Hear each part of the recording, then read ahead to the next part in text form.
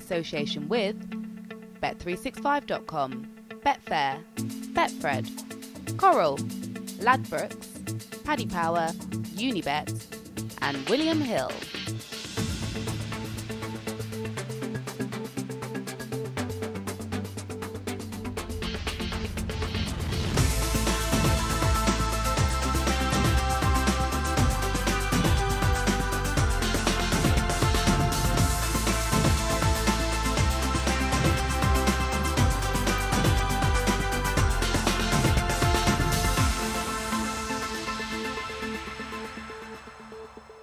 Well, good evening and welcome to Racing Post Greyhound TV. We're in the Black Country. We're in Wolverhampton at Monmore Green for what promises to be a fantastic night. Two big finals, the Ladbrokes Gold Cup and, of course, the Ladbrokes Summer Stayers Classic, supported by two other finals tonight. So there's lots going on here. We're going to catch up with all the connections, the trainers, the owners enjoying some wonderful hospitality here at the track. But of course, it's not just about Monmore tonight, because in Dublin at Shelbourne Park, it is Irish Greyhound Derby semi-final night. And here's Rob Catterson.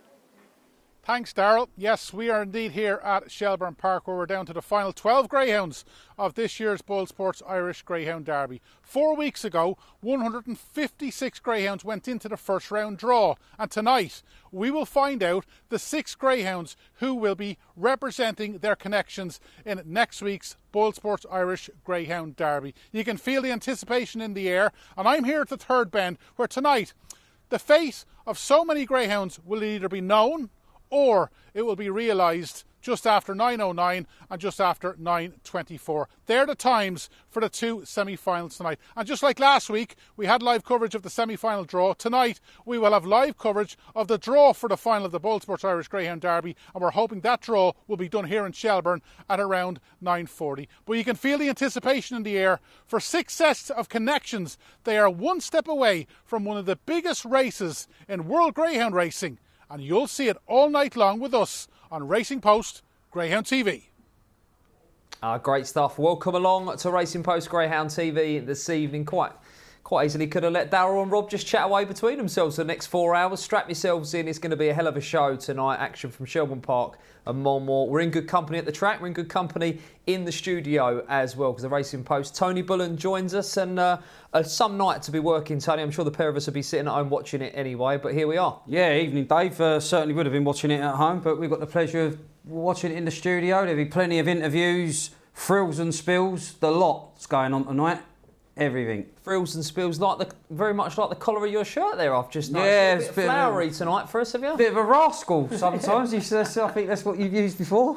Well, the action tonight will be a rascal as well. As I say, we've got 23 live races for you tonight. All 13 at Monmore. The first 10 at Shelbourne Park. Do check with your bookmakers in terms of the Trap Challenge, because some may settle on both whole meetings, but in terms of our coverage this evening, they are the 23 races. 12 opens at Monmore, plus a graded race, but of course those two massive finals, £10,000 up for grabs in the Ladbrokes Gold Cup and the Summer Stayers Classic.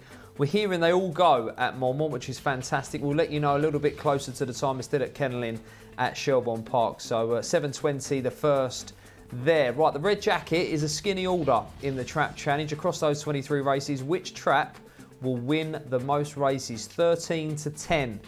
Second in is Trap 6 at 4-1. But it is very competitive. I'll try and find a little bit of value against the red jacket there. Right, we're going to look back on the last 2 months at Monmore. This will predominantly be graded action. It's all open racing tonight, but here are the stats. The hot traps, the orange jacket, surprisingly, is leading the way along with Trap 3, both at 19%, followed by Trap 1, 18%. 37% the strike rate for the Jollies there, so that's since the 1st of January. And at Shelbourne Park then, the last 2 months, the inside box dominating there, 24%, very strong strike rate for Trap 1. 4 next in, then 2, and a very, very healthy 42%. Very rare you'll see that strike rate above 40%, but here we are, since the 1st of January, the Jollies in Dublin. Right, do get in touch with us then. RPGTV at racingpost.com is our email. Tony will be handling them. Our Twitter or X account, if you like, at RP Greyhounds. And hello and welcome to everyone watching us live across the YouTube live stream. Do get in touch. Remember to subscribe, comment, like the stream, get in touch, we'll read those out for you as well. And you can grab all of our features as well there. Right, Tony, we've got some skinny ones tonight across both tracks. What have you got for us in terms of best bets? Hopefully not odds on, right? Believe it or not, odds on Bully hasn't reared his ugly head. I mean, it's an ugly head, but he hasn't reared the odds on side of things. 365, massive price in that slightly easier semi-final, should we say. And that is the name of the dog? Yes, 365, massive price. I just think if there's going to be a freaky result, that will be the semi-final that it comes from. My next best, more straightforward, Stevie Knows in the 902 at Monmore, really taking a shine to track and trip, and I think can get the run of the race out wide. Millet, one graded race at Monmore tonight, the last, China guy, so he was the Racing Post selection, hence the lay. And I'm with the shorty, I'm a bit disappointed with the price of track one in the Trap Challenge, but I did have track one coming out on top. And talk us through the attire. We spoke about the collar, but what else are we wearing this evening? What it is, Dave, it's a shirt that's probably been hung up in the wardrobe for many moons, and now I can finally fit into it. So that's why it's wearing. What about? I'm talking about. Oh no, me and Jason. We was on Irish Derby final once, and I thought, well, a nice touch. Put the old clover on, and hopefully bring you a bit of luck, right? You won't need the luck to find you the winners this evening. Right, my selections then. I'm going with some of the big races then. I'm going Nap in the Gold Cup final. Perhaps foolishly, I'm going to take on Links Maverick. We'll switch into the inside. He is a clockwork breaker. Will he be able to do it once again? Probably, but I thought with 5-1, the Laurels champion, Hawkfield Ozark in the 843 for Patrick Janssens. He can get off the front there. Next best are going to be with Brinkley's Magic. We know he's an enigmatic sort, but he's got huge back straight pace. I thought we could fetch in Antigua Big Sid, who looks the likely leader. I'm going to take on Cullivanny Hoffer in that 924, the semi-final of the Irish Derby, just purely because it's a quality race. And Napa next best in the white jacket. I won't go for the jolly like Tony did. I'm going to go with Trap 3 at a bit of a price in the Trap Challenge. Right, as I mentioned, there's £10,000 up for grabs in both of our big finals at Monmore, both sponsored by Ladbrokes. £10,000. We're going to first look at the Summer Stayers Classic, which heading into the competition, Tony, was a fascinating one because we saw this new crop of stayers, two of which have made it to the final, Droopy's Clue and From Post to Pillar, who were stepping up in trip. We know it's a soft six bends, taking on the old guard, if you like, and they've made it to the final as well. So Zaret's champion, Kachis, 3 steps to victory, Distant Emma, and the defending champion, Warzone Tom. Yeah, always a hotly contested event, but the fact that Warzone Tom, the defending champ, is being centre post 20-1 really underlines the talent in this year's event. Right, well, let's have a look then at From Post to Pillar. This was in the semi-final, another demolition job. Black jacket, goes from 6 here. He's all class. We know he's a proven competition sort. What did you make of this effort, and can he get across from the stripes? He's been a talking dog from day one, ever since he first arrived on the scene. He's been criticised when he wins, been criticised when he gets beat. At the end of the day, he won 13 races from 22 starts, captured numerous silverware over 4 bends, always looked like being a stayer, and I think he's proved that he's going to make serious waves over 6 bends. An easier 6 bends, maybe, but the only worry is, short run to the turn, it's the wide draw. You can see he's a middle runner, but I think he can overcome it. Okay, well, he's 7-4, jolly on the price guide there. 1 and 6 contesting favouritism, and that one is the Juvenile Classic champion, Droopy's Clue, who was the original anti-post favourite coming into this off the back of a sensational trial over the 6:30, beating the first round by From Post to Pillar. But this is what he did last week, overhauling Distant Emma. He was in 2, Droopy's Clue, Distant Emma in 1. Yeah, Droopy's Clue, I mean, he really timed it to perfection in that Juvenile at Toaster. Connections obviously had this event in mind, regardless what the result was at Toaster. And he flew in a trial, scrambled through behind From Post to Pillar in the first round, but showed what he's all about here. I mean, you've got to take into account who's in front. Distant Emma, the 3 steps to victory winner at Sheffield. And all credit to Distant Emma, because once Droopy's Clue did get up the inside going into that 5th bend, you thought he was going to pull away. But no, Distant Emma's like, I'm insulted by that manoeuvre. I'm going to come back for a bit more. Great buckle. Yeah, hell of a race there. Front 2 going through. And of course, in our third semi-final, we had the Cesarewicz champion and Derby third, Kachis, in action, and he was taking on the defending champion Warzone Tom, who was in the orange jacket of Trap 5. Kachis doing the business from Trap 1, obviously losing that inside box could prove crucial tonight, Tony, couldn't it? Catterson is one of those household names. He seems like he's been around forever. And you look down and he hasn't had a lot of... I thought he'd had more racing than he has. Perry Bar, St Ledger, he's run over various distances. And, I mean, Richard Rees has really got a tune out of him. Gallant third in the Derby. And this is him doing what he needs to do tonight. He needs to boss the inside. He needs to beat Droopy's Clue, Distant Emma and Havana Top Note to the punch. He needs to get off the front by that. He wants to be in front by the third bend if he's going to be winning this race. Yeah, just looking down at his form, Catterson, how well he's been running and for how long, he's a credit to the connections, isn't he? Oh, without a shadow of doubt. I mean, you could forgive him for sort of... The Derby's a tough gig. So the fact that he's stepped straight into this event, and he even ran well in the Dundalk. If he would have made the bend, he would have given a few of them something to think about. Yeah, so there you go. That is the Summer Stayers Classic final. It is always a good one, and it's a good one again this year. And as Tony says, 20 to 1 you can have about Warzone Tom, the defending champion. Right, do get in touch with us. And first out the traps on the emails, Tony. Paul Gebhard, he says, evening boast, terrific racing again on a Saturday night. How's about the 5 track ones in tonight's big races? Antigua Bingo, Droopy's Clue, Lynx Maverick, Well Met and Da-La-Di-Da. All the best, Paul Gebhard. Yeah, I'm sure there'll be plenty of people fancying the red jacket in the Trap Challenge. And our first race sees Skywalker Commander as the Jolly. But we're not going to have a look at that one. We're going to have a look at our Malachian in Trap 3 for the Draper Kennel. An interesting runner, 0 from 3 coming into this, but decent lines of form and a fair effort over course and distance on debut, Tony. Yeah, it was sent off odds on this occasion and looked like a dog that probably needed to get off the front. Just 5 kept him in there. He might have just moved off, but he's got to improve with more experience. Returning to Sheffield, he's showing up a lot better. I'm a little bit worried about Dapper Mac on the immediate inside, but look, hailing from Barry Draper Kennel, they know what type of dog to bring to Monmore, and he's going to improve. But he looks like a dog that needs to be off the front. I'm with Ted Soppit, Skywalker Amanda, who is just sort of lacks a yard of early, but being 6 lengths behind Crafty Chivu isn't a bad piece of form, Dave. No, this would represent a drop in class for her, wouldn't it, Skywalker Amanda? Yeah, and I mean, Magical Rubble from Tom Hilbron. I mean, again, he ain't just putting that dog in the van to join Lynx Maverick. Yep. He's shaped really well in his opening couple of races. So it's an interesting race. You find some maidens you look at and you think it's an opening name rather than... Yep. But there's probably a couple of potential types that you'll be looking back and going, oh, I remember that from that maiden on the big finals. I always tend to find that the strength can sometimes be gauged by the number of away trainers taking part. And you've got, as you say, Ted Soppit coming down from Newcastle, Tom Hilbron, who's obviously has got other runners on the card, Barry Draper's coming down from Sheffield. What about Andy Slater? Some stories he's taken out the licence. I think he had is it the Billy's Blazer dog?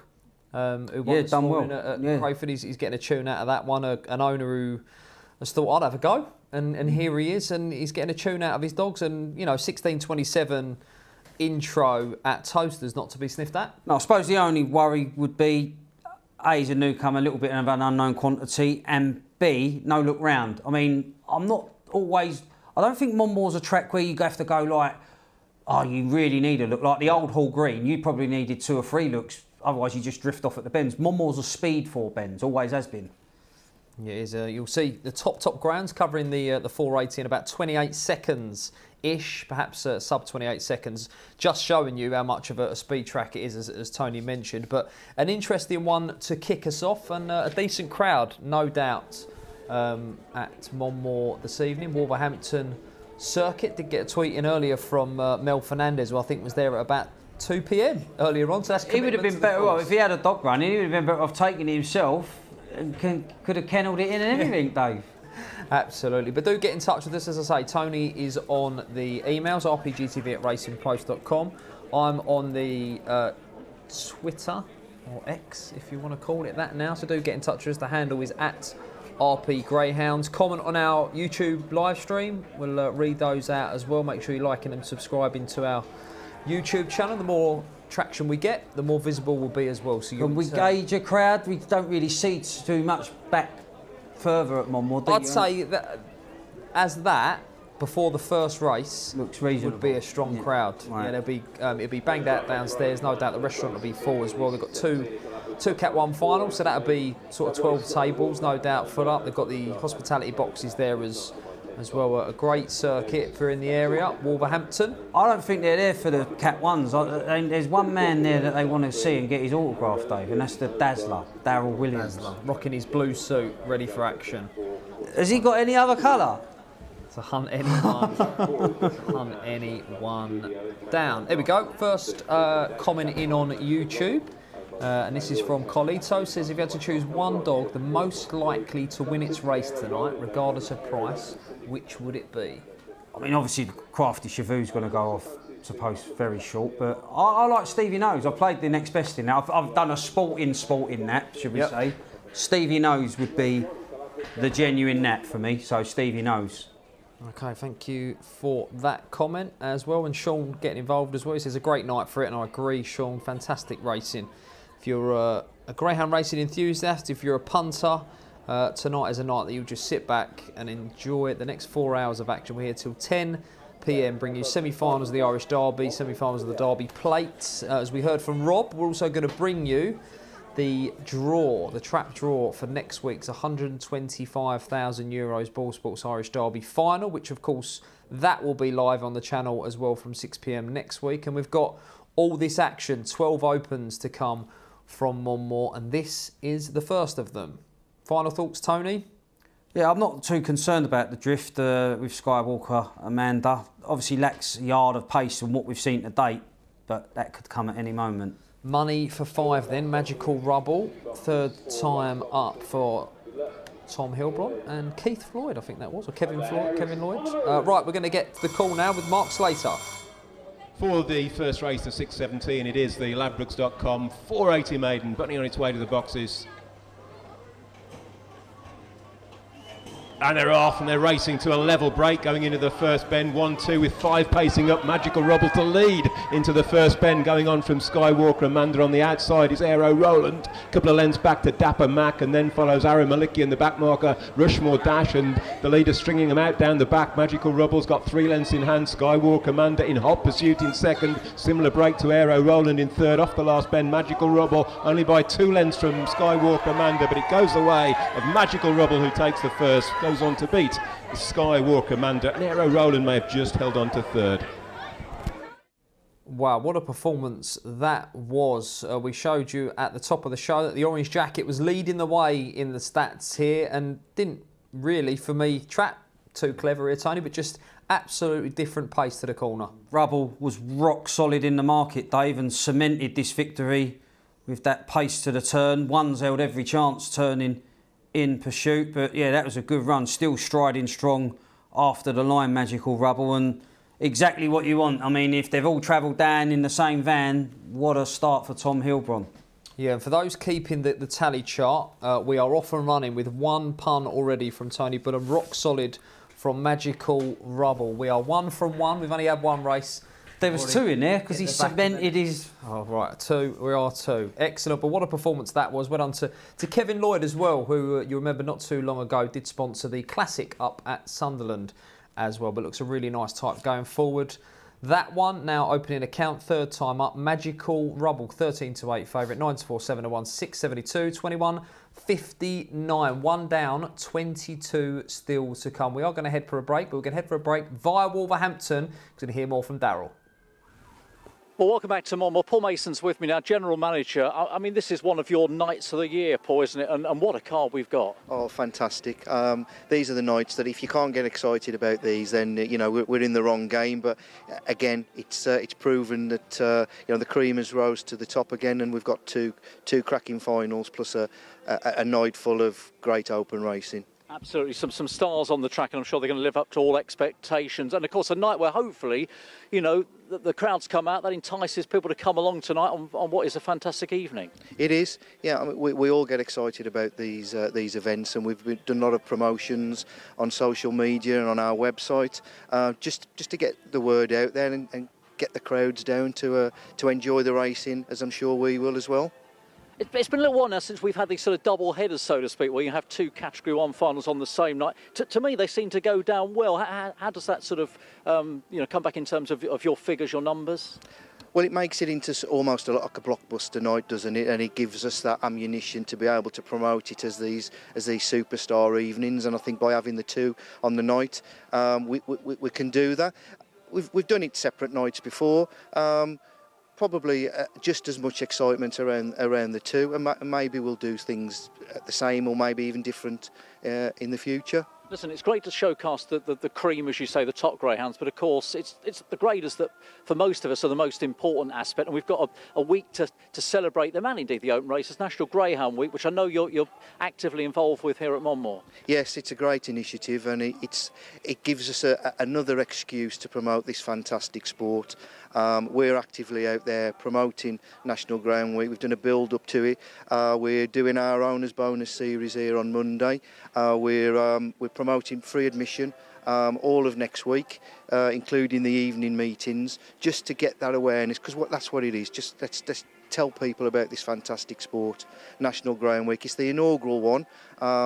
And I think it's a great initiative across the sport. No, I agree entirely with you. I think it's long overdue. So let's hope we can make the first year a big one, and then better and better. And of course, Monday a bank holiday, always a big morning. Afternoon here as it is these days on a bank holiday. Yes, we love our bank holidays here. Let's just hope the weather is on our side for this Monday coming. Have you checked the forecast, or daren't you look? I've stopped looking. It's that unpredictable this summer. It's not worth looking, but. Hopefully it'll be okay. But they say the great thing about National Greyhound Week is, look, it's lovely for the regulars to come and indulge, but also I'm guessing you want the newcomers, the curious, to turn up and just have a look and see what this greyhound racing is all about. Yeah, by us having that excuse to promote National Greyhound Week, and it is about promoting the fantastic sport.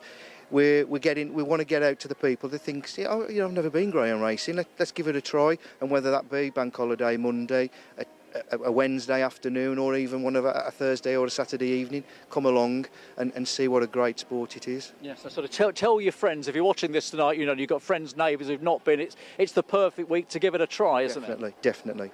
Right, well, listen, we wish you the best, hopefully for a brilliant night. I'm sure it will be tonight, and then all building to next week and the National Greyhound Week, as you say. Thanks, Darrell. Thanks a lot. Thank you.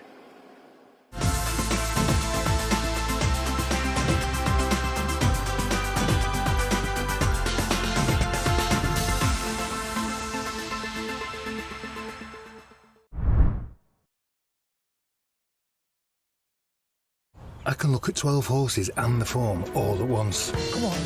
The app is my paddock.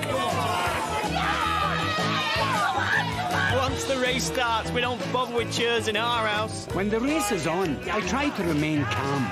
If it's possible to love a four-legged beast and a wee tiny man sitting on top of you, then I love you! Boost your racing odds at ladbrokes.com.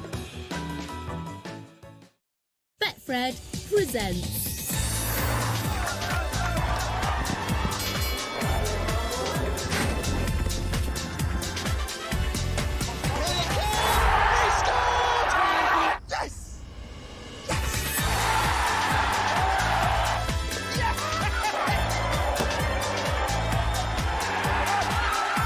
Check out our exclusive offers every day. Play in-store and online with Betfred. The final stone of these championships. At Bet365, we don't do ordinary. That's not bad at all. We believe every sport should be epic.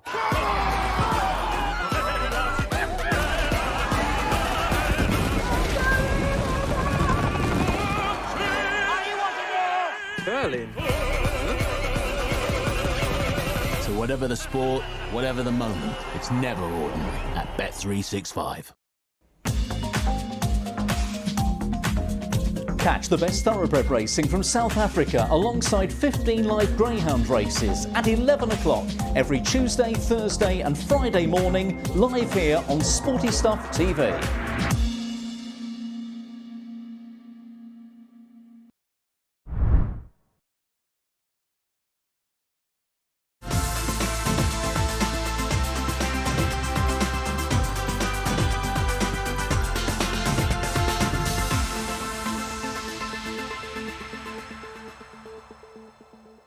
Welcome back to Racing Post Greyhound TV on this Saturday evening. 1 down, 22 to go from Monmore and Shelbourne Park. And one of our feature races is, of course, the £10,000 Ladbrokes Gold Cup final. Racing Post Open correspondent Tony Bullen is our guest, and he's going to talk us through this 480-metre contest. First one we're going to have a look at, Tony, is the Laurels Champion, a ground that I like tonight in this race.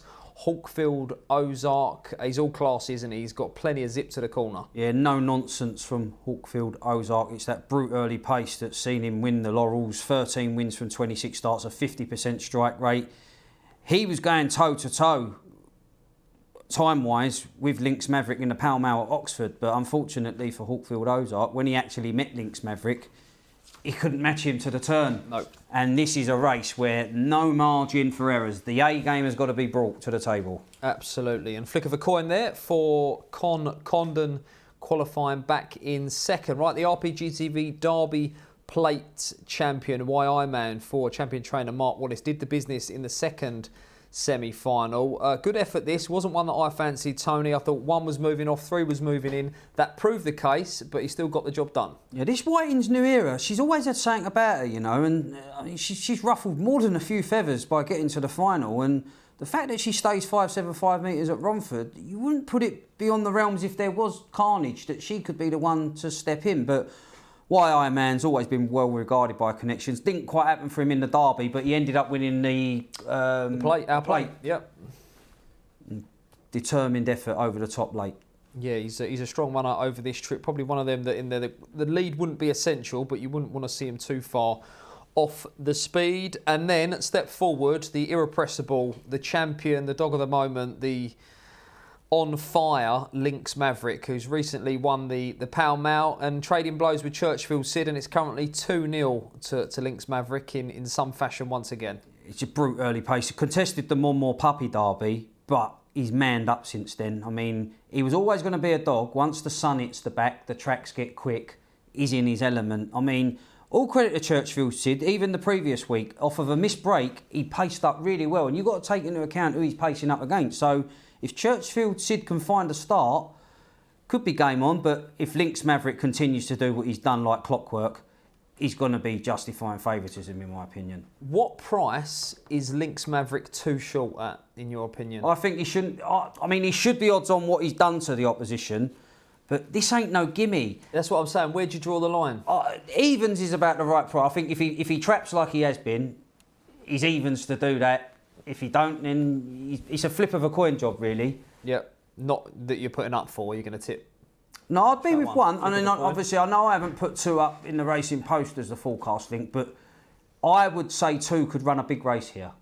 OK, Whiting's in the mirror then. A big price for Nathan Hunt. And as I say, I'm going to be with Hawkfield Ozark myself, but, you know, Lynx Maverick is a champion and he's likely to do the business once again, but good luck to all involved there. Let us know if you're involved, you clutched anything anti-post for that. Emails, tweets, YouTube comments, get in touch with us. Right, we're sprinting our next race. We're going to have a look at one as well. We're going to look at different speed for Richie Taberner, one for the locals here, and they'll be hoping this one is different speed as well, Tony. This was last time up, 22nd of August in the Stripe. Yeah, Macaulay's Storm was in trap 1 and Drum Do It Jewel was in trap 2. And Macaulay's Storm went to the bend toe-to-toe with different speed, but different speed, despite running wide round that bend, he straightened up and had plenty of momentum. How many times you see them wide dogs? They sort of look like they've given it away.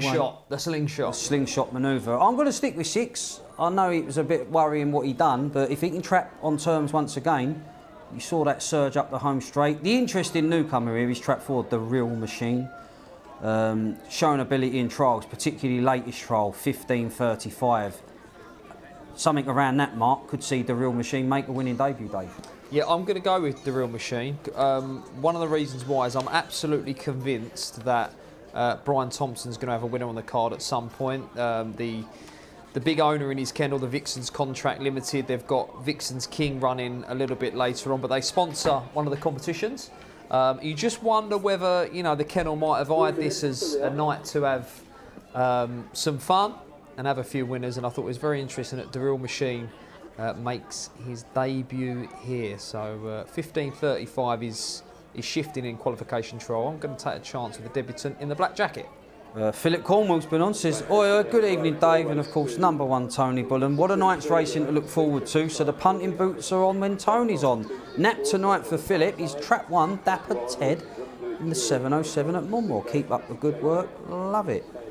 Good stuff. Do let us know if you fancy anything at Shelbourne Park tonight as well, because, you know, regular viewers and UK fans tuning in tonight will know all about the star names on show at Monmore. But there will be one or two out there that will need a steer at Shelbourne Park with some of the Irish dogs that we've perhaps not seen on the channel before or only seen once or twice. So no doubt that money talks at Shelbourne Park, and we'll see some interesting market moves. Let us know your views on the action in Dublin tonight too. Mark Jackson says, "Dear Tony and Dave, would you stand at Shelbourne tonight and lay a short one? I would personally lay both Trinity Junior and La-di-da tonight. This is not disrespectful of exceptional dogs." That's just an opinion. That's from Mark.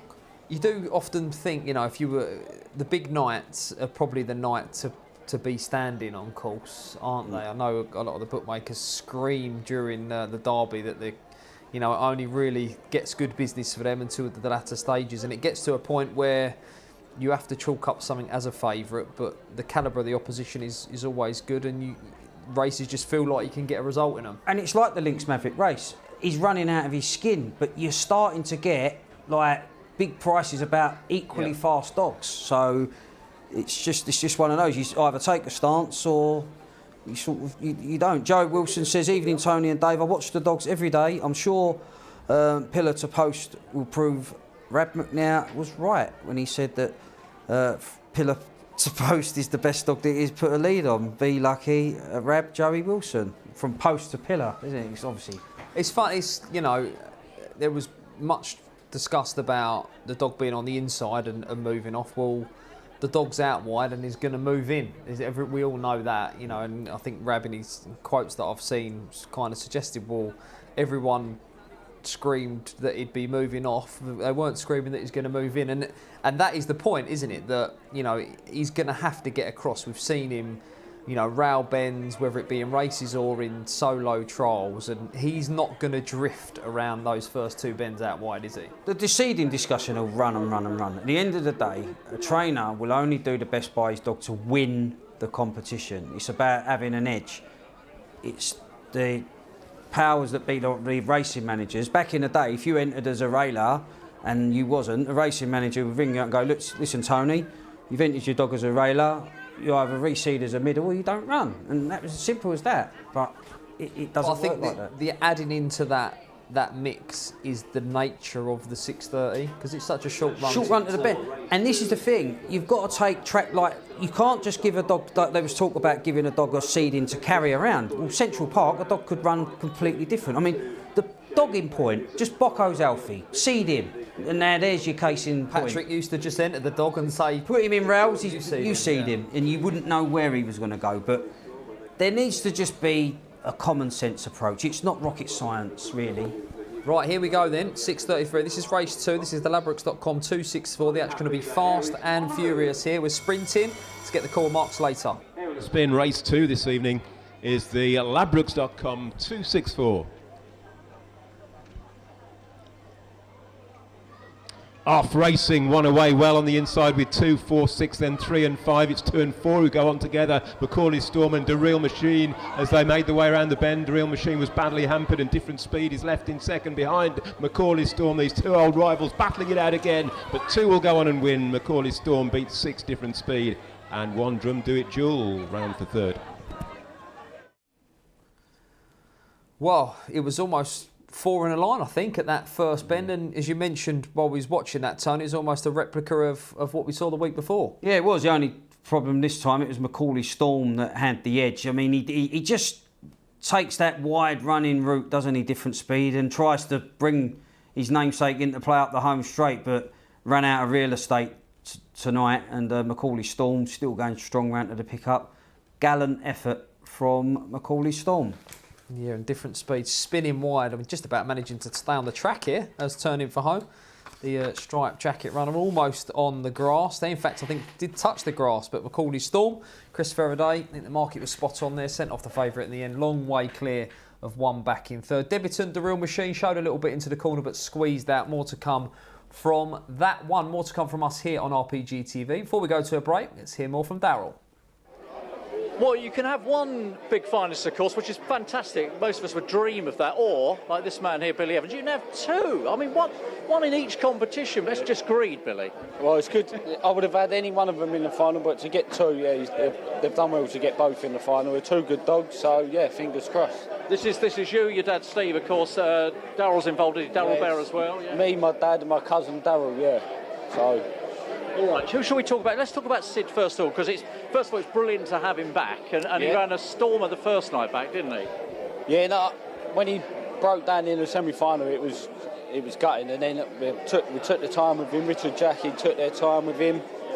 He had his first run back, yeah, he flew. Last two runs he's missed the break, so we're hoping tonight that when it matters he does his 4.22 break, and then if he leads he wins for me. So hopefully, yeah, he's out of the boxes away and gone.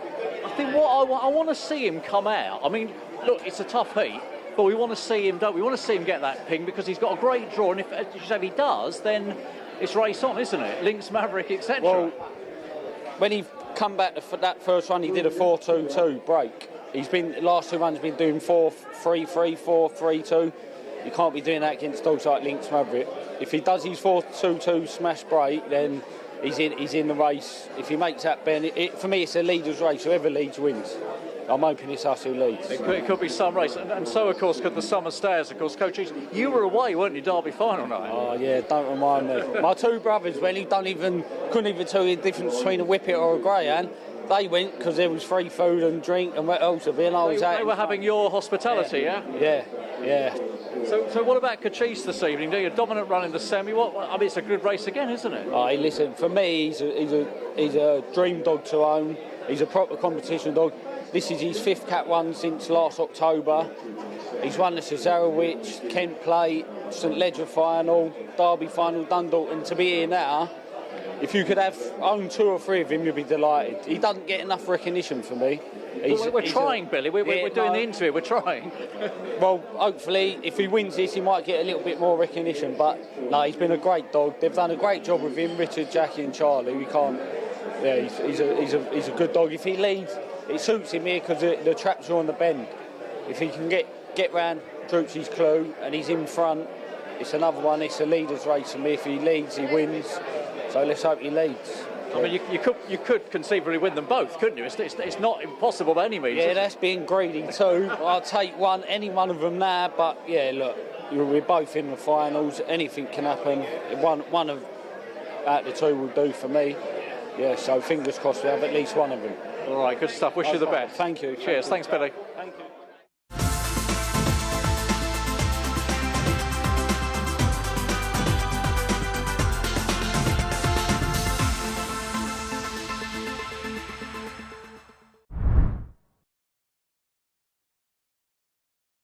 The William Hill 5. Top tips for positive play. Don't chase losses. What are you doing? Know your limits. Get support if you need it. Take a break. Keep it fun. Find our safer gambling tools online or in shop. And here's today's favourite, number 4, First to Feel Rain. And you can see why, Gina. He hasn't got the most attractive head, but he has an impressive turn of foot for his size. He must be 20 hands at least. He has moved stables a lot. Just loves the big occasion.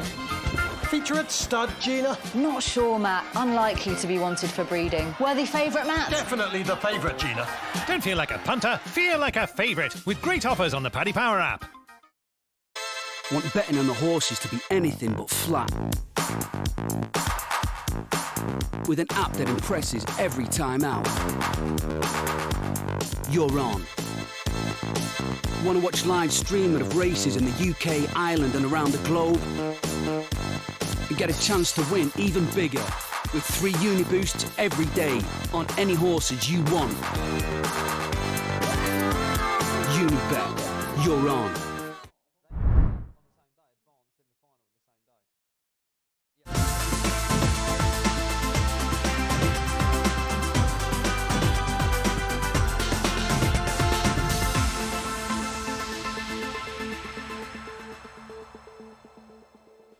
Welcome back to Racing Post Greyhound TV. You can see the presentation there for our second race at Monmore, the Ladbrokes.com 264. Macaulay's Storm, locally trained by Chris Faraday, doing the business there.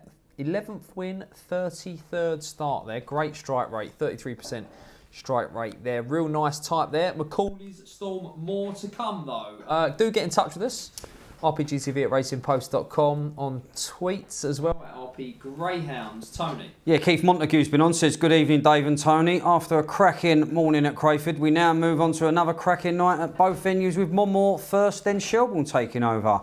Monmore sees the 7:44 Brinkley's Magic, 8:03 Crafty Chivoo next best, 8:23 Droopy's Clue and 8:43 Lynx Maverick Nap. Shelbourne in the Derby sees 9:09 Trinity Junior and 9:25 the La-di-da. Trap Challenges Trap 1. That's Keith Montague. Good stuff. Well, I'll tell you what, Darrell was a busy boy tonight. We've got loads coming from Rob Catterson at Shelbourne Park a little bit later on. We're going back to Darrell now.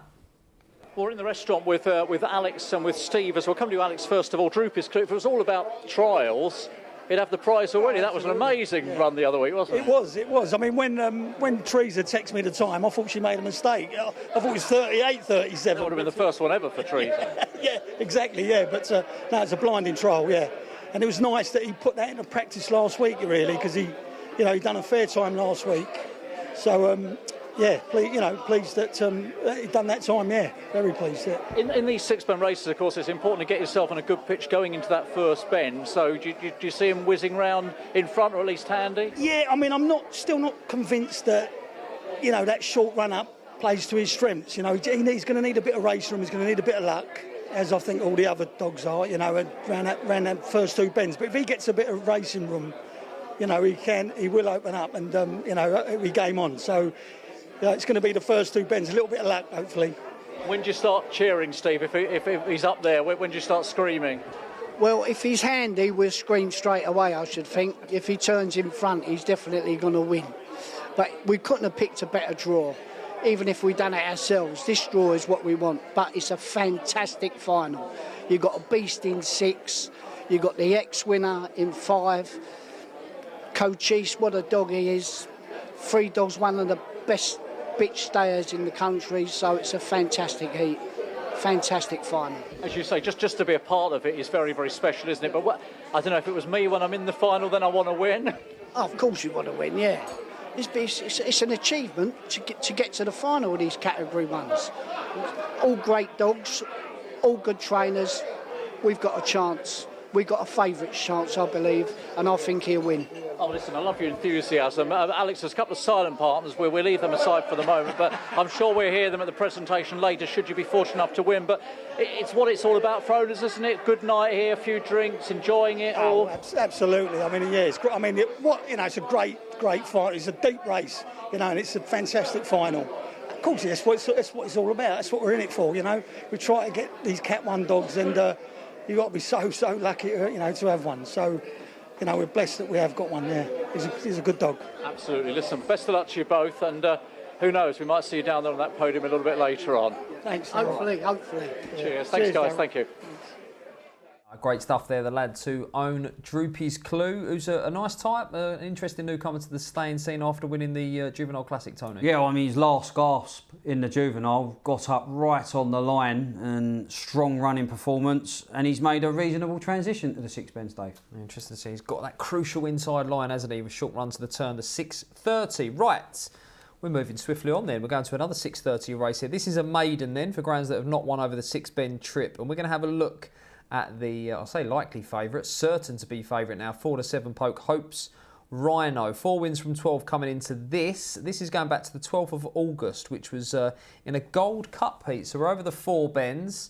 So we're looking at Hopes Rhino in the red jacket. We're assuming is going to stay. The market's telling us going to stay. One over the 575 yards at Shelbourne Park. if leading, I think he'll get home for sure. Yeah, it got a little bit scrappy around the first couple of bends, but being on the inside, he could ride a few bumps. What was more impressive with this effort, it was the fact they'd been off since May, so it was a good performance. Didn't quite come forward as Connections would have hoped in the next round, but I think this, if he's going to make any impact over a distance of ground, he should be winning a race of this nature.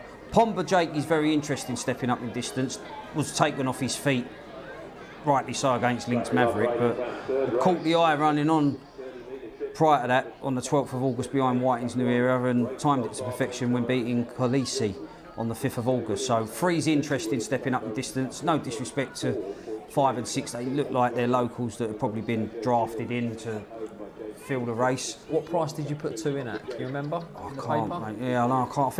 I didn't go with as short as he is. I think it might have been 5. That's what I'm asking. I think does look very short. Yeah, I felt 5 to 4. I think I'm not too sure. I can't think off the top of my head. 1.75 on Betfair. Oh, evens, yeah. Pumba next in at 5 to 2. So you're going with Hope's Rhino. Forecast?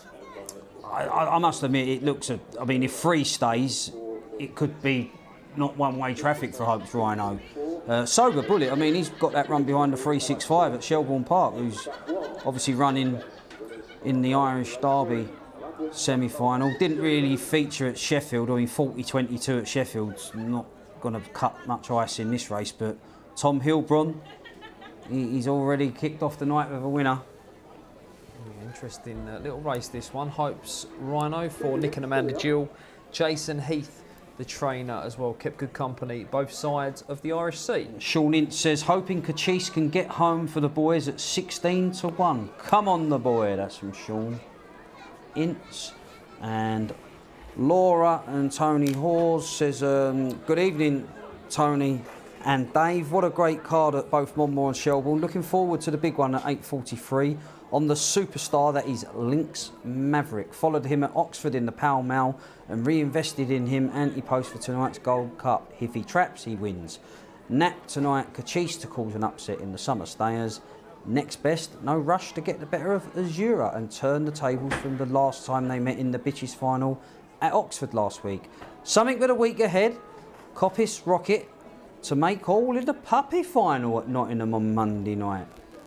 Phil put up the Glenvale Bill. He said, I think you said, what price did you make him? I said, short. He went, will he be anti-post favourite? I said, yeah, he should be, off of what he's done. I think Phil thought he had found a gem. Oh, he's unearthed. He was disappointed when he realised. Just going back to the Gold Cup there, and a real simple question, but one that I'm sure is open to plenty of discussion. Just how good is Lynx Maverick? Looks a great decision to swerve the Derby. Many would have been tempted to sort of try and nick it off the front. How good is he? I think these are his prime, like the summer tracks, the summer weather. This is his option. This is his time when he will really be shining. Winter, obviously, it gets tough for all dogs with a winter going. But yeah, I mean, I think what you see is what you get. I mean, if he does get quicker, then that's even more frightening. But he don't need to really get better to be a phenomenal dog already. Absolutely, yeah. He's already done the business. Pall Mall recently, Gold Cup tonight. This is the Ladbrokes.com, 6:30 Maiden. Let's get the call with Mark. 6:30 Maiden. Off racing, good start from Ravenswell Bob to lead into the first bend, followed pretty closely by Hope's Rhino, the blue jacket, then the stripes of Droopy's Starlet. On the inside rail is Pomba Jake, the last two are Sober Bullet, and then comes Romantic Bogger, a circuit to go, and Hope's Rhino moves up to take on Ravenswell Bob, but they got in a real tangle, and closing in now in third is Pomba Jake, and then Droopy's Starlet from Sober Bullet. In the back market, Romantic Bogger, second last bend, Ravenswell Bob clinging on to the lead from Hope's Rhino in second, moving through into third is Sober Bullet. Off the final bend, Ravenswell Bob maintaining an advantage as they go towards the line. Ravenswell Bob will go on and win. Tight for second. Sober Bullet has come through to join Hope's Rhino for the minor places. One for the Doctor, one for the Fergal O'Brien Racing Club there. Ravenswell Bob, Simon Gilson amongst the owners there. Fantastic effort there from Ravenswell Bob. Is vastly experienced tracker, most mileage under the hood there, Tony, but he's popped out. I mean, I'm a little bit surprised. He was a maiden over 6 bends, to be fair, but He's got first run there. And this is the thing, any short run to the turn and you're on the rails, if you trap well, you've got an edge. This was the game changer. Hope's Rhino showed a better middle gears, but 33 kilos meets 36 kilos, and it was the 33 kilos that came off better by being on the inside. And Hope's Rhino tried to give it another go, but you can't keep getting stopped and started during races, and he was just running on empty in the end. I thought 4 run an encouraging race, and even 5 for Ian Langford has finished close up. But yeah, he defended the advantage. Short run to the bend. If you can get round in front on the inside, you've always got an edge. Yeah, good winner there. Ravenswell Bob for Richie Taberner, one for the locals there. Ravenswell Bob doing the business, surprisingly. 69th start there, has shed the maiden tag, but done it in really, really good fashion. Right, we are going to head for a break. We're also going to hear from both Darrell and Rob. Well, back in the restaurant now with Trevor Rush and his son Owen to talk about the dog. I mean, he is the dog on the card tonight, isn't he, Trevor? We hope so. Lynx we think Maverick. So. Yes, absolute machine. We love him. We've had him since he's a pup at 14 months old. He's just gone from strength to strength. Pops out the boxes and nobody sees him, basically. He's just a dream come true. Really is. Really is. As an analogy, I was trying to think, he's a bit like, choose your favourite football team. I don't know, Man City leading, and once they're in front, that's game over. Yeah. Or another football team, you know, I don't know what your team is, but yeah. That's what he's like, isn't he? Yeah, he is, yeah. We avoided the Derby this year. He was, he always flies out, but we thought he wouldn't get 500. The plan is to go to the Derby for next year. He's just getting stronger and stronger, and with his early pace, we just think he's a good dog, there's no doubt about it. Best I've ever had in 35 years. Yeah, proper. Owen, does your dad drive you mad with this ground? Is he talking about him 24/7? Or we talk about him every single day. Yeah, we're here for a bit of redemption, really. The only race we've lost in the last 17 was here. So yeah, we're hoping for a win this time. Of course, in the Puppy Derby, wasn't it? That was the last time, wasn't it? We got nailed on the line. Yeah, we did. Yeah. I think going had been better that day, and hadn't been. They watered the track, and it poured with rain. I think he'd have held on, you know. But yeah, we might have had 19 out of 19. We might have been. yeah. Well, the sequence is incredible because he started. Did he start with a couple of defeats very early on? Very early on at 15 months. He was in open race at Newcastle. He actually was with Brookside Rixie at the time, and we just got done on the run to the first bend. We plotted him all the way through, or Tom has. For Sunderland, 450, 460, trips that were shorter of the proper 4 bends, you know. But now I say he just gets it, and unfortunately we couldn't do the Yarmouth Derby because this is too close, and you'd need at least 2 or 3 trials there because of the bends there. But we're going on for hopefully the Classic at Sunderland's the next plan anyway. Fingers crossed. Absolutely. You obviously share ownership, of course. Tom's involved, his dad's involved as well. Poor old Tom not here tonight, of course. He's still on his holes. He can't get back, I'm told. No, he's back tomorrow. David Wilson as well, the third person. He's never been to any of the finals. The dog's won before the finals, and he hasn't been at all. He's always on holiday, and he's away this weekend as well. So perhaps that's an omen that we need to keep him away. Well, look, just tell me, we've not got a lot of time, but how did you get him in the first place? How did it all come about? Tom got him from the breeder. We bought him at 13, 14 months old. He'd had good word for him then. He said that I want to share him. I already had a couple of dogs with Tom, but they were nothing like this. And Tom knew from day one that he would be the machine he is now, I think. And he's just gone to say we've just surpassed any dreams we've had in the past. You know, it's brilliant. It's brilliant. No other words for it, really. We're hoping for the win tonight.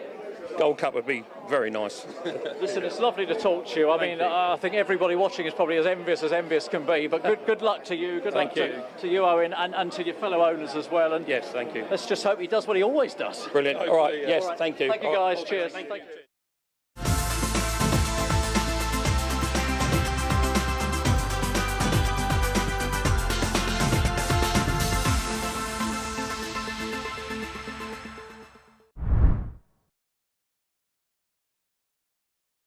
Betfred presents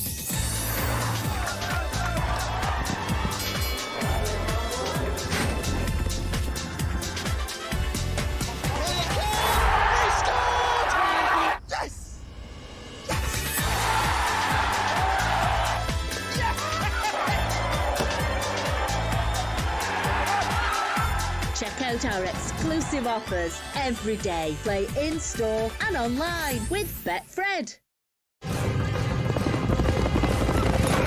It's the final straight.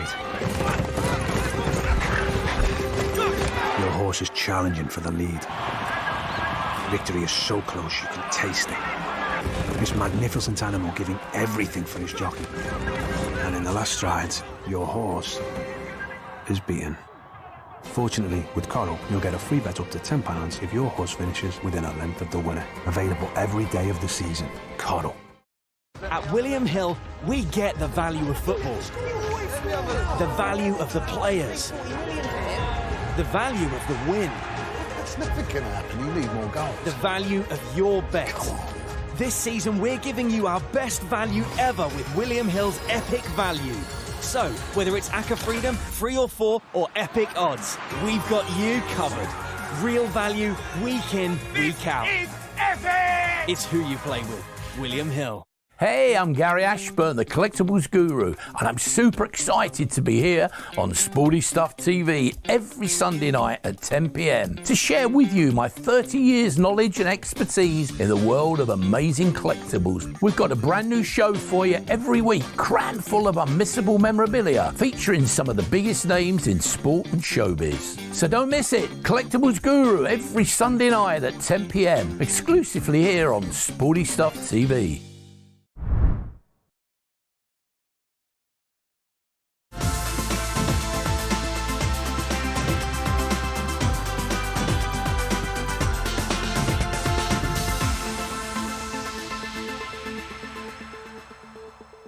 Okay, well, we're here with Sarah Kinsop, the sponsor. Sarah, it may be raining, but the excitement is as high as you get tonight. Yeah, look, it won't dampen our spirits tonight, Rob. There's already a nice crowd gathering, and again, it's live on TV tonight with you guys and Virgin Media 3 as well, so the atmosphere is going to build. We're deadly excited for it. They're doing the draw live on the podium straight after as well, so listen, it's hard to say who's going to qualify, Rob. I mean, they're two competitive semi-finals. It's easy to say the second heat is obviously just as good as a Derby final, but not to take away from the other heat as well. I really fancy Well Met in the first one for John Jones. The fact that they've come into this Derby with one dog and they're still there, I think they can make the final. I mean, all these top trainers, they're filling the van, you know, coming up to the Derby with maybe 10 or 12 dogs, and they're thinking it'd be great to get just one there. Well, John has only had one and he's still there, so I think he's well drawn tonight. I think he'll break well and he'll make all. He's not doing the flashy times like the others, Rob, but I don't think that matters in a Derby. We all know that, so I think he'll get out, he'll make all. And look, he's a terrific value as well. He's 9-4, but Damien Lonigan, our head greyhound trader in Boylesports, has informed me Trinity Junior is so much support for Peter Cronin's dog. He did, of course, win the Boylesports Champion Stakes. He can win from Trap 4, that won't phase him whatsoever. So he was backed into 11-10 from 11-8, so that's big support for a dog like that. That's not ideally drawn, but you could argue he's not badly drawn both ways, you know what I mean? Clonrusk Sydney as well, has a tricky draw in Trap 5. He's 7-1 for people looking for a bit of value. Music Glideway is 6-1, and he should be bigger, but I can see why he has him at this price, because he has that pace, and he broke quite well last week. If he can do that again, you just don't know. 7 Beach for Jennifer O'Donnell, 10-1. 365, what a story that would be for Scott Phelan to have his first ever Derby runner. 25-1. As I mentioned, Well Met is 9-4. But then we look at the second semi-final. Everyone is backing Ladadi-Da. I always get tongue-tied when I say it. God love Ian Fortin when he's commenting on it, but he's 6-4. You could argue he's good value as well, but the other Kobe is beside him. And I'm taking on these two. I'm going to go with Coulivanny Hoffa, because the way the other Kobe broke last week with his 3:38 and his 16:88 and his 29:15, they're insane sectionals and an insane clock, his career best. He needs to do that again. And the one thing about the other Kobe is if you go through his form, it's not consistent, the sectionals, so he needs to do that again. And if he does, and he comes out with the Laddy-Da, I think there's just going to be trouble. That's what I am envisaging anyway, so I'm going to go for Coulivanny Hoffa. I think he's terrific price at 9-4, I really do. Raha Mofo was 25-1, reigning Bitch of the Year, Oaks winner, Dundalk International winner. That's an insane price. Now, we all know the way she breaks, but she tends to pull back a little bit when she's going into the first bend, so she's nearly better off missing the kick altogether. So I think she can qualify, Rob, to be honest with you. Ben's Teddy 10-1. The lads were saying to me after the draw last week, Jesus, Sarah, could you not do any better for us? I was like, sorry, lads. So they are disappointed with that draw, but look, that's the way it goes, Rob. And Bocco's Crystal 13-2. My dad actually likes this bitch. She can fly out. We all know that. She's been running with the best for most of her career. Boylesports actually interviewed Graham Holland there last week with a company called Press Box.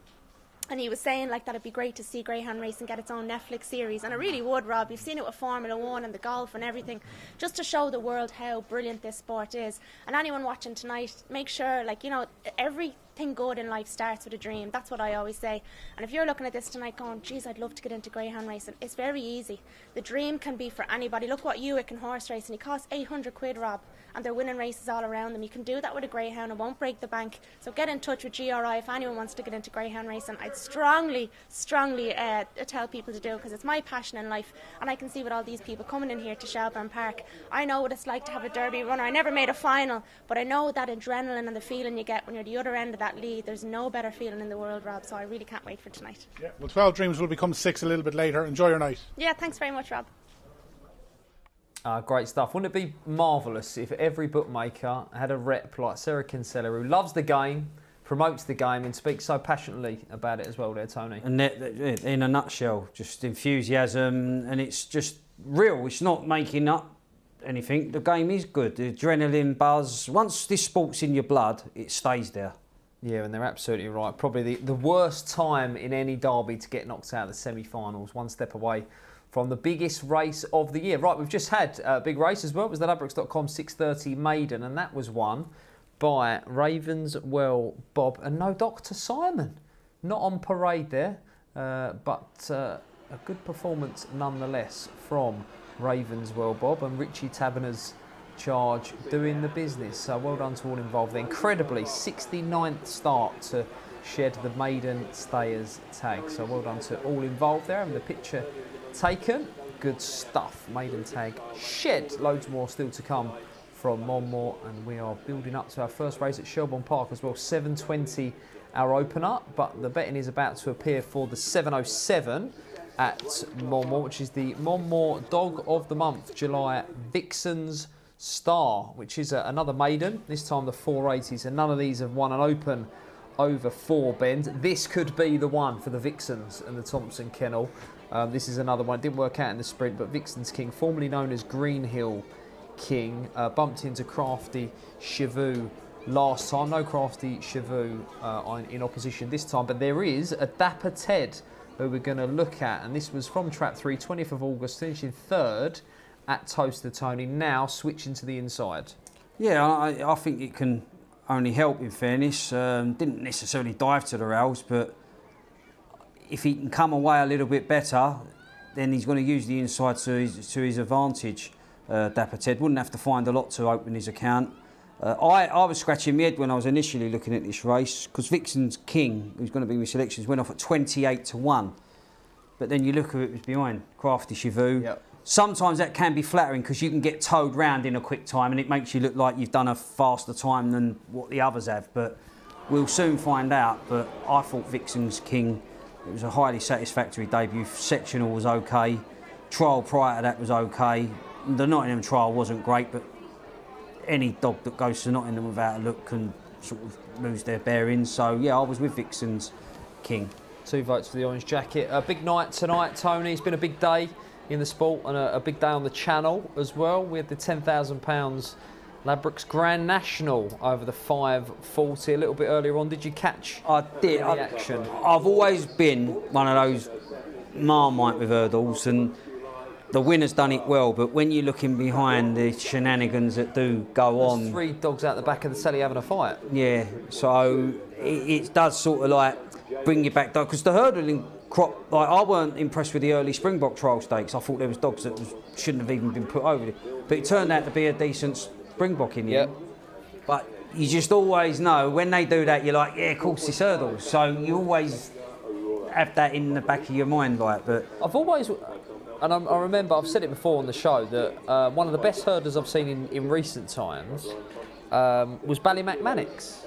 Yeah. Seamus Carhill, and he was a straightforward dog, a genuine dog. Brisk jumping. I wonder why, you know, if you've got a minor open class / solid A1 dog, just give it a go over the sticks and see what happens, because if you're genuine, that can sometimes be half the battle. Exactly. The thing is, Dave, all tracks need to implement it, because the only way you're going to get the hurdles off the ground is if there's more of it. Yeah. You know that, and that's and like it's the same with the women's football. that's all of a sudden grown because there's more of it, and you're seeing more progression and more. That's the only way you're going to. It's no good 1 or 2 tracks doing it. You need, like, as Ricky's emailed in, he must be frustrated. He's got Derby class dogs that are sitting on their bed because, and that ain't no fun. Him having 4 or 5 of the runners in an open. Yeah. You know, he's just running. The only problem is with, and I did say that when Ricky, his dogs are so good that he puts the others off. Yeah. Competing it. They're Derby dogs running. But he would offer, you know, Ricky and Barry O'Sullivan has openly invited anyone to send a dog to him. They would school the opposition. You know, if you've got a dog that you think might take to hurdling or you want to give it a go, you can send it to Ricky, you can send it to Barry.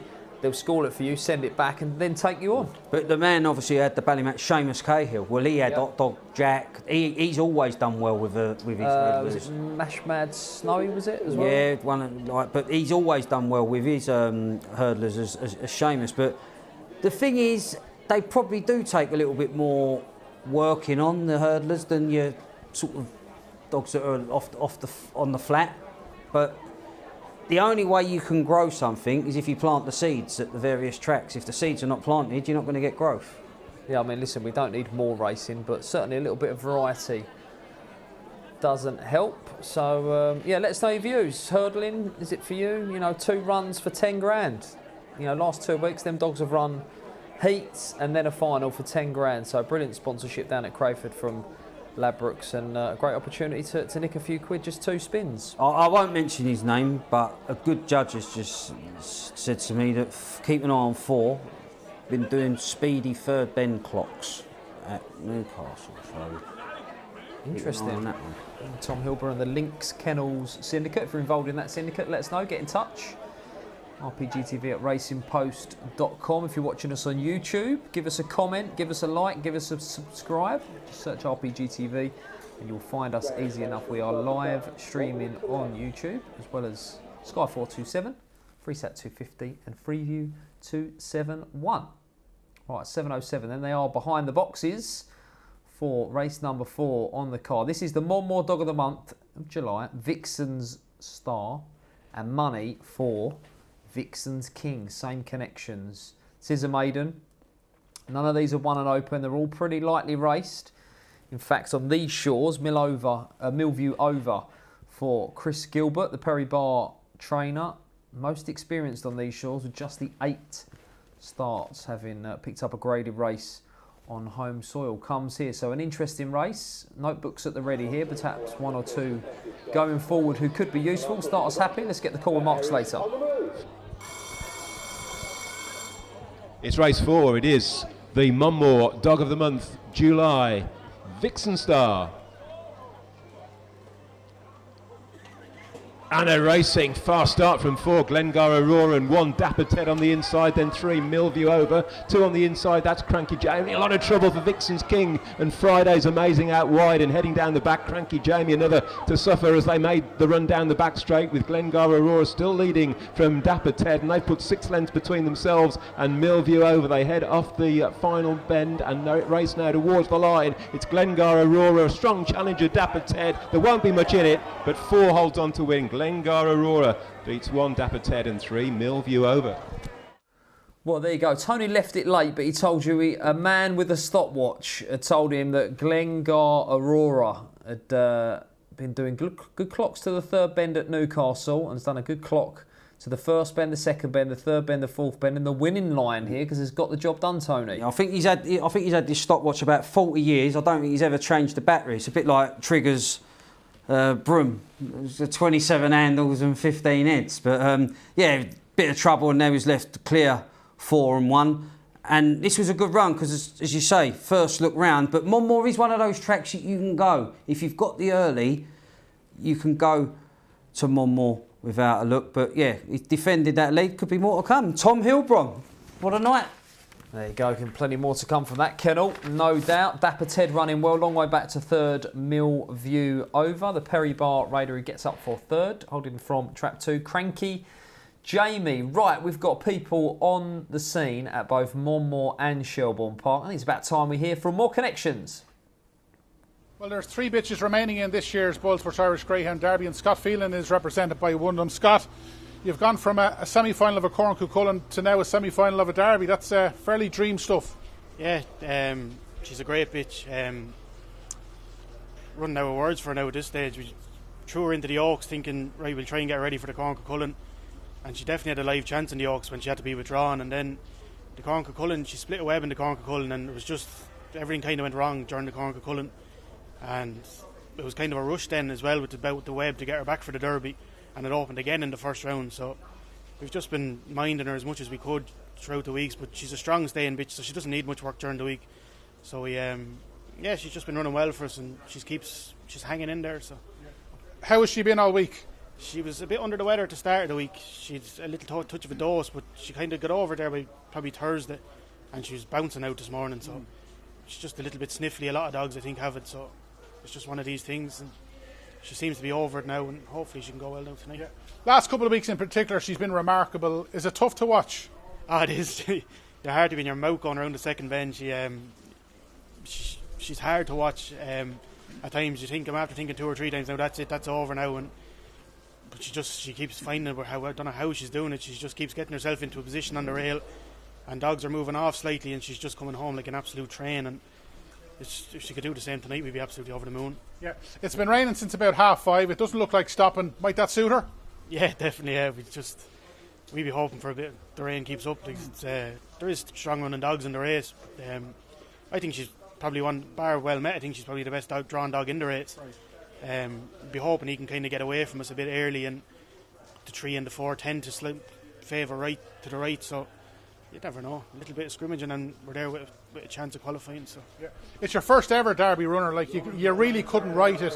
What's it been like, and tell us a bit about when you started up training. I only took out the licence last year.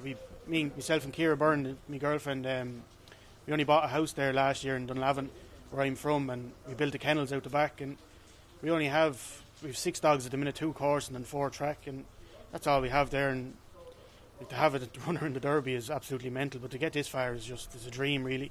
And if she goes through tonight, speechless really. Yeah. But the support we're getting is absolutely mental. The text on Facebook, people ringing us all day, wishing us the best of luck, and it's not rare. It's rare you see a small trainer get through this far into a Derby, and you never know, we could go one step further hopefully. Yeah. And she's owned by the Pints of Hino syndicate. Tell us a little bit about those bunch of people. Yeah, there's only 3 of us in the syndicate. There was we bought her last year. We were drinking during Cheltenham. It was the time of COVID, and the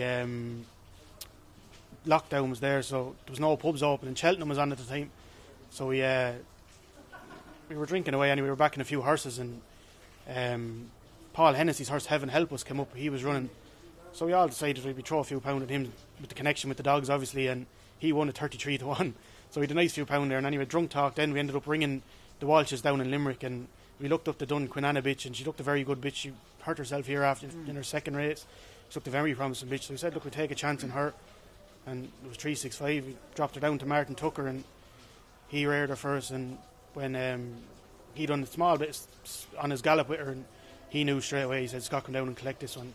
She's serious. So from then, that's it really. We won the money on Bet 365 as well, but that's where the name came from. 365. Boylesports won't like that for sure. Yeah.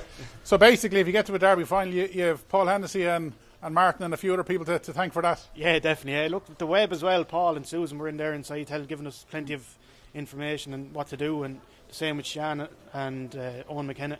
Been brilliant, telling us what stuff to do and how to do it. Like we're only really young at the game. Like we're learning. They've been through it all before, so it's great to get advice off them, and it's stuff we need too. Yeah. Well, they've won Derbies, and you're one step away of joining them in the Derby final. Best of luck. Thanks very much. Well, I'm with Bay and Marcus now. They are Bombay Racing Bay. Flick of a coin, your runner tonight. First of all, well done on getting in there, because that was some achievement. A very exciting run. I think the danger's in the one trap, so we'd like to be Jordan further on the inside, but hopefully he gets out tonight. He's due a run, so yeah, fingers crossed. Well, Con's got him running well. I was fortunate enough to go and see Con, as you know, the other day, and an amazing setup. I can see why you've got greyhounds there. Yeah, good fun. Looks after the dogs properly, well fed, well reared, takes a long walk in the morning, and yeah, he's a great gent as well, which is helpful. Yeah, good man to be with. He's a good man all round, Marcus, isn't he? And what do you think tonight? Look, it is a big ask, isn't it? We've got to be honest about it. Yeah, it's a big ask. Obviously, the one dog hasn't missed it in 2 Cat-1 competitions. It's an epic machine, but you're in it to win it. And the dogs don't know they're in the final, do they? It's take it every race by race. So we'll take our chance tonight, and good luck to all the other runners as well. Is this more than you expected when you entered this dog? Were you thinking we might get to the final? What was your thoughts? I think, as you know, the dog's had a lot of injuries, and he hasn't really had many races. He's got the pedigree like his brother Kachi's. We know it's a real good stamp of a dog. He probably lacks a bit of early from the outside of some of these other early pace dogs, and we haven't got the draw, but the dog's improving week by week, and Con's been working on him very hard. So, we're in it to win it. So. And whatever happens, Bay, look, Bombay Racing going well. You've got Bullen Ulti-5, who ran an absolute blinder the other night at Henlow. So what were we hoping for there? Well, I think she was a few lengths off the clock, wasn't she, at Henlow? So that's pretty exciting. She's a June bitch, so still young. She's in a very big race tonight, so up against probably quite a special dog in 2. So we'll see how she goes. I certainly Fingers crossed she comes home well. Absolutely, I certainly get the feeling from both of you that we need to be aware of the presence of Bombay Racing. You're here for the hopefully the long term, yeah. Well, that's the plan, yeah. It's getting into it and seeing how we can go. That's it. Yeah, okay. It's good fun. Bit of a watch this space then, Marcus, yeah? Well, let's see, it's all about, enjoying yourselves. It's a great place here. Thank you for putting that on tonight. The racing's great standard, great prize money. Hopefully we'll be in a few more Cat-1s going forward. All right, gents, wish you the very best. Thanks for the chat, appreciate it. Third time lucky. Brilliant. Cheers, thank you. Thank you. Good to hear from Marcus there. Marcus Reeder was the top man, but right involved in the Bombay Syndicate. Right, 7:20 at Shelbourne Park. They're out on parade for our opener in Dublin. And we can see there's a reserve coming in here who I think is going to be a bit of a player as well, because Nomadic Nova is out of Trap 5, replaced by Gaytime Hugo, who comes in the orange jacket and is a 3-1 chance. What did you make of this race, Tony? Well, I was with Glory Baz, who looks like a way and gone type, really performing at the top of his game, and I thought, although you're looking over your shoulder in the latter stages, I think the damage might be done from Glory Baz, but the reserve coming in could shake things up, because Gaytime Hugo got that 29-26 to his name. Admittedly fallen out of bed a little bit since, but that's a massive danger. But I was with Free, so I'm going to stick with Glory Baz, even though the reserve. Right, let's have a look at Glory Baz then. This was in the red jacket of Trap 1, 3rd of August, doing the business. Switches to 1 from 3 in July as well. So middle draw shouldn't prove much of a problem. Yeah, I just think his natural early pace, it wouldn't matter whether he's drawn 1, 2 or 3. I think he's still going to set the target for the others to aim at. Again, this is the longer distance tonight, so you probably sort of going to be looking over your shoulder late, but look at him, he's really striding out nicely here. Good early pace. I just think that he's the dog that you've got to stick with in his current mood. Yeah, certainly a big player down the middle. Right, do get in touch with us at RP Greyhounds is our Twitter account. Tony's on the emails, rpgtv@racingpost.com. Right, they're not quite on their way to the boxes yet at Shelbourne Park, so we are going to furnish you with a few more non-runners at Shelbourne Park. In the 7:39, Trap 5 is out. That will be vacant. 8:14, 2 changes there. 2 and 6 are out. Magical Cuba 6 will now be vacant, and Comet's Allegro comes in to Trap 2 there. So there you go. There are your changes at Shelbourne Park. We are bringing you the first 10 races from the Dublin venue this evening. 7:20. We'll be off air at 10 p.m. So do stay with us though, because we'll bring you the Modus Super Series of darts, recently featuring Fallon Sherrick getting a 9 darter. Did you see that, Tony?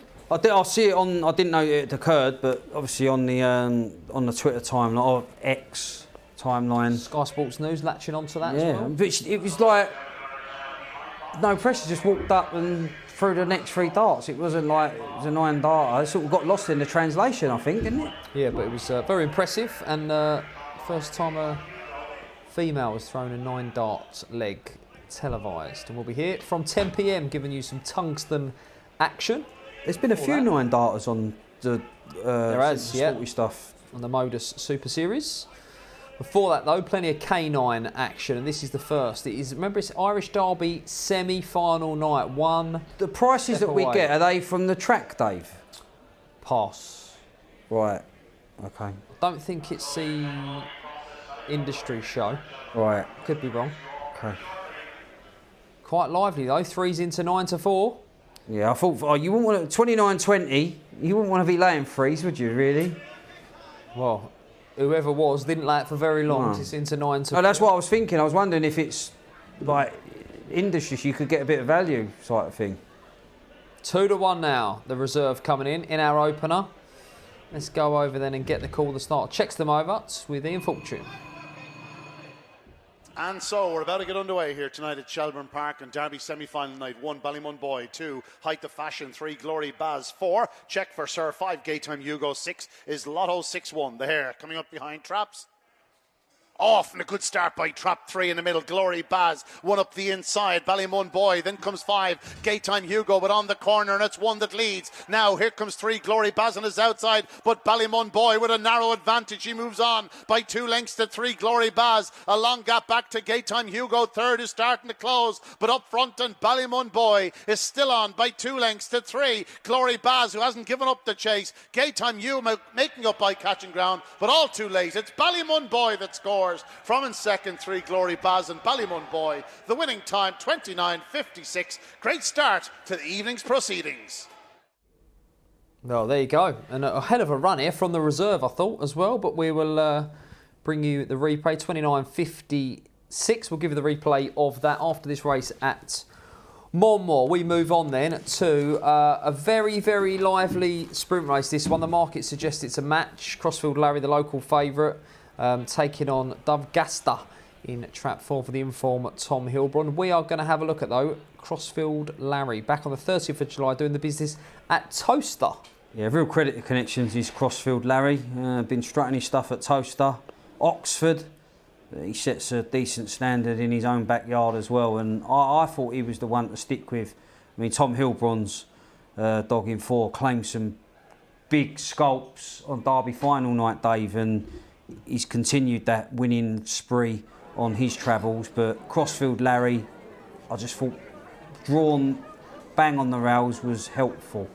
Can we give a squeak to anything? Maybe Lockhill Flash. Each way play? Yeah, Lockhill Flash. I wouldn't want to lay 10s. I know he's been beaten by 4 at Newcastle, but that don't tell the story. He's only beaten a length on the 10th of August and got no run round the first bend the next time out. Ran behind March on Larry, albeit back in May. Yeah, 10s was a big price about a dog that's quite quick. Okay, well, there you go, a little mention 4-2, but your selection is? Crossfield Larry, yeah. I mean, 4's at the top of his game. Tom Hilbron, another one could be on the podium very soon. Absolutely, I fancy the red as well. Right, low budge crypto. Oh man, I'm pumped for this tonight. So are we. Good stuff. Valerie Brennan. Nap is the La-di-da 924 at Shelbourne Park. Next best, Antigua Big Sid in the 744. Trap 4 for the challenge. Best of luck, Fergal O'Brien Racing. Oi, oi, go on, Bob lad. Good stuff. Well done to all involved there. This one's from John Dorr. Great show, great interviews with Scott Phelan. We're so proud of him and rooting for him from Newbridge Greyhounds and the old Kilcullen Coursing Club. That's from John Dorr. So, yeah, big night tonight. On the other side of the Irish Sea, semi-finals of the Irish Derby, one step away from a crack at €125,000. So best of luck to everyone involved. 12 becomes 6, and as Rob Catterson informed us a little bit earlier on, we will bring you the draw as well for next week's final right here on the show, so you don't need to go anywhere. Watch the final, watch the semi-finals, and then you'll be able to watch the draw. Big Pete in Bally Money's been on, says hi Dave and Tony, class racing tonight and great coverage thanks to all the team there at RPGTV. A few cans of Harp here for me. Bad record in last 2 nights racing for traps 5 and 6 at Shelbourne last night, and Thursday only 1 trap 5 and 1 from trap 6 won. So 2 trap 1s for me. Nat 759 JT Cruise. and 9.52 Trap 1 Beepers Lariat, both around 5-2. Good luck to all the runners in all the finals and the rest of the 2 cards. A heart, does that stay sharp to the bottom of the glass? Is that one? Right, let's get the call then with Mark. Here on the spin, race 5 this evening, the Thelma Dods 90th birthday celebration year. Here, nearing the traps.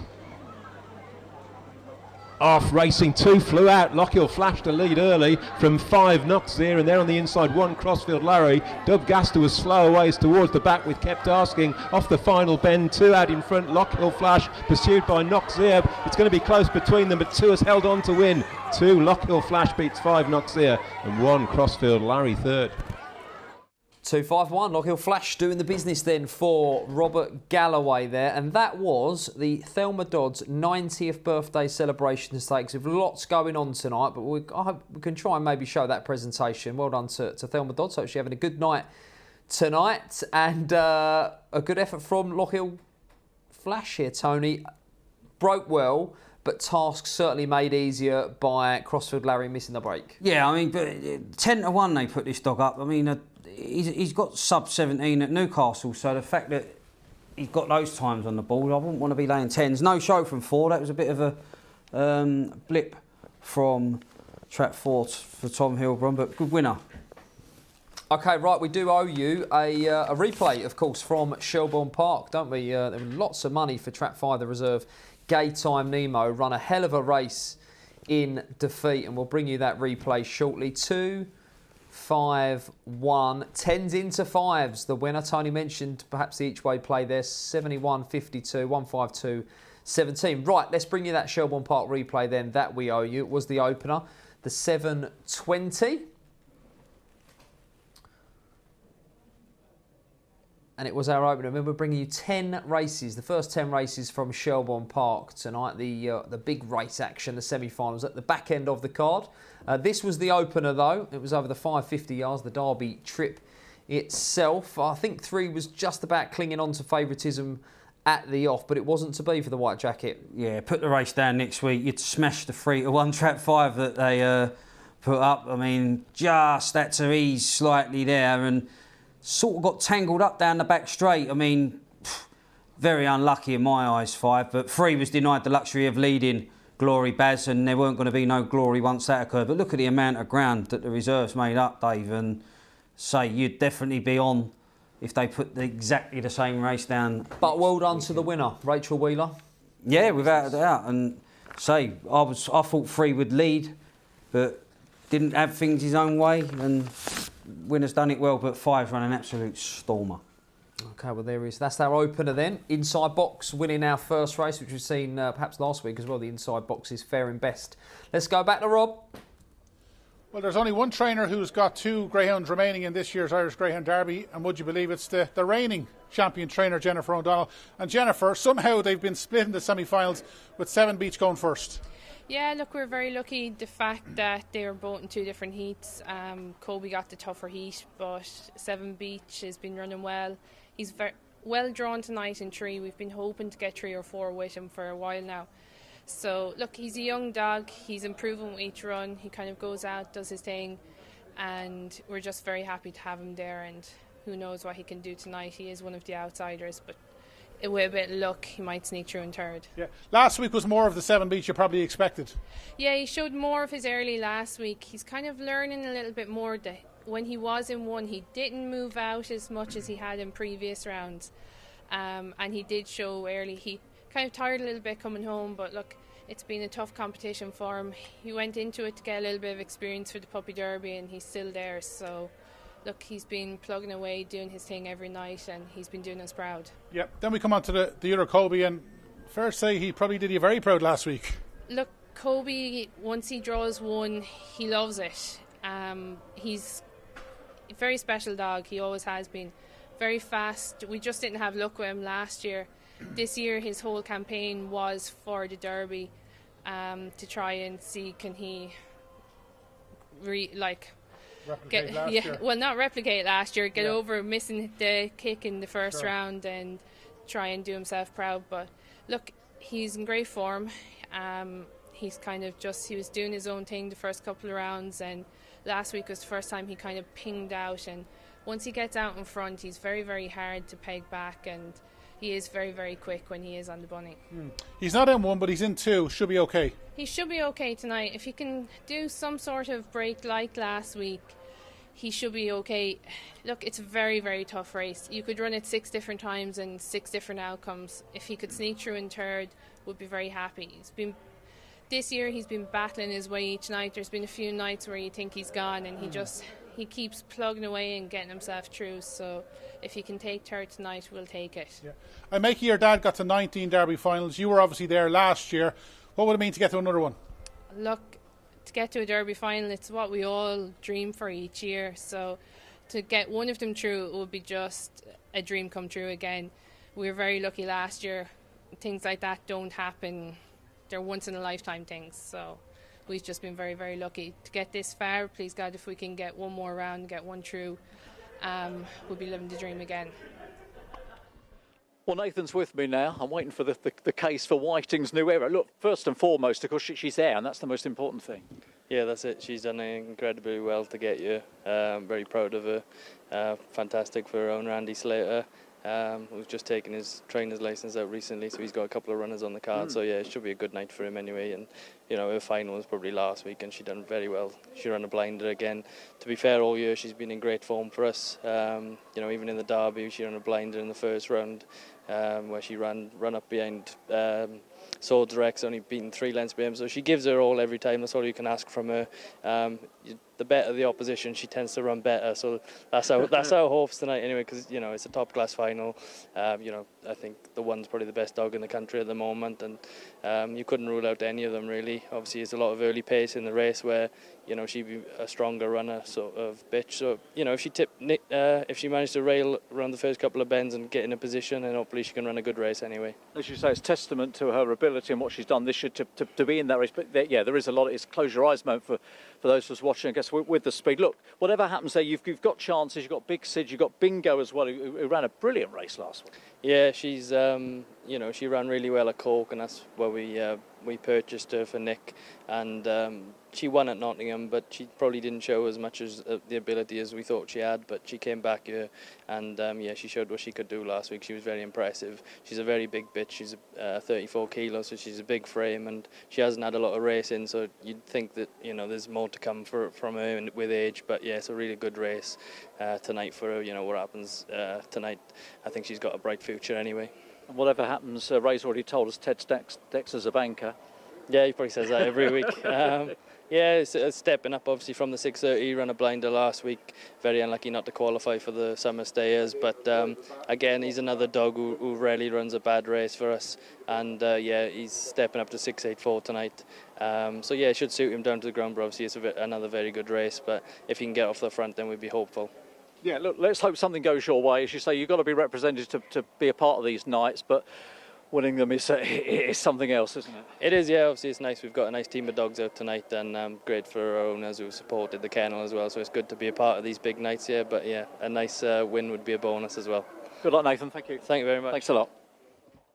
There is the Welsh wizard Nathan Hunt there with Darrell. Got the Whiting's New Era bitch in our Gold Cup final, but we've got loads of action to come. Do stay with us here on Racing Post Greyhound TV. We'll bring you 23 opens. We've got the semi-finals of the Irish Derby and big racing to come from Monmore. Right, we have got coming up next, I think will be our second race on the card at Shelbourne Park. Bannermat Whisper, Class Act, Rathdown Molly, Warm Order in Trap 3. We're going to have a look at Rathdown Molly. This was a semi-final of the Dundalk Sprint Cup, doing the business in the blue of 2, Tony. Yeah, it didn't quite happen for her in the actual final, but she's full of speed, Rathdown Molly, and returning to the 4 bends, I think she can use that early speed to catapult clear and won't see another rival, but the price is telling you that is likely to be the case anyway, Dave. And we are not to confuse people. We're over the sharper 4 bend trip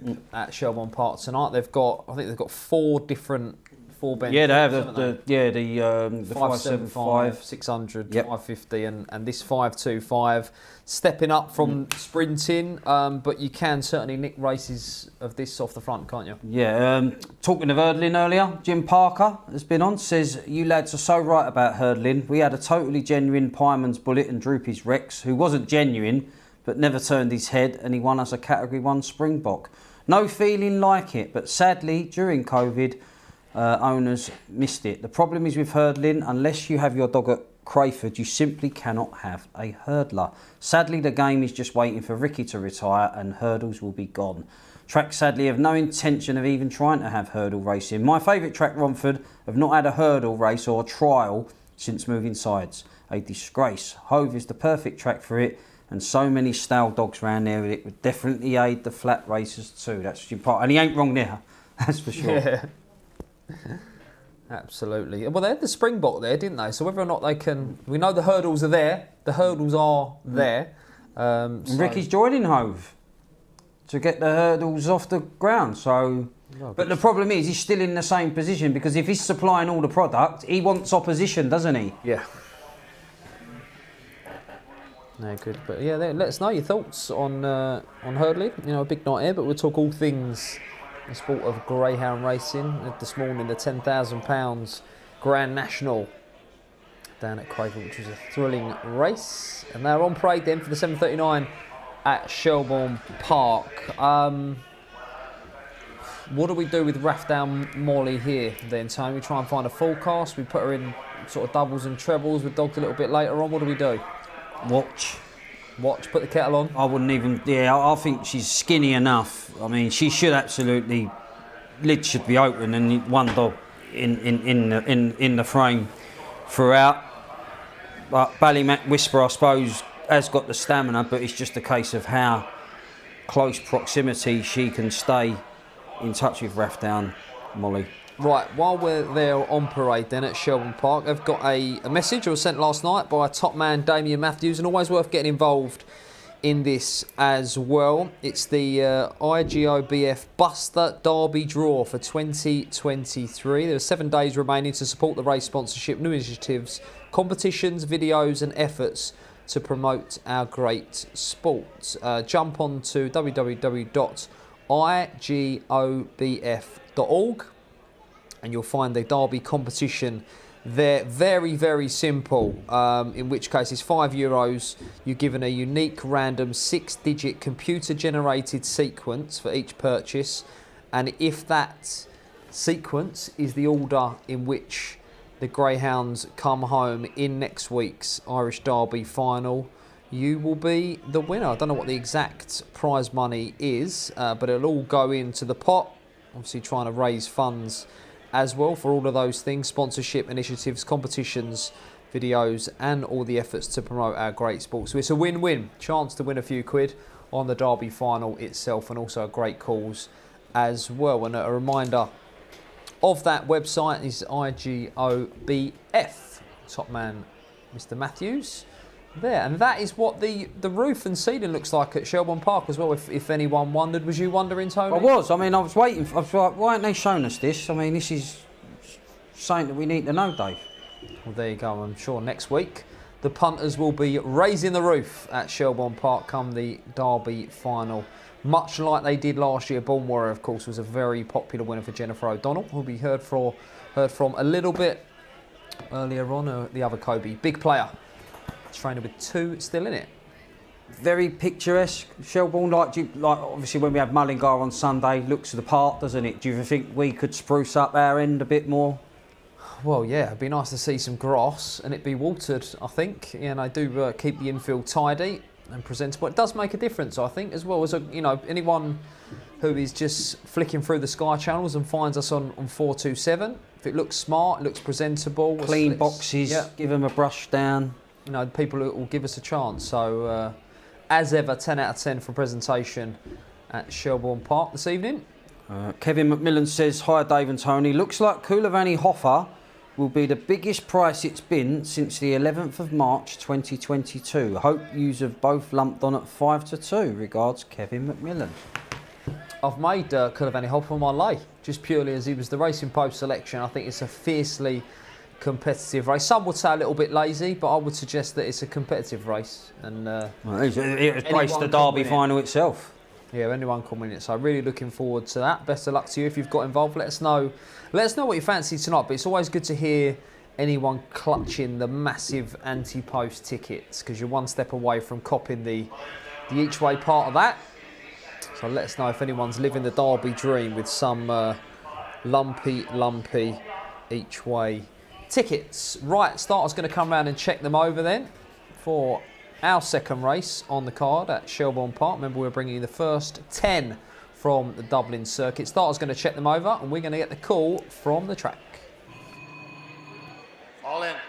There is the bell. The Boylesports supporting Irish Sport Open Pitch 525. 1 Ballymac Sona. 2 Darrell Dream. 3 Rathdown Molly. 4 Ballymac Whisper. And 6 is Kanya Hotshot. Just the 5 of them. The hot favourite in 3 Rathdown Molly.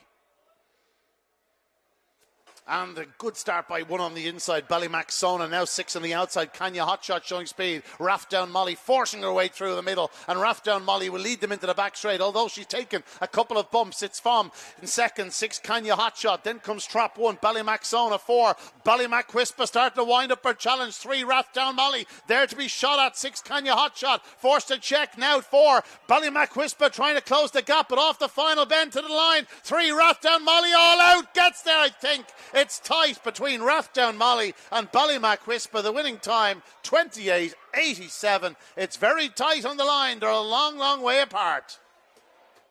Well, thankfully we got to see the finish at Shelbourne Park. We missed what happened off the last, but we'll come back to that. We can dissect that. More to the point, we've got some race coming up here. This is the Vixen's Contract Limited Trophy Final, £1,500 to the winner, and a wonderful sponsorship from the Vixen's Contract Limited Syndicate, who are big supporters at Monmore. All of the dogs trained in the Thompson Kennel. Right, let's have a look at who we've got here, then the runners and riders. Let's have a look at Aero Electric doing the business from Trap 4, beating Trap 5 Khaleesi last week. Yeah, I mean, local knowledge always going to serve you in good stead if you can come away running, and Aero Electric did show good pace. Brave as well, because could have easily chickened out, but good job he didn't, because he muscled his way to the front and kept his foot firmly on the accelerator to beat Khaleesi by just under 2 lengths in 28.43, Dave. And then Antigua Big Sid doing some running to qualify as well. Been, without a doubt, the gamble of the day in this race at least, finishing third. In the white jacket. Right, the other semi-final then, and this was won by Brinkley's Magic, the enigmatic Brinkley's Magic. He was in 3. Clearcleaf Remy finishing third from Trap 2, and your other qualifier was New in Touch, who was picked up by Brinkley's Magic after cutting out the run in Trap 4. Yeah, if anyone's ever seen this dog run at Newcastle, he's second to third pace, he's second to none. I mean, he's absolutely phenomenal. He always used to jink off around the first 2 bends and lose a colossal amount of ground, but since he's gone on his travels, he's sort of been a little bit more consistent. He does tend to still put in a little bit of an ease at the turn around. Yeah, he's never been the greatest of bend runners. But I've gone with him here, and I'm quite strong on him as well. I see the racers, Antigua Big Sid and Aero Electric pacing up. I think Brinkley's Magic can clear Remy, tuck in, and use that middle pace and stamina to pick up the rivals. And it was the black jacket we've got on top there. Ballymac Whisper at Shelbourne Park, picking up the 2 to 7 Jolly. 6.09 the full cast. Maybe that visor that we saw put Ian off.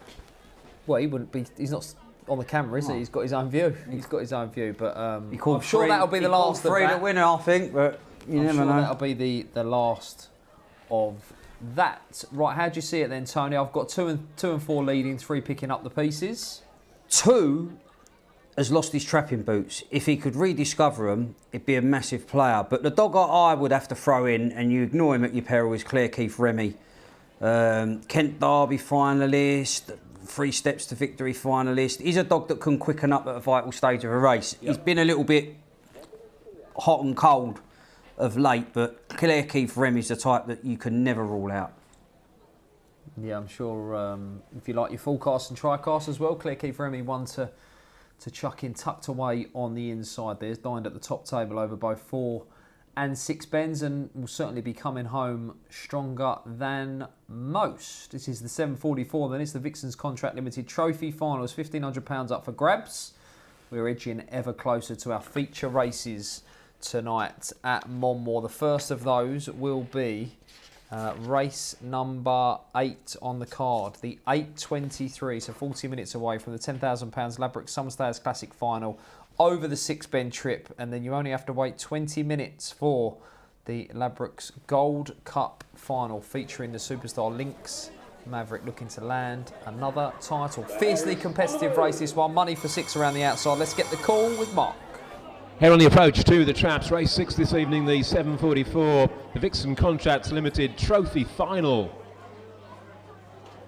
Lids are up, racing to a level break going into the first turn. It's 2, 3, 6, 5, 4 and 1, tightly grouped. New in touch on the outside, made the bend in front from Antigua Big Sid, back in third Khaleesi, then Claire Keith Remy, Brinkley's Magic is next, and as they go well down the far side, Aero Electric the back marker, Antigua Big Sid putting in a run to come and try and challenge New in Touch, but couldn't get past. Staying on behind them, Khaleesi, still New in Touch with the lead, Antigua Big Sid, Brinkley's Magic finishing well. They go for the line and all the way success for New in Touch, holds off the favourites Antigua Big Sid and Brinkley's Magic in a battle for second. Well, 13 times champion trainer is on the board this evening for the MWD partnership. New in Touch doing the business, was picked up by Brinkley's Magic in the semi-final or heat last week. That wasn't to be the case, and it all just happened on the inside here. Tony Six has showed that pace, paced up really, really well. She's got something about her, this bit. She made that bend her own. She's cut across rivals, and she was away. Yeah, it got tighter on the inside than it did with the middle dogs, and New in Touch, she still had to show that pace to the turn, and then Antigua Big Sid has tried to level up going into the third bend, but she's drove the bend a little bit better. Two's just checked over the back of the leader. Now you're looking, where's Brinkley's Magic, where's Claire Keith Remy? It just had a little bit too much ground to make up. And the game at New in Touch has battled really well there, stuck her neck out gallantly. Yes, we'll try and get you a trap challenge update at some point as well. But there you go, 4-1, New in Touch doing the business, 6-2-3, 16.44 forecast, 30.71 the tri-cost. That was the Vixen's Contract Limited Trophy Final. Right, we do owe you a race from Shelbourne Park as well. We had a warm order. We had Rathdown Molly in trap 3, missed the break, flew to the corner but burnt up all that petrol.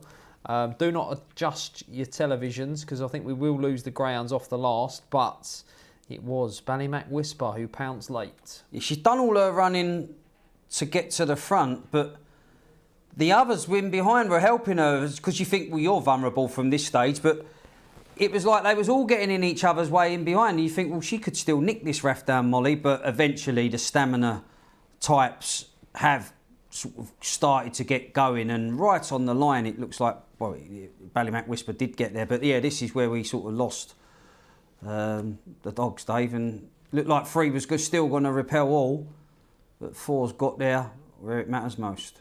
There you go, yeah, 4 rubbing out 3 close home there. Right, we'll bring you that result, 4-1. It was Ballymac Whisper doing the business, 6.09. Trap challenge update we owe you.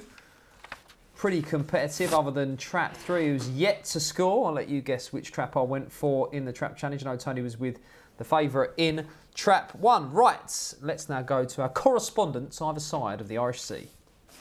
Right, we're looking forward to our opening semi-final of the Irish Greyhound Derby. We're with John Jones of the Well Met team. And John, according to many, you've got maybe the best drawn greyhound in the semi-finals tonight.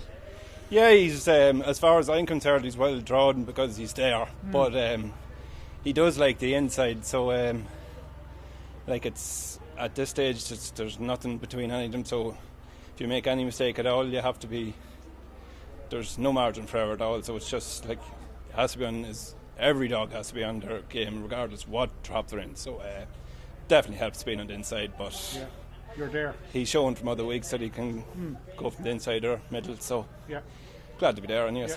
It's been a remarkable story. Obviously, last year, not many will know. You know, he got knocked out of the Derby early, got to the Derby final place, the final, and this year has been just an even better journey. Yeah, last year he was young enough pup. Last year he just seems to has matured an awful lot since last year. He was a wee bit rough and ready last year, so we were disappointed with him last year, but he, lucky enough as the year went on, he's just matured out to be a proper athlete. So looking forward to hopefully getting through. Yeah. How is he all week? Yeah, trying to pray every day that he just stays fresh. So he's in good form. So fingers crossed. Yeah. And in 2019, obviously your same family, and I think it's a half brother to this guy, Our Surprise, qualified for the Irish Derby final, but couldn't take his chance. Yeah, it was heartbreaking at the time. It was the first time we ever got a dog to the Derby final, and the morning after the semi-final we went down and he was holding up a leg, and I knew at that stage he wasn't going to run. So it's just hoping we'll go the extra step this time and get one run in the final. Yeah, well, I think a lot of people are going to be rooting for you on that story alone. Let's hope luck's on your side, and let's hope we're chatting to you a little bit later. Yeah, thanks, Rob. Cheers. Well, Rhea's with me now. Hawkfield Ozark, we know loves Monmore, Winter Derby finalist, unbeaten finalist, but this is some race tonight. Yeah, I mean, it's a really, really tough race, especially with the form that Lynx Maverick's in. He's the one to beat, but I mean, they're all worthy of being there, and any one of them can win it. He was really game in the semi-finals, wasn't he, last week? He is. He's a really game little dog. You know, every time that you put him in the traps, he's going to try his heart out for you. So, you know, we love him to bits, and as long as he comes home safe, that's all we care about. What would you have chosen as your draw if you're okay with the draw? Yeah, I think he's got a great draw, really. He wants to be more sort of middle anyway, and he's got that burst of early. So if we break, then it's race on. Absolutely, race on. This is what we like. Sarka Falcon in the Peter Billingham. That was a big run, I thought, last week in the heats. Yeah, that was a massive run for him. We wasn't really sure. Obviously, he's never been here before, so we wasn't really sure how he'd run the track. But actually, he's taken to it really well, and a bit of a better start this week, and he could go even closer. Yeah, that's interesting. And of course, whatever happens, there's always Fabulous Azura.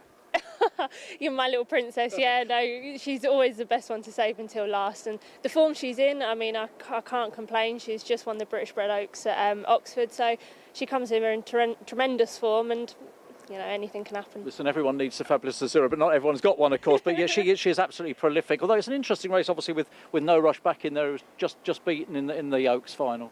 Yeah, listen, it's a really, really good bitch of Cara Weatherall's, and she definitely gave us a run for our money at Oxford anyway. So, you know, just keep praying that we get a good break and that we can lead it. Brilliant. Listen, I hope this is a success through the course tonight. Thanks for the chat. Thank you. Thank you. Brilliant. OK, well, we're here with Pat Guilfoyle of the Music Lightweight team. Pat, you're in a Derby semi-final. How is he? He's in great form, yeah. He's had a great week, yeah. He's in good form, yeah. We're happy with him, yeah. Obviously, he won earlier in the competition. Last week seemed to be probably a better run than maybe people giving him credit for. Yeah, I suppose last week was the first time in the competition he kind of came away. He broke well, you know, so he showed up well last week. But he's a pacey little dog, and he's so very genuine, you know. He's got plenty of trouble in heats, and he'd still come back. And it's hard to get the dog nowadays that will take bumps and come from behind him, you know. So, yeah, he's a lovely, genuine little fella. So he's had a great week. Look, it's lovely to be in a Derby semi-final, and you know, so it's great to be there. Both semi-finals are tough. There's no doubt about that. You're in sixth in the first semi-final. You know, it's not too bad. No, it's not too bad at all. It could be worse, you know. It definitely is. If there's no such thing as a soft Derby semi-final, but I suppose the easier of the two on paper. So yeah, he has a chance of qualifying. You know, if he could just avoid a bit of trouble at the first bend, that seems to be his problem trying to get it out, because he probably wouldn't have some of the early pace as some of the rest of the dogs in the competition. So he's always on the receiving end of any bit of trouble when he's out wide there. So if he could just avoid a bit of trouble as much as possible and maybe run into a qualifying place or that, but. Yeah, but he's in great form, and we're delighted to be there. And I make it 3 Irish Derbies you've been in so far. To get to another one would be incredible. I really would like, because we wouldn't have the numbers of some of the other kennels, you know. So to make another final would be fantastic. Yeah, it is the Derby, I suppose, is what everybody dreams about, having a Derby finalist. So yeah, so it would be great to get there, definitely. Well, there you go. The boys have been busy catching up with those involved in our races coming up, in particular those involved in the Irish Derby semi-finals. Right, we've got the 7:59 at Shelbourne Park. Before we get to that, we've got another final to come at Monmore. It will be the Peter Billingham Memorial Trophy final. We're going to bring you a little bit of VT from last week's heats. Up first, we're going to have a look at Skywalker Pele. Watch your bets here. We've got 2 Skywalkers. No Duff Sahara in trap 4, the other qualifier. Yeah, he'd shaped well in a couple of races at Newcastle, Skywalker Pele, and paced up really well, and again brave round the first 2 bends, shot to the front and went on to open his account. Gives the impression there might be more to come. It's got to be needed, obviously, because in Crafty Chivu you've got a bitch that's broken the 28-second barrier, but Did it well here, did Skywalker Pele. All right, OK, well, let's have a look then. Let's move on to Crafty Chevaux, as Tony mentioned. Irrepressible, class act, won the Irish Oaks, changed hands, now trained by the champion trainer Mark Wallace, and yet to see a rival on these shores, away and gone again. Yeah, 3 from 3 at Monmore, and I like that darting off the second bend. You see the way she cut the corner out that second bend. Look at Saka Falcon though for Pat Jansen's, ran an absolute stormer considering Crafty Chevaux is as classy as she is, but good time, 27.96. OK, and finally we'll have a look at Antigua Bingo. Switches to the inside here, beating Skywalker Tenali for no doubt the Magpie fans involved in that one there, Mr. Rob Catterson and Ted Soppett. But away and gone, this was very impressive. I mean, as much as Crafty Chevaux dipped under the 28 seconds, not a lot between them on the clock here. No, this was a freaky break from Antigua Bingo. I mean, her eyes were definitely down on this night. If she can bottle that break, she's going to be a real handful for Crafty Chevaux. But Crafty Chevaux's the one to beat. Yep, should be the one for me as well, but likely to be a very short price is Crafty Chevaux. Right, let's hear more from Darrell. Well, Mike and Michelle are with me now, MWD Partnership. Big night for you, Mike, of course. I suppose we should start with Why Man first of all. What about this draw in 5, Mike? Yeah, it's not looking promising, is it, Darrell? Not at all, but we're here to get to as best we can, and I'm sure we'll put best foot forward. He'll be coming home, so if he turns in the right place, he's got a chance, but there's some speed on the inside. There is some speed, Michelle, but he ran a stormer in the semi-final, I think. He ran really well, yeah. But he's up against it tonight. Lynx Maverick. I think if he wins, there's going to be loads of people wanting to buy him tonight. Look, I mean, you know as well as anybody, to win these big races, you've got to beat the best, but you've got to beat the best as well, of course. Yeah, I just love Lynx Maverick as a dog. He epitomises to me everything that's best about greyhound racing. Out in front, away you go, and he's got to do something wrong, I think, not to win tonight. And if we're turning in behind him, we've got a chance, but he needs to do something wrong. So it's just a joy to see. Absolutely, absolute pleasure to watch. Tell me about the rest of yours, because you've got a nice team. If I had to pick one of your others tonight, because we've got Ballyback Taylor who's good, and Chevaux, who might be the one? Who wants to answer? Well, Chevaux's my baby, so... Irish Oaks heroine, yeah? Yeah, so hopefully. She's done really well since she's come over. Sometimes they kind of go back a little bit when they move kennel and stuff like that, but she's doing really well. And while we're on the subject of Chevaux, I have to say a very big happy birthday to Shane Dibley. It's his birthday today, so I'm hoping Chevaux wins a trophy for him. Listen, that's fantastic. I'm sure at some stage tonight we were going to see you down there on that presentation podium. Let's hope so. But whatever happens, it's a brilliant night to be here, Mike, isn't it? Fingers crossed. Thanks, Raoul. Thanks. All right, thanks both. Good luck. Thank you. We already have New in Touch, done the business a little bit earlier on, but best of luck to Mike and Michelle. Massive supporters of the Mark Wallace Kennel and, of course, of the sport as well. So best of luck to those guys. Crafty Chevaux going in our next race. Crafty Chevaux, the Irish Oaks champion. Right, we're off to Dublin. We're off to Shelbourne Park, the 7:59. Hopefully we'll see all of the race and there won't be any equipment in the way. It's the 7:59. The jolly is New Imports in the striped jacket here for Graham Holland, and the Hill of Port Syndicate. Is it going to be for you, Tony? I like red, JT Craze. A little bit hit and miss at the boxes, but I think the return to red will be fruitful. 28.14 on the 17th of June, over course and distance. Repeat of that, could be lights out, Dave. Lights out indeed. Right, do get in touch with us on Twitter at RP Greyhounds.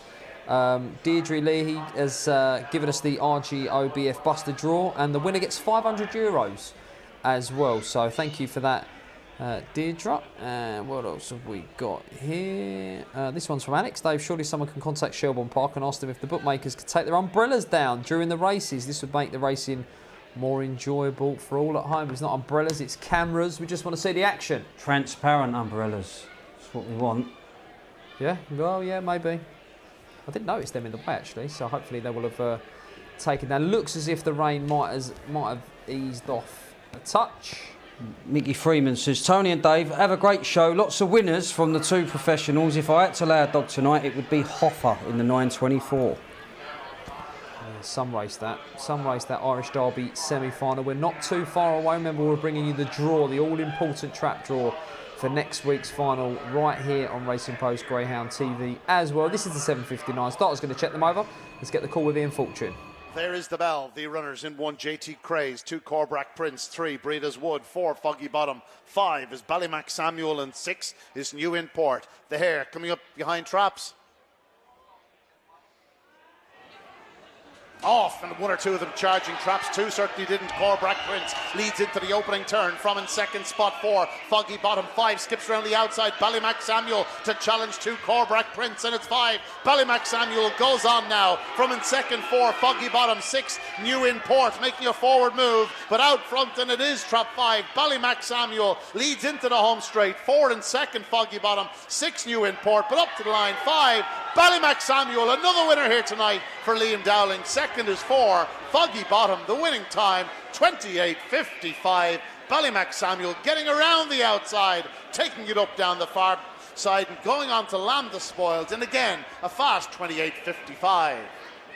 Yeah, we'll bring you that replay after our next race at Monmore. A winner there for owner, trainer and breeder, the Ballymac man himself, Liam Dowling. Right, one of the stars on show tonight across the cards, whether it be in our big finals or not, is Mark Wallace's Crafty Chavoo. She won the Irish Oaks, she's unbeaten in the UK, and she lines up now in the Peter Billingham Memorial Trophy Final 2023. We've seen last week's heats, we've both put up the 2. Who do you like for the forecast, Tony? I think one is, I mean, I know one made all last time out, but one is a bitch that can come from just off the pace. Obviously not if Crafty Chavoo fronts off, but I like one. I think there's more to come from Red, and I thought Saka Falcon lost nothing in defeat behind the Crafty Chavoo. I mean, went as good down the back straight as any of them in the first round for me.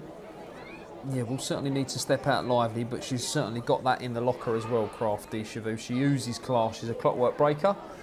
And as I say, she's one of the stars on show this evening. No Dove Sahara. I mean, started off in graded company A4, gone up to A3 and coped really well. I thought handled the rising class, but again, a little bit more is required here. 25-1 shot in the final. Yeah, and just a reminder, of course, we will be showing Shelbourne Park next week as well. There should be it's the night that matters. Slightly extended coverage beyond the first 10 races. Not entirely sure what time we'll be off air, but we will be here next week bringing you Shelbourne Park as well, which will of course feature the €125,000 Irish Greyhound Derby final, the pinnacle of the sport. What it's all about, the big one in Dublin next week, and no doubt it'll be a star-studded card as well. Hopefully we'll see a stay-in race or 2. We don't seem to see too many of them in Ireland, do we? No. Stay-in race at Monmore later on. The Ballymac Taylor dog of Mark Wallace's will be a warm order in that. Race 12 over the 684. An exciting prospect. The further she goes, the better she looks. It seems that way, yeah. And still plenty to play for in the trap challenge, Dave. I know you're not off the mark yet, but still only 2 behind. Me, all right, we didn't all just prom for the... You're only 2 behind, though. For the Fava. I think we're up against it here. Skywalker Tonali, for the Newcastle fans out there. Recently seen in Wetherspoons, up in the northeast as well. Italian, soaking in the northeast culture there. Daz Elms has been on. Darren Elms says, hi, can you please tell me what the small black van is in the middle at Shelbourne Park? Pass. Could be the sort of canine ambulance. That's what I think it is. Yeah. I'm sure there was some. It was a question that was been asked before, but I wasn't. Yeah, we've got vets on site, and you know, any injuries, dogs are. It's easily placed in. Yeah, getting back to the kennels. I do think that could be the right answer, Dave. So that's your first correct answer of the night at 8 o'clock. Well, I might be able to get an 8 to 15 poke over the So line. I think this will be my first winner if this wins. Right, here we go then. Let's get the call with Mark Slater. It's race 7, the 803, the Peter Billingham Memorial Trophy Final 2023. And they're racing away, they go. Great start from Skywalker Pele, leads Crafty Chivu within third Saka Falcon as they go into the bend, and it's still Skywalker Pele who leads off the second turn, holding an advantage from Crafty Chivu as they head down the back straight. Then Saka Falcon disputing third with Skywalker Noctanali. At the back is Antigua Bingo, and also towards the rear is Noduf Sahara. But off the last bend, Skywalker Pele has made just about all the running to take the Peter Billingham Memorial Final and goes on to score from Crafty Chivu and Saka Falcon. Well, Skywalker Pele there, a bit of a turn up, but wins on merit for me. 28-26 last week, and got first run and never really looked in any danger. So well done to Ted Soppit, Mr. R. Patterson, the owner. Nicely bred salt, Droopy's Sydney, Lovey Dovey, Jan 22, and Ray would be delighted with that, the owner. Yeah, I thought just meeting the sandwich going around the first two bends, but brave as you like was Skywalker Pele. Followed up that previous victory in the heat and could be onwards and upwards for Ted Soppit's son of Droopy's Sydney. Always got a good calibre of dog in the kennel too. Yeah, always has had. Yeah. It's a roller coaster, this sport. It's had the rough with the smooth for sure. Oh yeah, real nice type there going forward. Winner of the Peter Billingham Memorial Trophy Final 2023, and a winner in good style there. 7-1, beat the 8-15 favourite Crafty Chivu, who hung on for second place there. And it was Saka Falcon for Patrick Janssens back in third, 16.75 full cost, 50.26. The TriCast is all happening. We've still got loads more to come. Odds on Jolly's turned over. But we owe you a thrilling race from Shelbourne Park and a good display here from Ballymac Sam. It was 5.46, 28.55, and not flashy from the boxes, but showed lovely speed thereafter, Tony, the orange jacket here. Yeah, it did. I mean, one game tardy at the boxes. I think Ian alluded to that they, one or two charged the traps, but this was the move. Lovely. Just that to check slightly when looking to make that slingshot manoeuvre, and then it happened. Whoosh, struck the front. Foggy Bottoms kept 5 honest. I thought 4 lost nothing in defeat, and 1, again, he's just been a little bit inconsistent of late, the JT Craze dog, but Ballymac Samuel, good performance from a tricky draw. Outside boxes dominating there, and we've mentioned Ian Fortune. He's messaged me to say that it is the K9 ambulance as well in the centre up there, so thank you to that from Ian. And there is your full result: 5-4-1, 59.99, 146, 40. TriCast. Right, we are.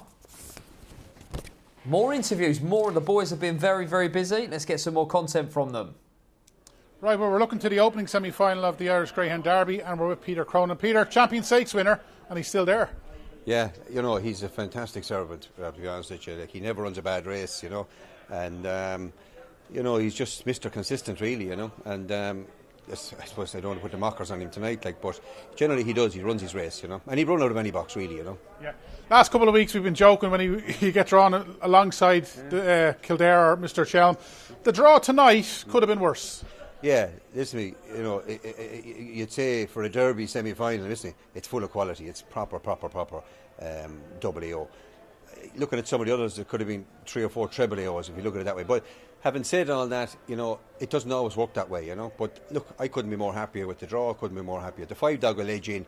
He breaks fast, you know, a little bit deceptive because he doesn't have early, but he can break fast, and he ducks to the left. And that's something, that is a little bit of a banana skin. The only little banana skin that's in it, like, you know. Yeah. Are you expecting your lad to lead? I am, yeah. Well met will go up well. He's a good dog up the fence, you know.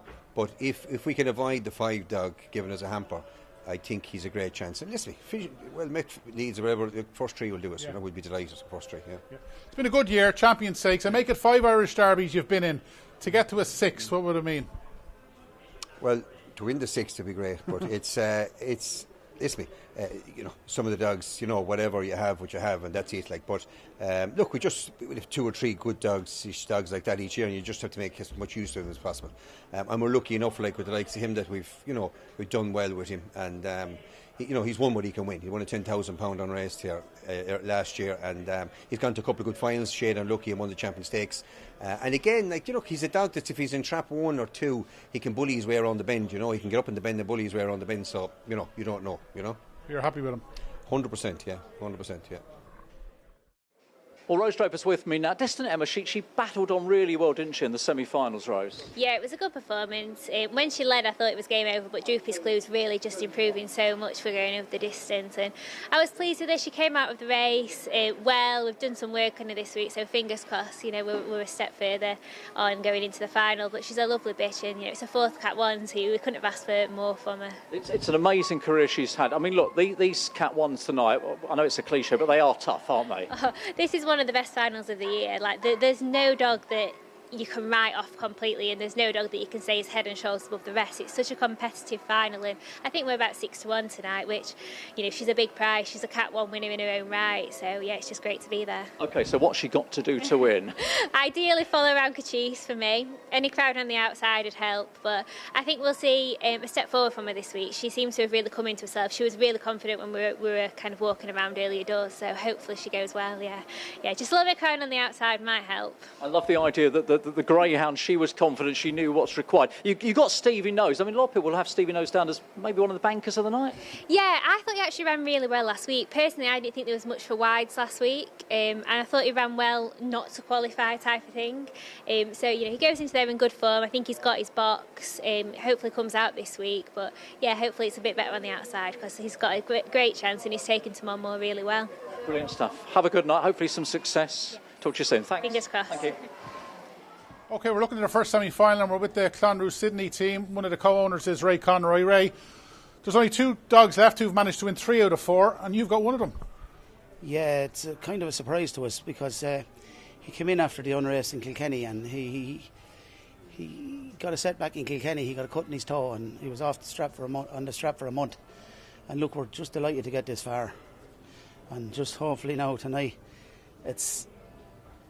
I say getting this far, you nearly want to get to the final now. It's great to be in a Derby final. I was never in it or never near it. So it'd just be great. He's been remarkable every week. This journey must have brought you to places you've never even thought of.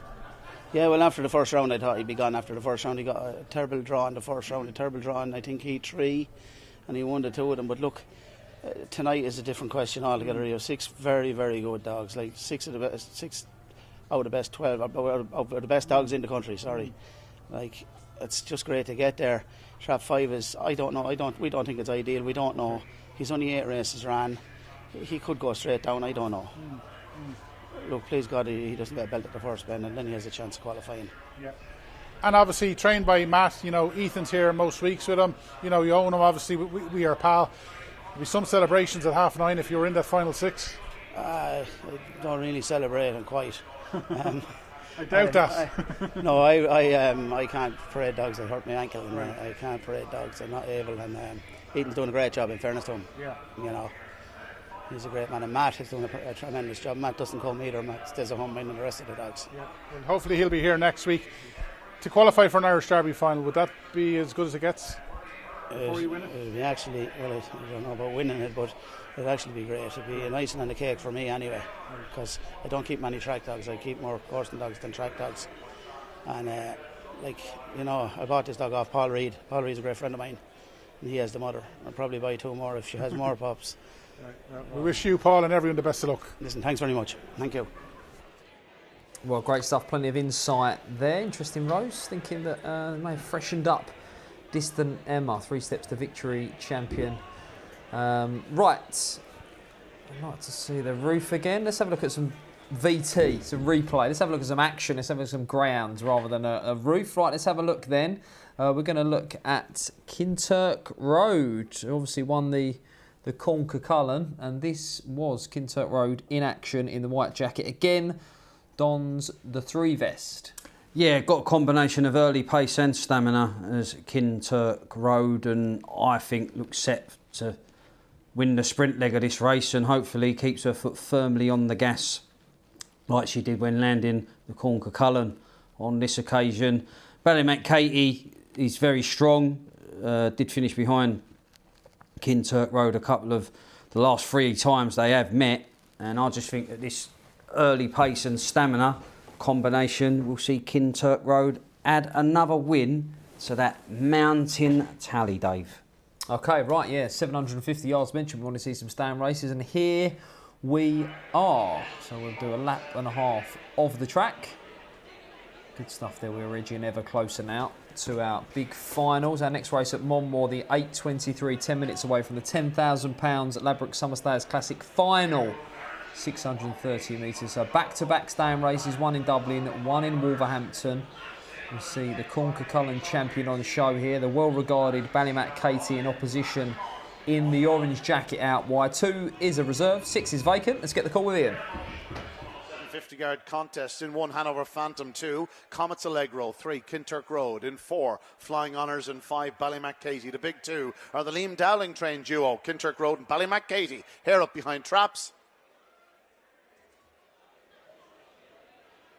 Off and a good start by 1 up the inside. Hanover Phantom leads to the opening turn from in second spot. Trap 3, Kinturk Road. Then comes 2, Comets Allegro. Further gap to 4, Flying Honours. And 5, Ballymac Katie has already found traffic. She's a long way back. It's Hanover Phantom at a decent price. Leads to the third bend from in second. 3, Kinturk Road. 3, Comets Allegro. Not making life easy for her. And out front it is 1, Hanover Phantom. He's on clear by 6-8 lengths. 2 in second. 3, Kinturk Road. You can see Ballymac Katie is starting the race, but is it all too late? Because Hanover Phantom is clear. Here comes 5, Ballymac Katie into second. She'll close the gap, but it may be too late. It's Hanover Phantom goes on to score.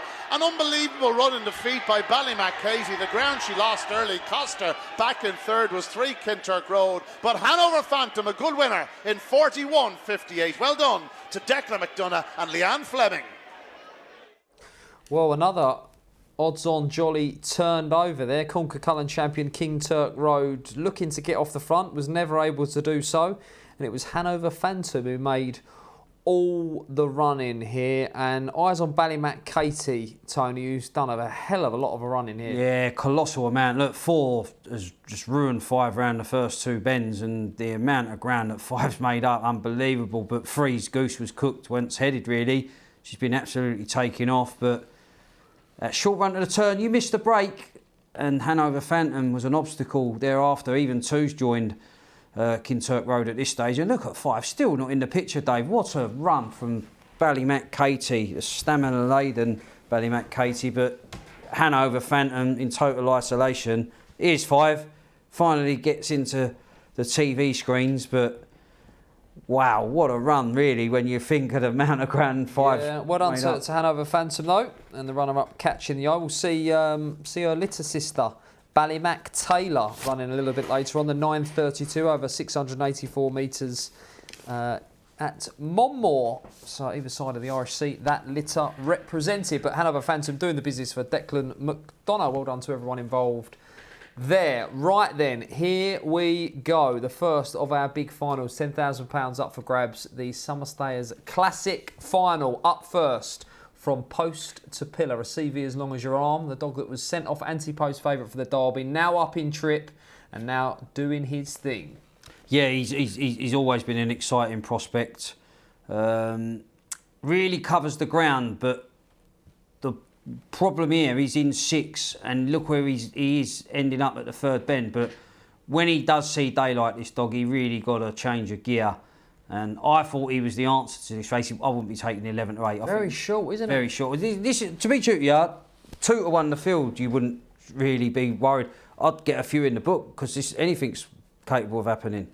Right, that is then from post to pillar, doing the business in Trap 4. And now going to have a look at Droopy's Clue, the Toast the Juvenile Classic champion, having a real ding-dong. Droopy's Clue, the winner in 2, Distant Emma in 1. They go from 1 and 3 respectively tonight. She's proven over the trip. He wasn't. I think he now is. Yeah, he was put in as one of the anti-post leaders after that sensational 37-39 trial. Didn't happen for him in the first round, but he scrambled through and shown what he's capable of over a distance of ground. Gets up the inside here.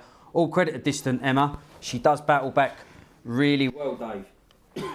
Yeah, this was a really good tussle, and she comes back for more, but more to come, no doubt, from Droopy's Clue. And finally then, let's have a look at Kachis, Cesarewicz champion, Derby third, and a model of consistency for the Evans and the Reese camp here.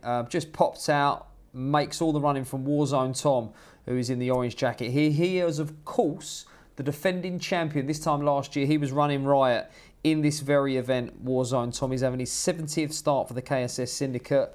I think for both 5 and 6, flashy start's going to be needed here. We know it's a short run to the turn.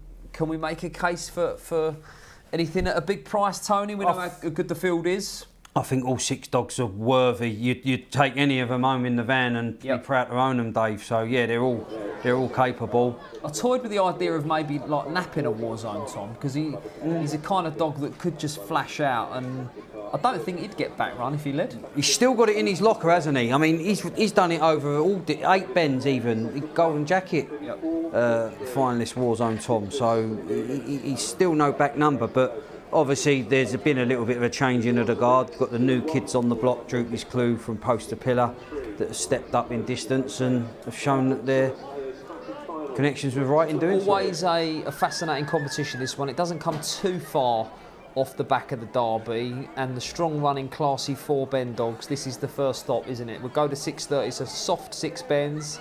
We'll dip our toe in, see how well we stay, take on the established stayers around. And here we are, you know, we've got Droopy's Clue and from Post to Pillar, recently stepped up in trip, taking on your established performers. Warzone Tom, a multiple big race winner over 6 bends. Distant Emma 3 steps to victory. Kachisa Zaric, class everywhere. Money for 4. Havana Top Note, who arguably got the most early pace of all of these. Yeah, if you price the sprint leg up, you'd probably find you'd err into a value type of dog. Like if you price this up as a sprint, I think you'd end up backing something like you certainly would. Bobby Clark says, good evening gentlemen, I hope you're enjoying the racing. I've backed Bocco's Crystal and unbelievably from the start 365 at 100. Lovely, that's what we like. The price of a decent holiday, so fingers crossed. Let us know if you're clutching any fancy anti-post tickets. Jackie Reese there.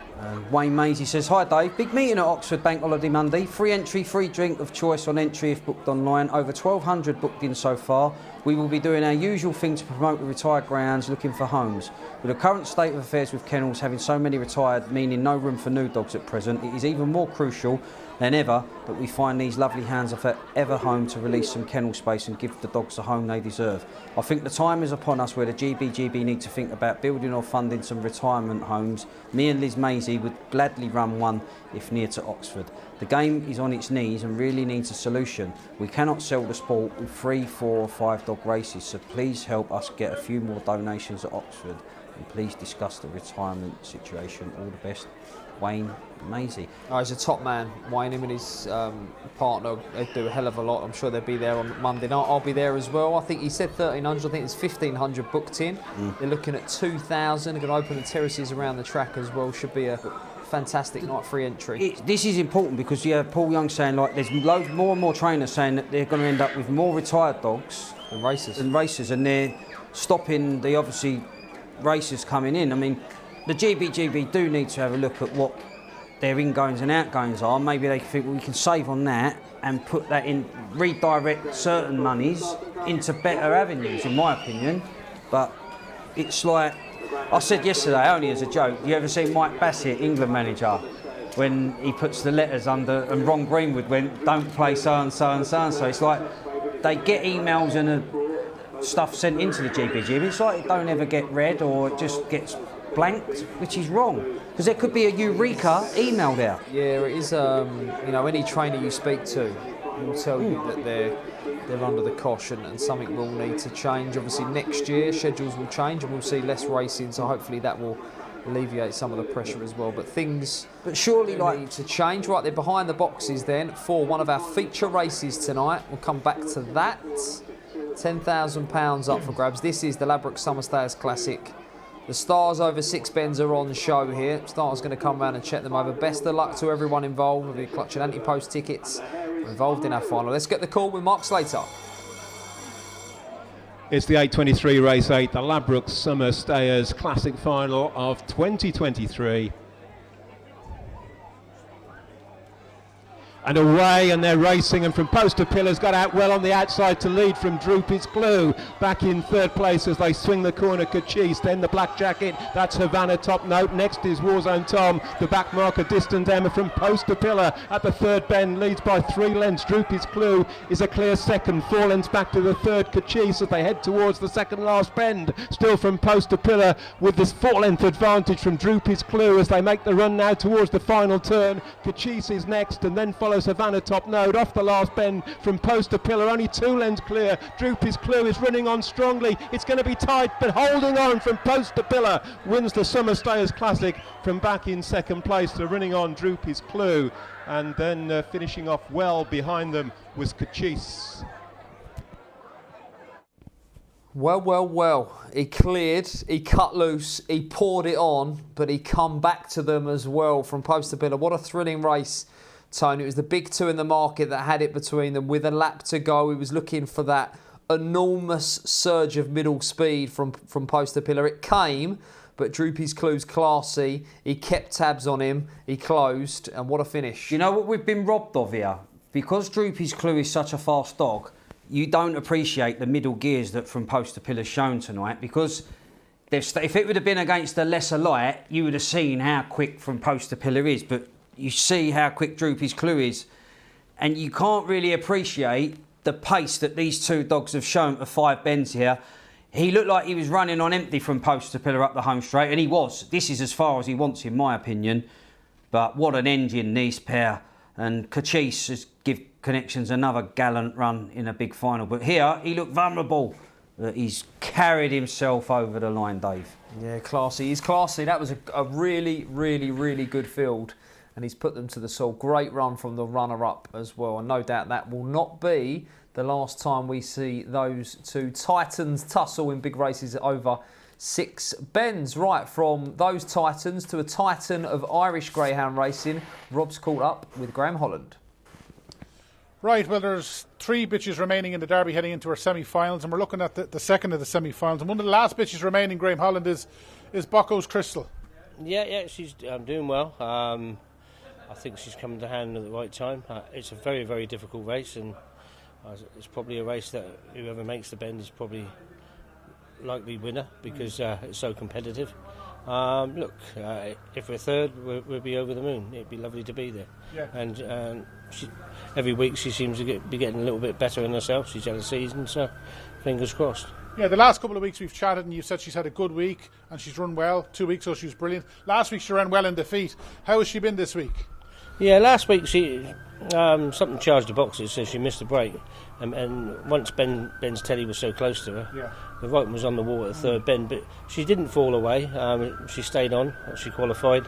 So, but this week it's a different race again. You know, there's very good, 2 very good dogs up her inside, and a very good dog in 6.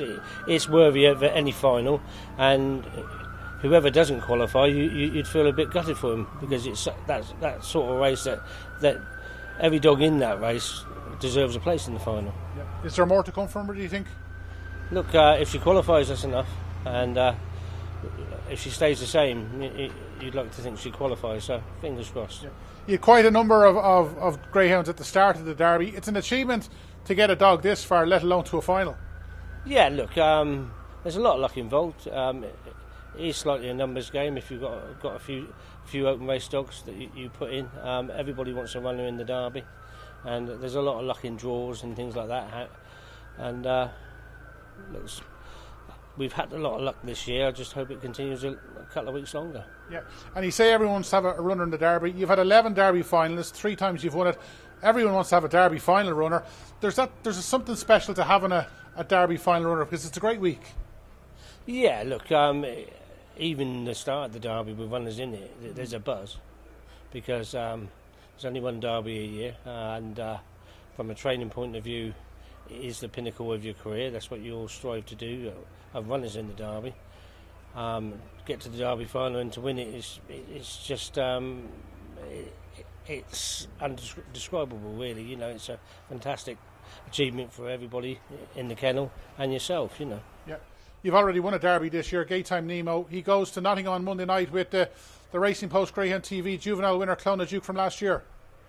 Yeah, you know, luckily enough they've done well enough over there to be accepted for the select stakes. So they didn't have any luck in the Derby, and they're still well in themselves. So we took a chance and we went over and trialled, and they went well. So Clone Duke's got trap 2, and the Gaytime Nemo's got trap 5.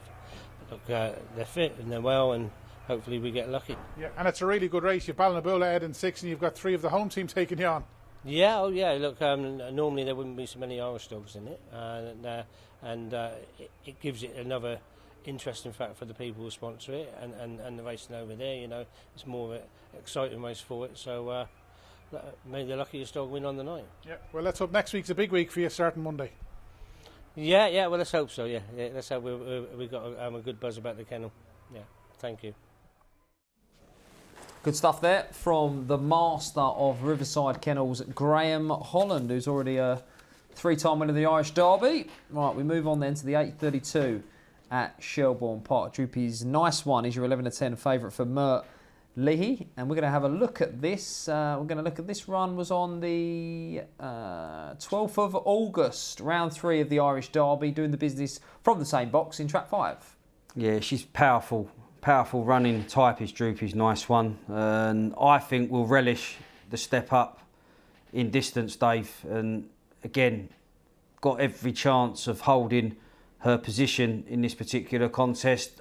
Is priced accordingly, but one thing she does do is stay on relentlessly, and I think we'll relish the return to this distance and justify favouritism. One's got a good draw on the inside, but I think if 5 secures first run, whatever turns in behind 5 has got an uphill task. Okay, this is the 8:32 then. Views of Tony Bullen there from the Racing Post, providing plenty of winners this evening. Right, any emails, Tony? So Luke Martin Flynn says, great show, boys. What a fantastic night's racing. Got 33-1 Ben's Teddy outright. Give me some hope that he can at least qualify tonight from an awful draw. And Havana Kennel says, hi Dave, a shout out to Drew Richard the breeder, the syndicate owners of Lynx Maverick, and the trainer Tom Helbrom for the final tonight. Everything's crossed for Havana Top Note in the final, KSS syndicate and Liz McNair trainer. Then Shelbourne for the sire Hoffer of Havana Dotty pups, who are not long on the ground and are exceptional pups. Some night. Thank you for all the hard work at RPGTV. And we were just discussing there as we were watching Graham Holland's interview and we're going over the replay that was a great race, that Summer Stayers Classic final. And he's a middle from post to pillar, and the only way he could win was like that. You know, he had to pop out, he had to be brave at the bend, he had to cut loose, and he did all of that. And yes, he come back to them, but it was a great field. We've not got the winning time. I'm sure it was probably a flashy one, but that goes down as some run there in a brilliant final. Yeah, brilliant final. I mean, the Clue Dogs turned second cleanly. Take him out of the race, the winner. Yep. Droopy's Clues in total isolation. It's a good run, good race all round. Yes, Dan seen in good nick at the moment with a couple of useful additions, as well as the classy old guard. 8:32 at Shelbourne Park then. We're over the 575 yards trip here. Let's get the call with Ian.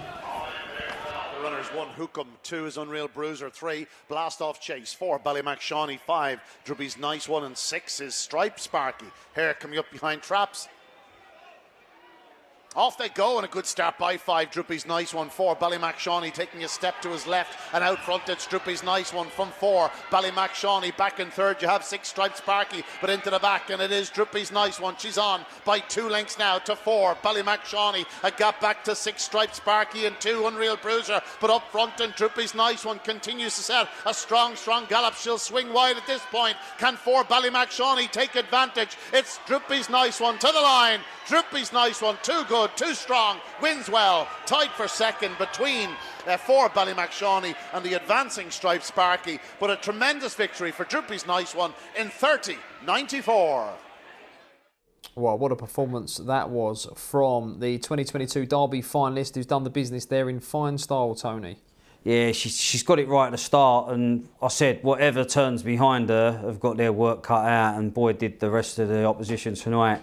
She's a real credit to Connections, and deserved success, was always going to relish the step up in distance. And that's the thing, when you go up in distance, you've got more chance of fronting off, because you're in with, like when you're in with the Derby dogs, it's a different ball game. You turn in fourth dog. Yeah. This occasion you're out in front, and you know she's on the wall here, wasn't it, from a long way not out. Not going to down tools. Got the winning time for the Summer Stayers Classic final, 37.37 there, which is a blistering run from Poster Pillar. So well done to Liz and Rab McNair, the KSS syndicate there, and well done to Myrtle Leahy and Mr. John Coleman there, the owner of the very classy Droopy's Nice One. Got an email here from Judith Dunkley. Says, hi guys, I think part of the problem with rehoming of greyhounds is the fact that they wear muzzles when racing. I think this might put people off rehoming as they think they are dangerous dogs. What do you think? And Tom Hilbron's come on and says, couldn't get home tonight, flights just didn't work out, so we've got the local bar with the dogs on. They've never seen dog racing before. Come on, the Maverick. Show them how good you are, son. We have everything crossed tonight. Well, it was already a great start to the night for Tom, wasn't it? Oh, that's wonderful. Great stuff. Best of luck to Tom with his superstar already. Right, I think we're going to get some post-race reaction now with Darrell.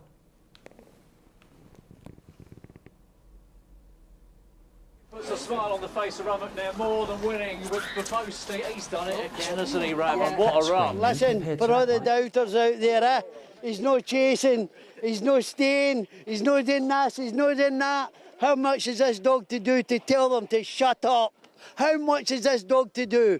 Every time he goes out there, puppies, all age, and now he's stepped up to 6:30. Come on then, keep rattling away, you keyboard warriors, and tell us what to do. Well, no, but I'm fed up with all that, and I'm actually fed up with all you telling me where to run my dogs, where to seed my dogs. All you so-called people out there that have trained all these greyhounds all your years, that my dog's no railers and all the rest. Right, at the end of the day, you'd never listen to us anyway. But listen, he's proved again, and what an exit, what a start. Listen, I'm going to tell you something.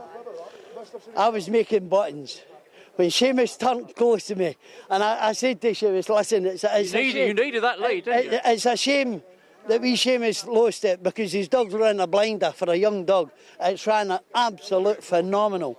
And do I feel a wee bit sorry for him? Yes, I do, but not that much, because I'm here to win.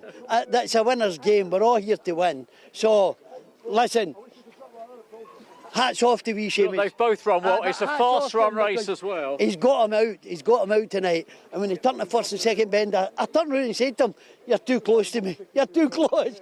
But listen, thanks. But we know from Poster Pillar he is a competition dog. You've run through his previous wins. He is all about these big occasions. And now we know, do we not, that he's all right over the 6:30? He'll stay 6:30. He'll get the 6:50 at Oxford probably. The longer run to the corner and all the rest of it. These kind of short distances, 6:60 at Sheffield. He would probably campaign at the kind of races. But listen, I'll not be feared to drop him back to 5:15 at Hove, 500 at Central Park.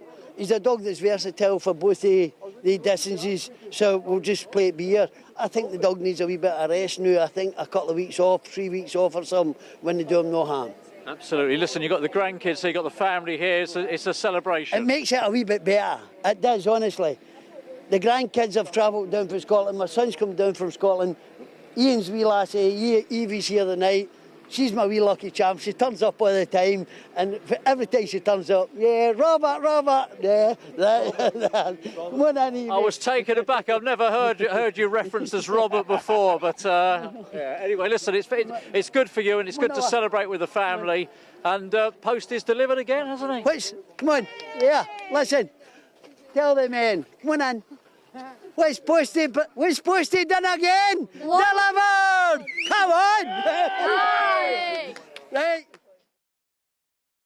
Some lovely scenes there. Team McNair, obviously well done to the KSS syndicate as well. And Posty delivers. You can say what you like about that dog, Tony, but he is a winner.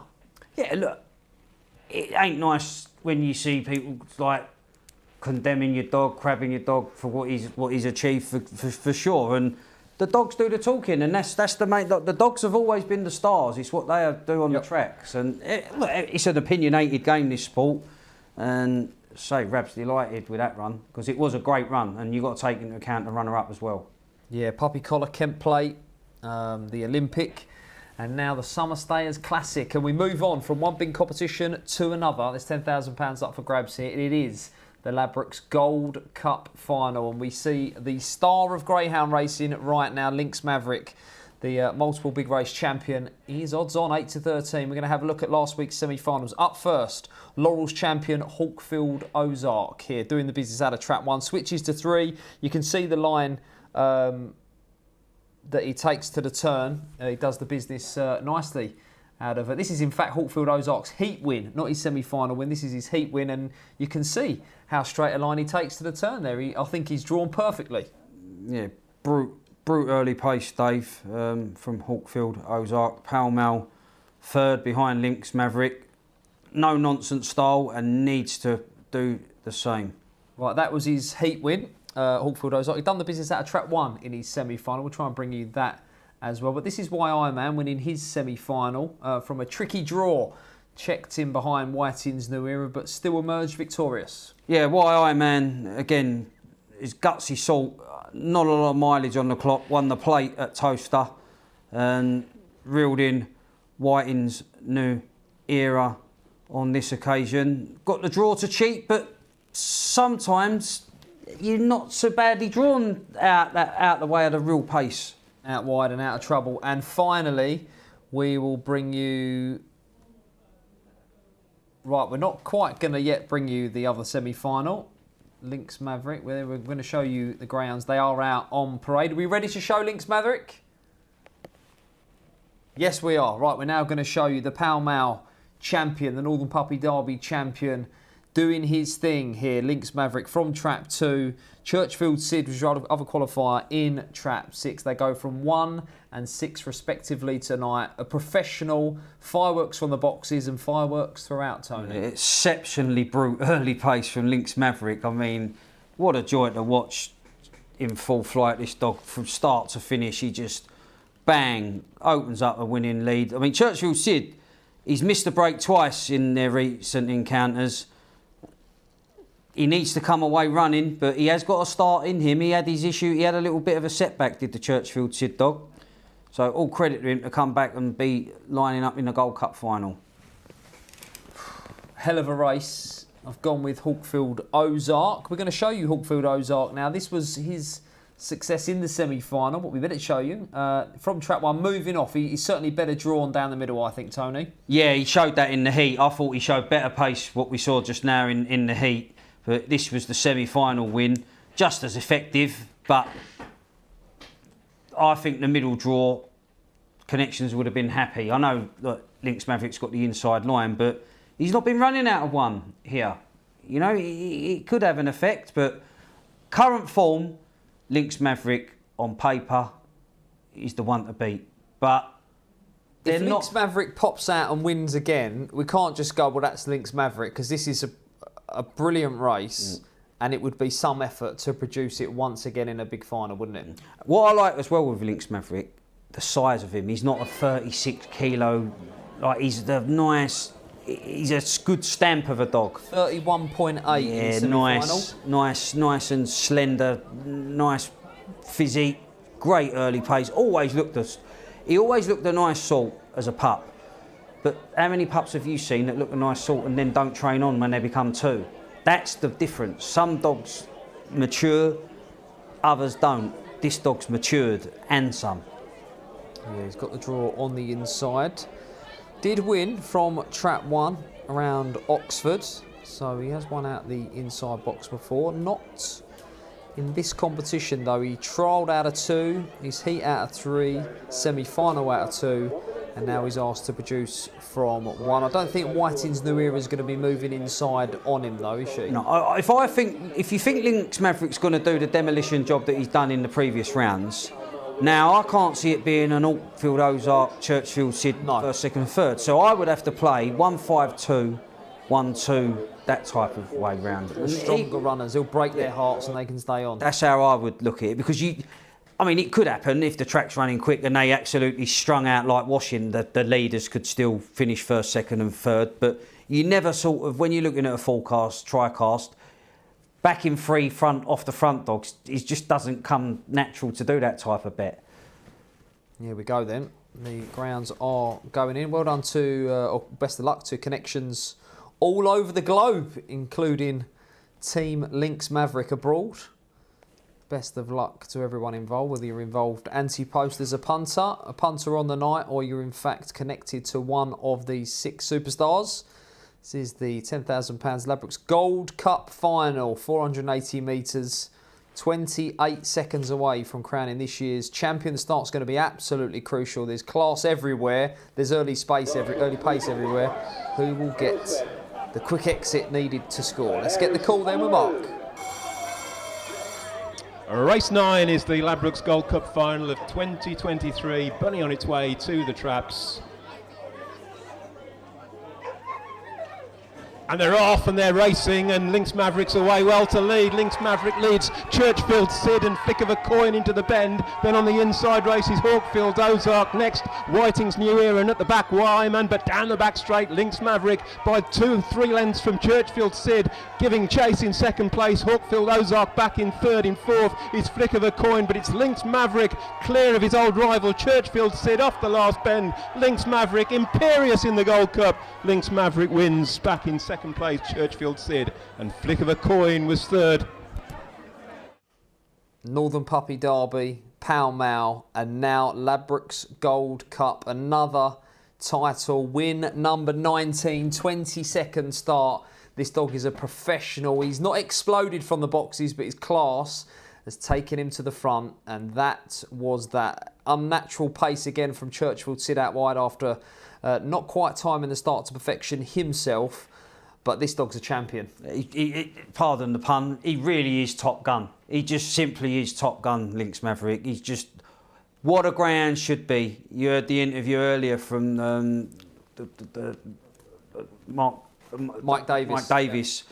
Everything the ground. The grounds are bred to get into full flight as quickly as they can as soon as them traps are open. And he's the perfect specimen of a ground, Lynx Maverick. And well done to everyone involved there. Lynx Maverick doing the business. 1, 6 and 4. Right, more now from Shelbourne Park. More from Rob. Right, we're looking to the second semi-final of the Greyhound Derby. And Shane Downing, a lot of people love your dog because of his name, but the last couple of weeks a lot of people are loving your dog because he's pretty special. Yeah, he's a very capable dog. He's a really likeable pup. He's very, very young. I think people might be forgetting that. You know, we might be asking a bit too much of him. But look, he's answering every call and we're delighted with him. He's in a good box. He's in the semi-final of death. But look, you're going to get that along the way if you're going to win a derby. But we're happy with the dog. Good week? Very good, yeah. Straightforward, not very little. And happy with the dog. All went to plan, thanks be to God. You mentioned obviously the tougher of the semis. You know, it is tough. But he's 5 from 5 in the red jacket. Yeah, I wouldn't read too much into that. Sometimes that's the calibre you might be taking on. He's stepping up now into the big boy stuff. He's into the championship tonight. So, look, he's well drawn, but I suppose well drawn and all as he is, he's going to have to exit the box as slick as he ever is, because that's a race worthy of a final. And he's going to have to get a nice pitch early on. And look, I really don't mind if the other Kobe is gone on him. I really don't, as long as he gets a slipstream in behind him and gets a clear run. That's the most important thing. If he gets a clear run, I think he will qualify, but it all depends how he comes out of them boxes, and as long as he navigates a little bit of trouble along the way. Yeah, you came up here with a small select team, maybe smaller than other years. 8 Derby finalists, I make it. To get a 9th, what would it mean? Well, look, it means everything to us, Rob. This is what we're in it for. I suppose the start of the year, you set out your stall. We've a big operation, and we need dogs to get into Derby finals. And luckily enough, we have been fortunate to get dogs into Derby finals. We've won one, and it would be fantastic to get another final. Look, everybody here is on the same boat. Everyone works hard, but it would mean a lot to us. That's what we set out every year, to have a Derby finalist.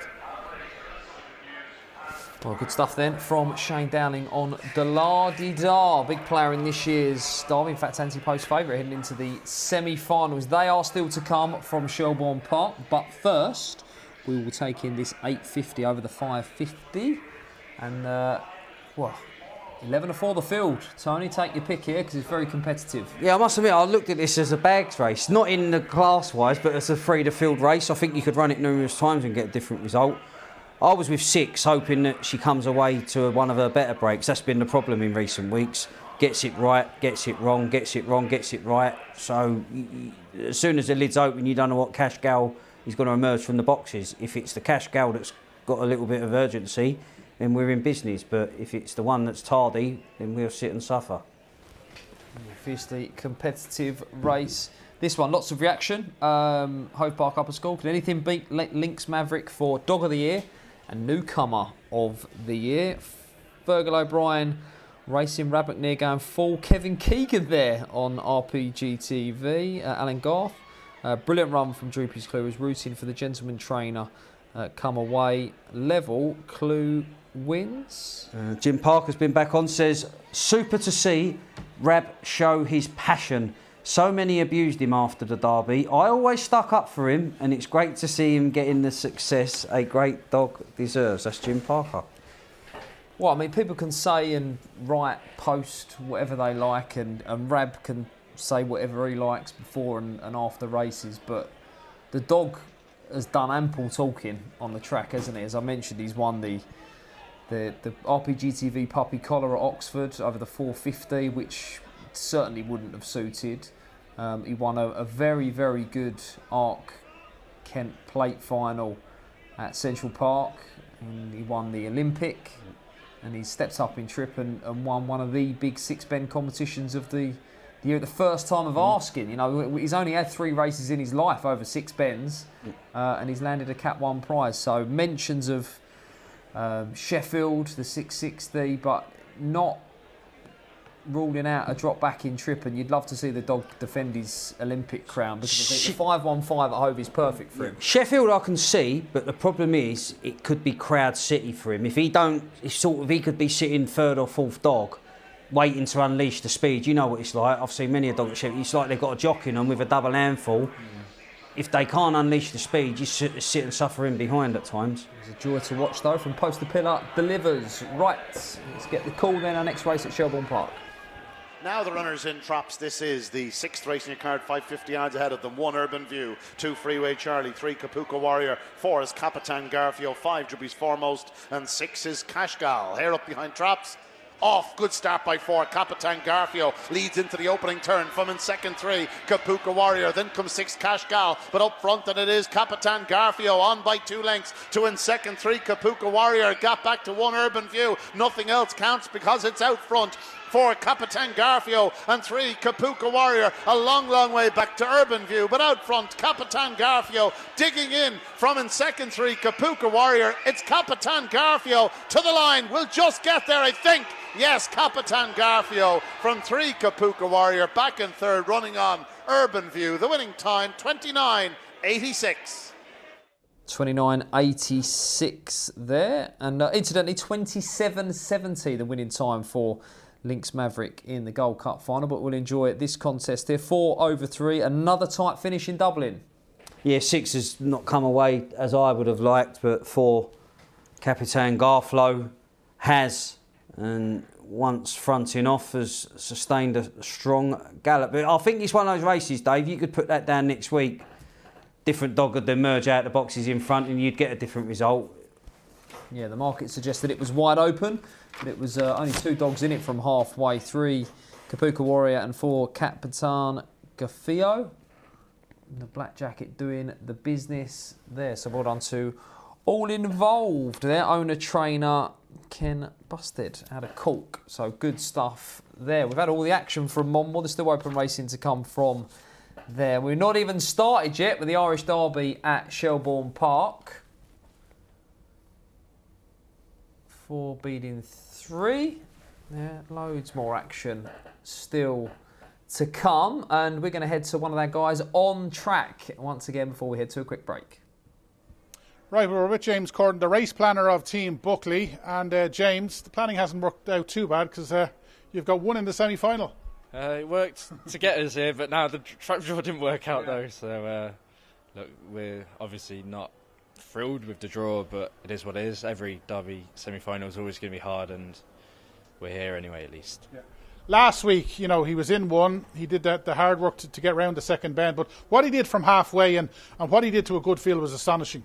Yeah, he ran really well. I mean, Bocca's Crystal is a great Brit, and she won the 600 here, so she stays every inch of the 550 here, and he went by her easy enough. So he's a great dog, stays on really strong, and he was really impressive anyway. Yeah. Obviously a very tough semi-final, but is the draw the biggest worry? It is, yeah. I mean, if anyone could pick a worse heat and a worse draw, then this was it. It's a right hot race, and track 4 is not ideal, but we're there and there's nothing we can do about it. Yeah, and I suppose you don't really know what you want him to do because he popped out last week and, you know, got his position. If he pops out tonight, it could be the worst thing that happens. Yeah, we're just going to let him run his race, and whatever happens, happens. Hopefully, coming off the second, he's in contention and can run himself into a spot, hopefully, anyway, at the very least. And we'll just be qualifying to get into the final would be amazing. Yeah, the big team obviously coming into the Derby, Ed, Dream, you know, a lot of really good dogs. It just shows you how hard that he can only have one semi-finalist when he had so many good chances. Yeah, I think Jennifer O'Donnell's the most with 2, so, and Michael, Graham, all of us with 1, so it is hard. We came in with a good team, Bobsleigh Dream and Ballinboola Ed, but Ben said he was one that he said to you at the very start, so look, he's come in here in great form and he's ready to rock anyway. Yeah. And you know, Pat, you know, Emma, you know, from yourselves, to get a Derby finalist, it'll be a 9th for Pat. It'll be just brilliant. Yeah, I've always classed getting to the final as winning, kind of, because you get your chance on the big stage and the Derby lunch and everything, so it'd be great to qualify. Yeah. Now, I don't know who's going to be at the lunch on Monday because Ballinboola Ed's running in the Select Stakes on Monday. How is he? He's in good form. Bobsleigh Dream runs on the night as well, right. So they're both in great form, really, really good form, especially Ed. So look, they'll go there, and we're hopeful. Yeah. And hopefully we'll see you back here next week. Be great. Thanks.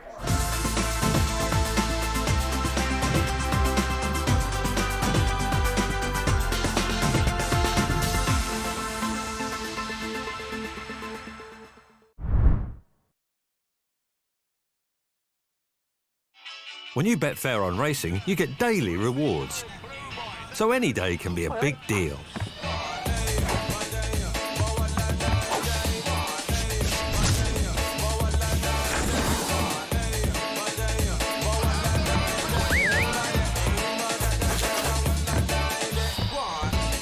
On the Betfair Sportsbook, get extra places on horse racing any day this week. Daily rewards with Betfair. At Bet365, we don't do ordinary. Every month we have over 20,000 boosts. Every day we power up the odds on hundreds of bets with Bet Boost. We give you the option to increase your winnings with our incredible winnings boost. And just when you think you can't get better odds, we unleash the Super Boost. Check out our boosts and find out why. It's never ordinary at Bet365. Want to build a bet you want? In seconds, you're on. Combine shots, corners, cards, and more. Plus, with our Bet Builder rackers, combine bet builders across games in football, basketball, and NFL. And place popular bet builders in just one tap. Get a Bet Builder boost every day. Unibet, you're on. Catch the best thoroughbred racing from South Africa alongside 15 live greyhound races at 11 o'clock every Tuesday, Thursday and Friday morning, live here on Sporty Stuff TV.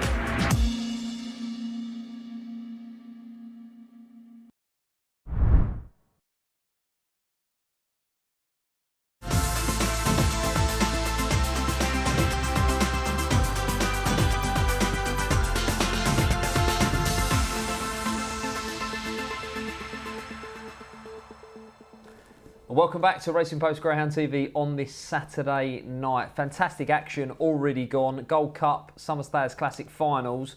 We've still got the Irish Derby semis to come and some brilliant action more still to come now from Monmore. The 902 betting is in. Stevie Knows, a ground who was knocked out of the Gold Cup. This is the Consolation. Out wide in Trap 6 and one you're quite sweet on, Tony. Yeah, I think this is a good opportunity. I think the race will be run to suit Stevie Knows. Barry Draper's dog, all-round pace, and we can watch him with an eye-catching run in defeat, Dave. Yeah, this was the first round of the Gold Cup. Hawkfield Ozark doing the business away and gone in Trap 3. But some effort from Stevie Knows to chase down Hawkfield Ozark. The winner's done 28-11 to beat only a neck. Was a hell of a run. Yeah, and this is the thing. If he can just look after himself round the first 2 bends, not get buffeted about, he's going to finish better than any of these. I mean, Infield Trojan for Tom Hilbron, he's yet to recapture his very best form, but I think will dominate the inside. Drive on Lad might struggle to find a way past Infield Trojan. Droopy's by miles, hard to catch right. He's capable of popping up at the price. Smoky Frank is yet to sort of improve since that opening his account in June off the card lameness. And March on Larry shows his best form when fronting off, which I didn't think he could. So Stevie knows. I thought anything evens or above was a play.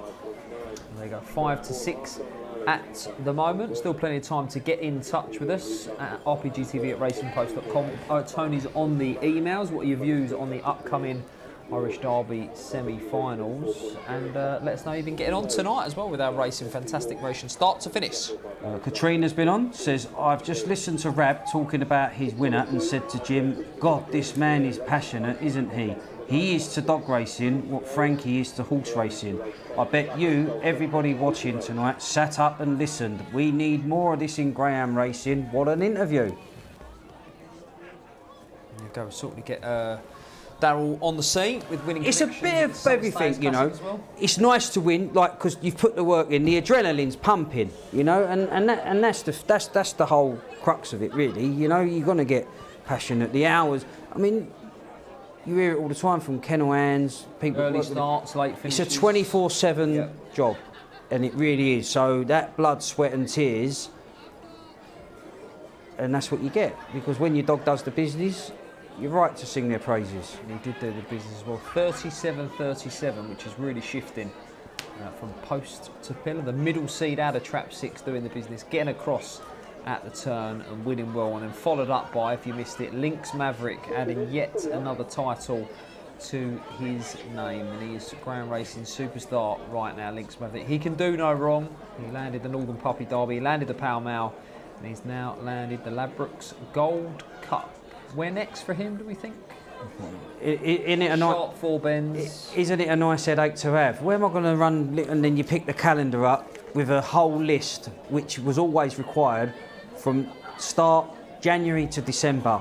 I can map out my dog's plans. No, we want to enjoy. It is always the, you know, you want to enjoy the moment, enjoy the night. But it's always nice, I think, as a punter and as an enthusiast, to think, well, I wonder where he's going to turn up next. Oh, and we did, pardon, sorry to be rude, we had that email that I read out about the breeders, Greyhounds. They were saying about, because they're muzzled, that people are more intimidated in having them as pets because it makes them look vicious. Greyhounds are the most laid-back pets in the land, and they adjust to home life quicker than any other animal. And I said it last night, I'd rather have a big... I think what Greyhounds' problems are, because they're big and leggy, and people think because they're athletic they need a lot of work.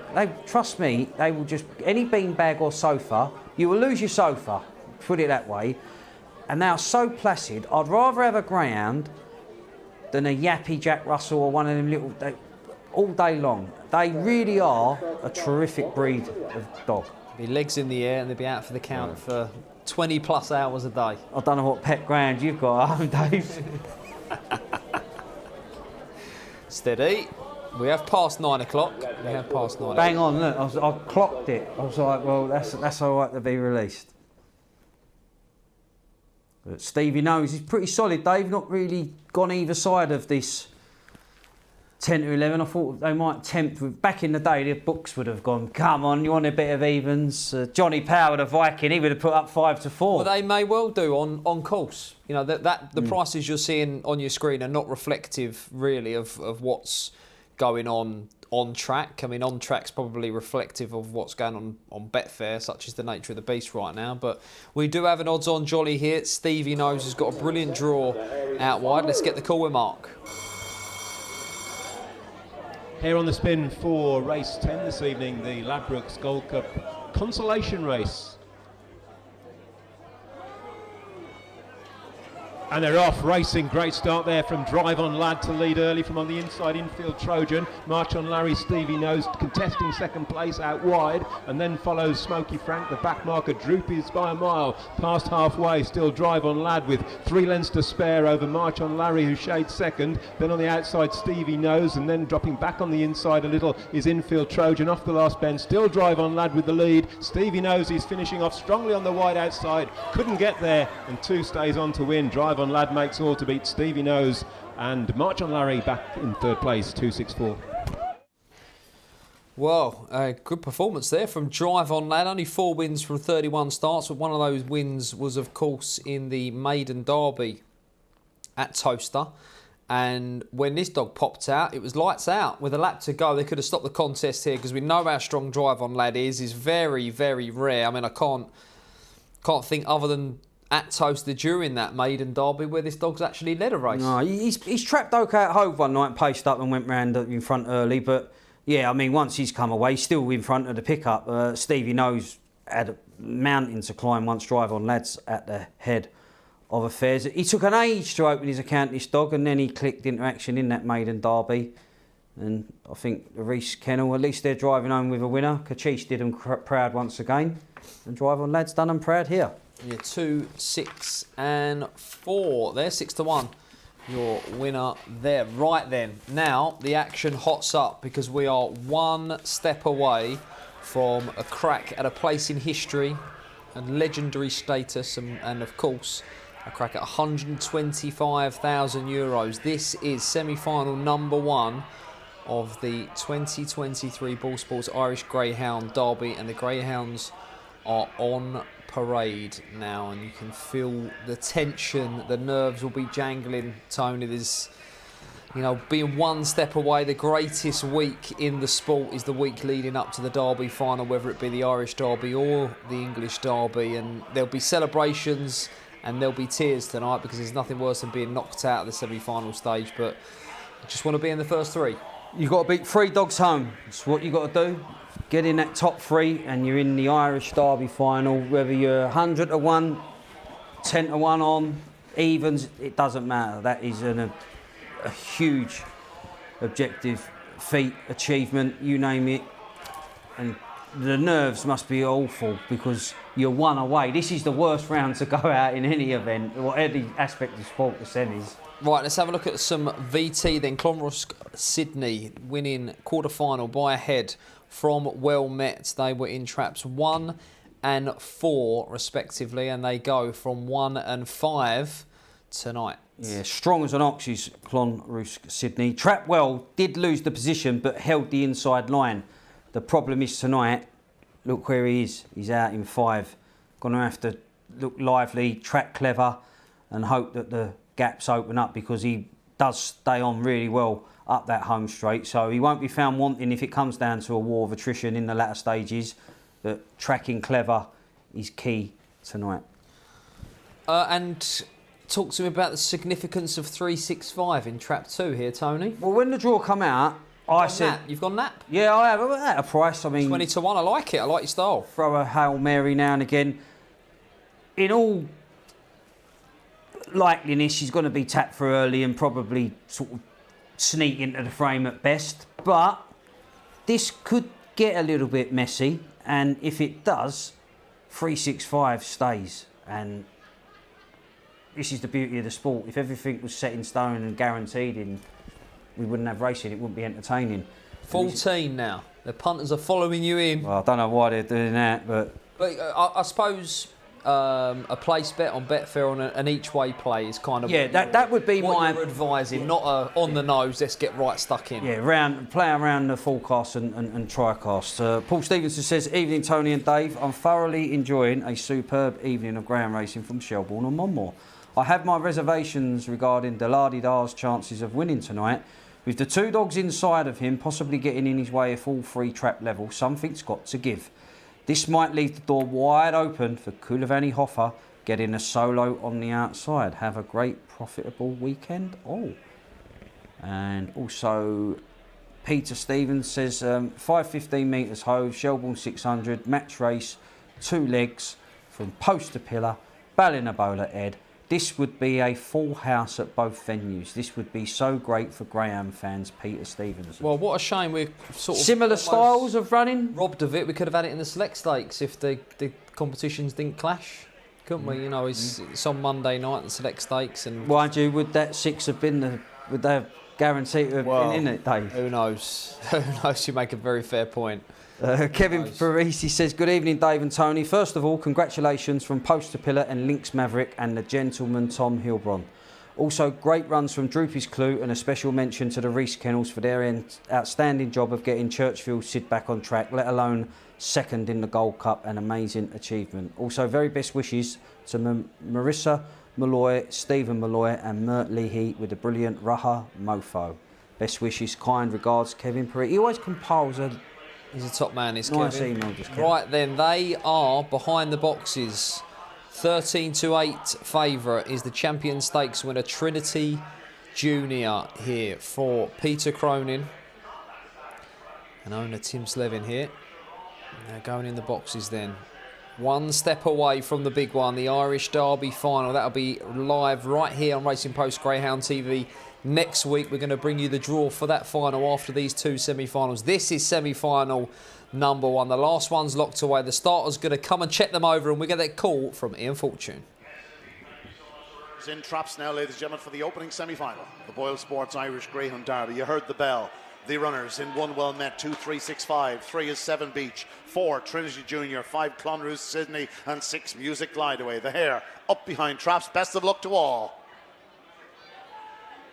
Racing, good start by 1 well met on the outside 6. Music Glide Away took an absolute flyer, and Music Glide Away will lead to the corner tonight. 1 well met in second, then comes 2, 3, 6, 5 and 3, 7 Beach, but up front and Music Glide Away, he leads by 3 lengths to 1 well met. 3, 6, 5 is in qualifying position in third, but up front and it's Music Glide Away for the Pension Plan Syndicate, and Pat Guilfoyle on his way to a Derby final. So too is well met and 3, 6, 5. But Music Glide Away flashed from traps. 29.32, a brilliant run and a great night to produce a career best run. What a start to this evening's proceedings. Wow, incredible performance there from the Stripes. Music Glide Away, gliding round the bends, glided clear. 29.32 the winning time. Away and gone, Tony. Yeah, called the tune from the start, did Music Glide Away. Look at 3, 4 and 5, and this is the heartbreak. You're in the Derby semi and instantly you're out with 3, 4 and 5. But I thought 3, 6, 5, I thought we're going to get a good run around money here, Dave. We know she stays and she's qualified. Connections would have took 3rd position all day long. Well Met has gone round in a prominent position on the inside. But Music Glide Away, very gutsy on the skin, makes the Derby final with Well Met and 3, 6, 5 also qualifying for next week's decider. Oh, there you go. You only got to go back to 2017. Good news doing the business for trainer Pat Guilfoyle, and the dream lives on for the Pension Plan Syndicate as well. They're out wide. A PB, no doubt, from Music Glide Away. Great performance there. 6-1-2. They're in the hat for next week's semi-final, in fact, and we'll bring you the draw a little bit later on. Right, we've got another semi-final to come. We've had the 2 big finals from Monmore, and Lynx Maverick was doing the business. We heard from trainer Tom Hilbron that he wasn't at Monmore, and it was a shame that we didn't get to hear from him. But we have got something from Turkey.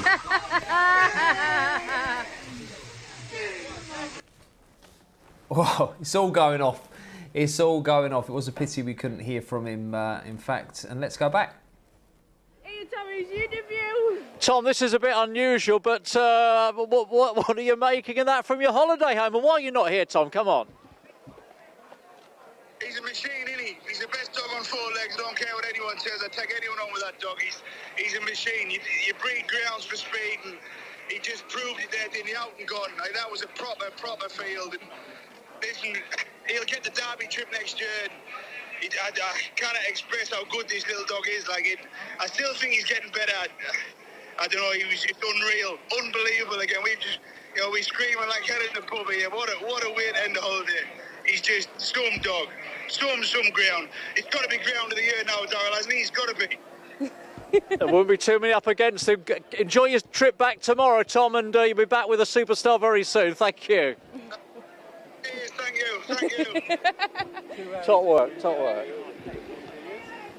Wow, from Turkey on holiday. The wonders of modern technology there via mobile phone. We hear from trainer Tom Hilbrun, and understandably delighted. The dog can do no wrong. He's a champion. That's the way forward. Go on holiday. Crystal clear. That was better than interviewing him right on the spot. I mean, that was... Listen, he is a phenomenal dog. You know, Tom must have thought very early he knew he had something special on his hands, and to keep doing what he's doing is just unbelievable. You keep thinking, he's got to miss the break soon, Yeah, professional, absolute professional. We've got a good race coming up at Monmore here as well, the 9:18. Fabulous Azura, British bred champion on the inside here, Fabulous Azura.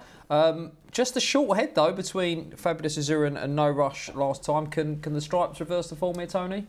Every chance of doing so, but Fabulous Azura's got such a brilliant CV. I think good makeup as well. You're going to be a short price as well. Right, let's get more from Darrell then. I just bumped into Michael Fieldson here. You've got to hang around a bit, Mike, because obviously the race 11 is your race coming up, but hopefully well worth the wait with Magical Camilla, who's doing really well for you. It's a hard race. That one dog's a spot dog, isn't it? You know what I mean? I know, Fabulous Azura takes some beating, but come on, you're here with a one runner, and she's in blinding form, isn't she? Yes, she's well. She'll do her best. We just have a go and that's it. Won the Angel of the North, that's not easy to do. No, but we got it. And you've not had a very long, have you? No, we had about 6 weeks, and then we tried it with a open race at Brough, the Angel of the North, and she won it.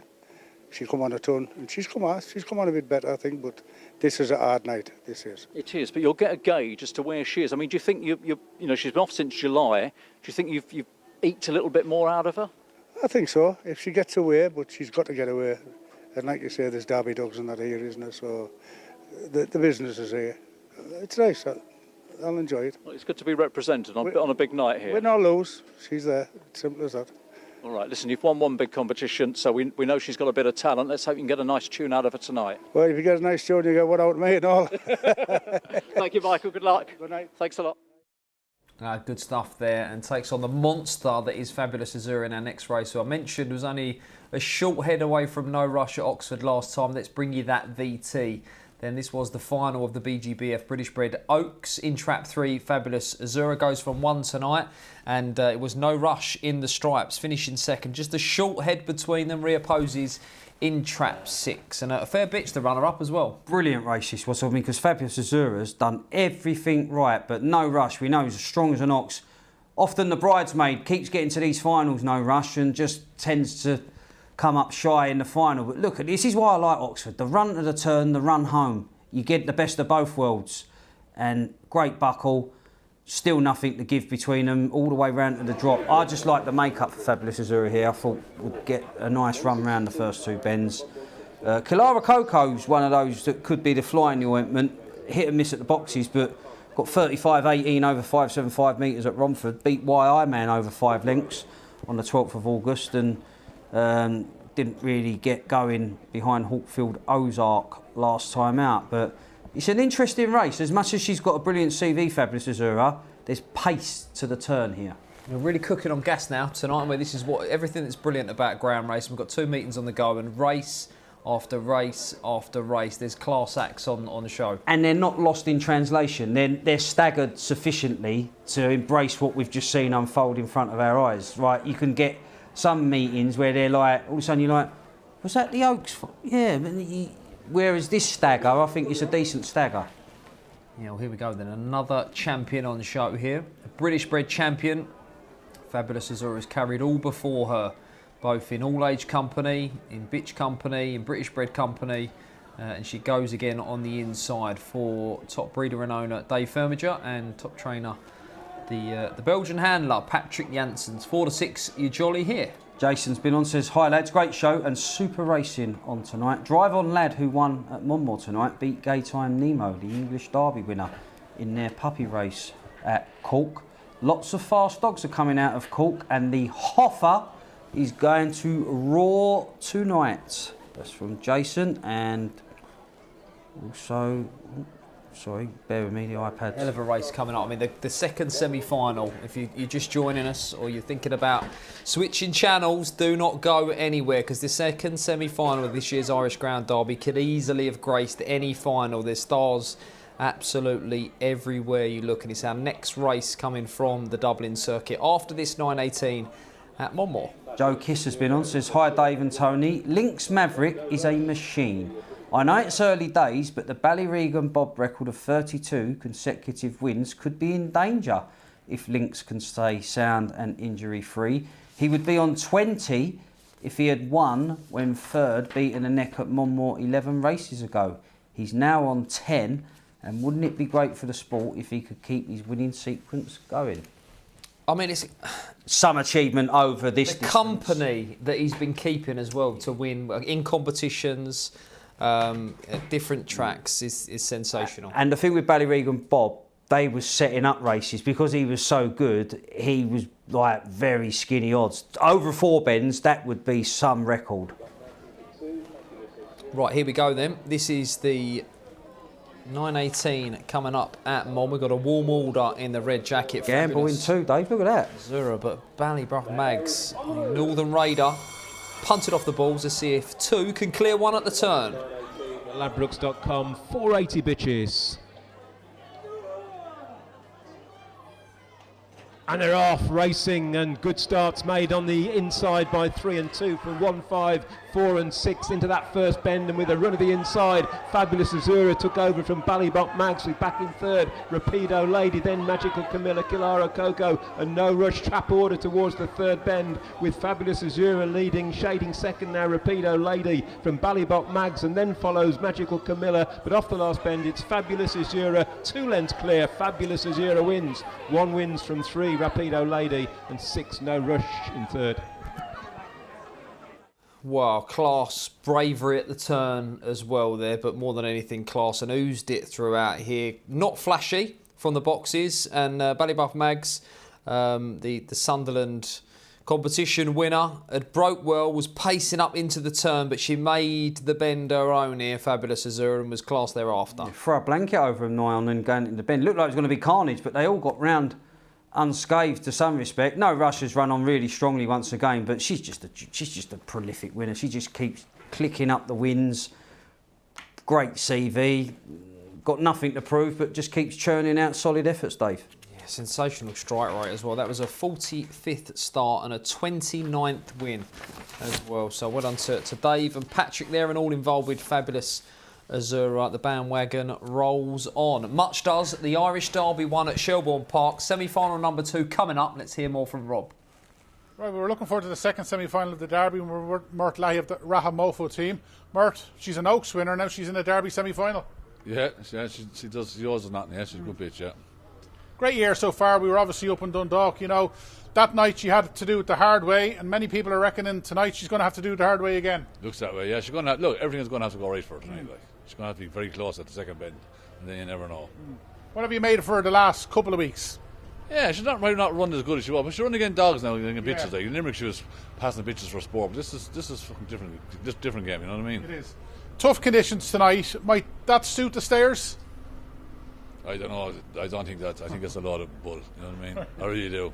I'd rather be out in front. Yeah, of course. Yeah. She's in good form? Great form. Looking forward to it. And obviously last year you managed to get a bitch to the final. It'd be great to experience Derby final week and everything that comes with it again. Yeah, hopefully. Yeah, yes. No, she's in good form. Like, you're a bit lucky, you never know. Yeah, you're in the last 12. Yeah. Let's hope you're in the last 6. Good few gone home, so we're still there. Yeah. Thanks very much. Thank you. Good man. Well, here we go then. 9:24 at Shelbourne Park.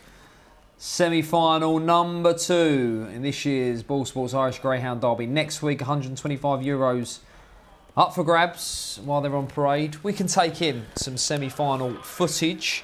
Then I was going to struggle to fit it in, I think. The La-di-da then from Trap 3 in fine style last week. And a ground who's propelled to the head of the betting as well, Tony, who we're going to have a look at. There's Ben's Teddy there in Trap 4 for the Buckley camp. Raha Mofo, bitch of the year, a real superstar as well over in Ireland. We just heard from trainer Mert Lahey. Kulavani Hoffa is 2s into 7-4 around the outside, the original anti-post favourite with Michael O'Donovan on parade. Right, I promised you some footage, and here we go then. Deladidar in 3, the other Kobe in 1. This was last time up, and a good bend running from Deladidar, lots of pace, 7 beach. And keep your eyes on Rahamofo as well, qualifying here in the orange jacket. Yeah, Deladidar, he's taken over the mantle as anti-post favourite following Kulavani Hoffa's early exploits in the Derby. Really hit top form, still lightly raced, still more to come, which is frightening to say. But yeah, Liam Dowling's charge looks poised for another gallant bid for glory, Dave. Yep, OK, right, let's move on then to a greyhound who really caught my eye. I thought was very impressive last time. The other Kobe, beating Trinity Junior, and 6, Kulavani Hoffa out wide. It has to be said, in my opinion, I thought the inside was the place to be, and Kulavani Hoffa probably run a little bit better than the form suggests here, but yeah, it's all up for grabs. And the other Kobe on the slide, 7-2 out of 5. Yeah, well, it's the draw, isn't it? They've got Deladidar on the immediate inside, and the other Kobe's a very fast dog when he gets it right, but he's going to have some beef on the run to the turn with Deladidar. Dear, oh dear. Well, we've lacked with the tally there, the pun tally. Right then, here we go. It's all to play for. Here, this is a hell of a race. They could have graced the final, as mentioned, but they are behind the boxes. Then, final thoughts, Tony? I think Hoffa gets back on the right path. I think he's been held up early in these last 2. I don't see anything able to stop him round the outside tonight. Certainly got the draw here. Right, Star's going to check them over. Let's get the call with Ian. Conor Byrne waves the flag. And that's it, the hair in motion for the second semi-final of the Boylesports Derby. 1, Deladidar, 2, the other Kobe, 3, Boccos Crystal, 4, Ben's Teddy, 5, Rahamofo, and 6 is Kulavani Hoffa. Hair up behind traps.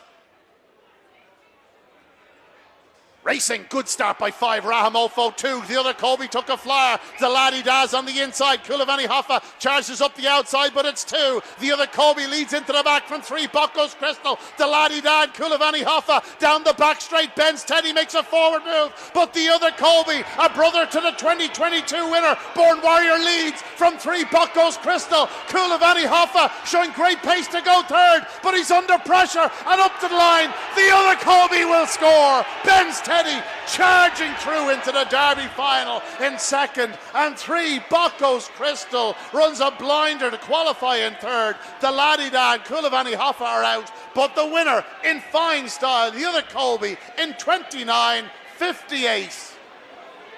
Wow, incredible performance. The other Kobe, Jennifer O'Donnell. That litter, April 20, Ballymac Best, Mount Taylor Queen, a certain Born Warrior from that one. Can his brother, the other Kobe, go back to back for Jennifer O'Donnell? He's popped out here despite the drift. Sensational again, Tony. What a start. I mean, needed to look sharp at the boxes, 1 and 3 with a pace either side, but the other Kobe, I mean, he absolutely run a smooth Rolls-Royce-esque first 2 bends, and that put him in pole position. 6 has done a lot of recovery running, but look who's on the case. Ben's Teddy, strong as an ox. You're not going to be coming from behind Ben's Teddy, and Ben's Teddy's going to be coming from behind you. Boccos Crystal, game as they come for Graham Holland, but look at Ben's Teddy surging up the home straight, and this is sport. You've got the 2 favourites not qualifying, Dave, in what a race would have graced the final itself. Well, yeah, certainly blows open this year's Irish Greyhound Derby. That was semi-final number 2. We had semi-final number 1 a little bit earlier. Let's get some reaction. Right, well, we're here at Pat Guilfoyle after a sensational semi-final win, Pat, from Music Lightweight. Brilliant. Thrill, absolutely. He was flawless, you know. He took a flyer from traps and led the whole way. Is exactly what you want, you know. So, young, progressive dog, very, very genuine and honest. So, yeah, sure, listen, we're thrilled to make it another Derby final. It's our 4th Derby final, so we won it before and ran it up before. So, it's nice to be back in there again, you know. Yeah, he broke well last week, but tonight seemed to be just so much better. Like the sectional 343, 1706 to the 3rd bend. What a time to be doing that. Absolutely, yeah. Just more the same next week now, you know. But, yeah, look, he ran fantastic. He was flawless, you know, so we're thrilled with him. Delighted to be there again, you know. Getting to a final, is a little bit of the pressure off? It is, to be honest. It is. We were thrilled just to make the final. We were thrilled just to make the final with him. Don't get me wrong. We'll do our very best to try and win it, but it's just thrilled to make the final. It's that's the worst part. The semis are always more nerve-wracking. So the final, you just hope the week goes well and enjoy the night. So yeah, delighted for his owner Bob Shannon. He's a great supporter of ours. Had a great dog for him a few years ago called Music to Our Ears. Won the Gold Cup here. Great guy. Never hear from him. He just leads me to it. The only time I see him is when we're at the track. He's ideal. He's brilliant. So delighted for him. Yeah, they're the owners you want. Yeah. 7 years on from winning the Derby. Is this lad good enough to win it? Most definitely, yeah. He's a young progressive dog, 29-32 tonight. That could go very close to winning you a Derby final if you had a bit of luck.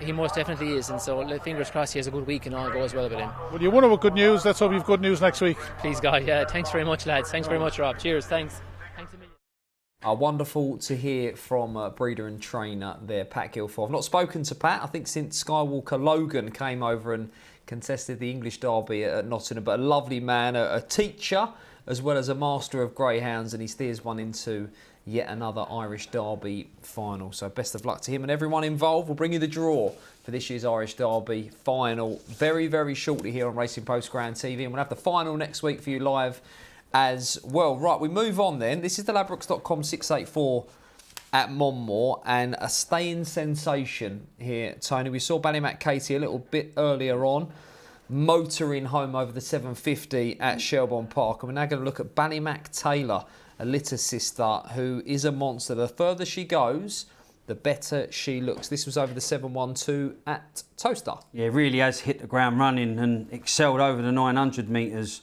at Monmore last time out. Won by a facile 11.5 lengths. As you say, the further they go, the better she looks. But dropping back in distance, she's still well equipped to cope with that. I mean, like Freeze jinked off here, and that give her a bit more of a chance to negotiate her way through the field. But she don't really, this is it, look at the gear change. The turbo really starts to kick in and absolutely scythes her way past. Only wins by a length, but it's the way she's done it. Look, she's clambered over the back when challenging, just full of running, exciting prospect indeed. Yeah, I can't really see Ballymac Taylor getting beat here myself. I'm a big fan of Ballymac Archer though. The dog doesn't trap, but he's got some gears, and I just think as an alternative against Ted's Dexter, I'm going to put up 2 to beat 5 as a forecast. I think he'll relish the return to the 684 metres Ballymac Archer. He beat Kuna Crow in July over this distance. I thought Ted's Dexter, I know Ray Bourne connected with Ted's Dexter, absolutely devastated that he didn't make the final. Very unlucky not to qualify. Did he do a lot of running, and from post to pillar was the winner of that semi as well. So yeah, I thought 2. If you're back in 2, you want 1 to get going early. So you don't want 1 and 2 sort of being locked together. That shouldn't be the case. I think 1 will be out the way from 2. Romeo Blade looks pitched in the deep end. Beat his Diva, another local that might just be aiming her sights a little bit high at this level. But I think 2 can continue that bright start on the staying scene though. Okay, good stuff. Right. Lots of comments coming in on YouTube. Deborah says Rab McNair's too loud. God, I'm not sure you'd be alone in thinking that either, Deborah. But he's certainly got his hands on some good greyhounds at the moment. Deborah might have had her volume up too high. Possibly. And Jim Smith says good night for the bookies. What do you think, Tony? Yeah, without a doubt. Yeah, I mean, when you've got class racing, like, although you're getting big prices about some of the dogs, when you look at some of the dogs, what they have achieved, such is the quality of the racing, it's better to be a bookmaker sometimes because you've got so many outs. Like a lot of races, you can go, well, that can't win because, like, I'm talking your bread and butter racing, you're like, well, that's been checking off. But these type of nights, if you're gonna be brave, you can get the lot. Get the lot indeed. Do still get in touch with us. We're drawing to the end of the programme. 10 p.m. we will be off, but still time to fire in an email. Of course, we'll be bringing you the trap draw for this year's Boylesports Irish Greyhound Derby final. That is to come. Stay right here. The competition's been, I think, blown wide open, really. How's it worked out with the seeding side of things, anyway? I'm not sure, to be honest. Thanks for that, asking that question. Knowing that I've not got that written down, I mean, I can tell you that we've had a, what do we have there? Railer. And 6-1-2. Music Glide Away is going to be the only seeded dog. So that'll be in trap 6? Yeah, he'll be in 6 and the other 5 will be inside runners. I just thought a captain that steers the ship, Dave, would be well ahead of the game. Question I've produced. Watch out for that iceberg. Don't worry about that. You'll be first one overboard, I know that much. Right, 9:32 at Monmore. Extended distance here. We're over the 6 bends, much like the Summer Stayers Classic final, but longer run to the turn here, 54 metres longer. Traps are back. 4-7 then, this Ballymac Taylor, this staying sensation. The further she goes, the better she looks. Might get tapped for a little bit of speed early on here, but a class act nonetheless. Money for Ted Dexter around the outside. Starless happy. Let's get the call. Race 12, the 9:32. Penultimate race on the card this evening. The Ladbrokes.com 684. And racing, good start on the inside from Ballynaughty Fire to lead them into the first bend from Romeo Blade. Then on the outside, Ted Dexter. And next is Ballymac Archer from Beatty's Diva. And Ballymac Taylor's the back marker. And a good 8 lengths behind the pace setter, Ballynaughty Fire, with a circuit to go. It's Ballynaughty Fire into the third bend, leading by the best part of 4 lengths from the improving Ballymac Archer going into second place. Then on the outside, Ted Dexter, followed by Beatty's Diva, Romeo Blade. And now trying to make some ground from the back is Ballymac Taylor, but still about 8 lengths to find on the leaders. Ballynaughty Fire off the final bend from Ballymac Archer in second, then Ted Dexter, and Ballymac Taylor is flying as they race towards the line, towards the finish. Ballymac Taylor from out of the clouds has got up to win it, gets the better of Ballymac Archer, Ted Dexter, and then the weakening was Ballynaughty Fire. Well, catch your breath. What a performance. I mean, 4-7. Left it late. This was an incredible performance, this, Tony. I mean, Space Jet Mark II? That was incredible. Absolutely incredible. Did you see her to the drop, how quick she was going? Unbelievable. As I say, the further she goes, the better she looks. I mean, at this point of a lap to go, I thought, well, Ballymac Archer's got a bit of daylight here, and the dog's got a huge middle. You know he's going to be hunting up the leader. It was on the inside here, Ballynaughty Fire for Cornelius Condon. Still ain't passed the rival, Dave. Still hasn't passed the rival, Dave. Incredible. You know, covered probably the best part of 500 metres in last. It's and then taken to going into the 5th bend to pass 2 dogs and still got 6 or 7 lengths to make up. But it was what she done after the line. I know it's all right. It's deceptive because the others might be flagging, but that is incredible. It's a joy to watch. You know, there's something special about greyhounds coming from off the pace, weaving their way through, scything through the pack, or whatever you want to call it.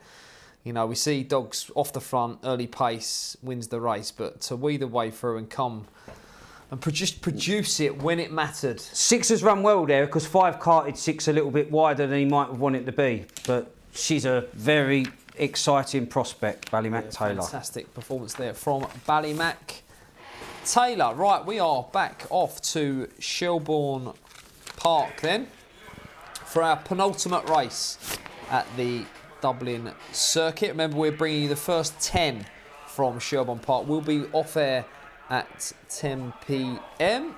and here we are. Right, we're going to look at one as well here. Neon Lights taking on and beating Anna Bailey. They're in traps 2 and 6 respectively. 19th of August here.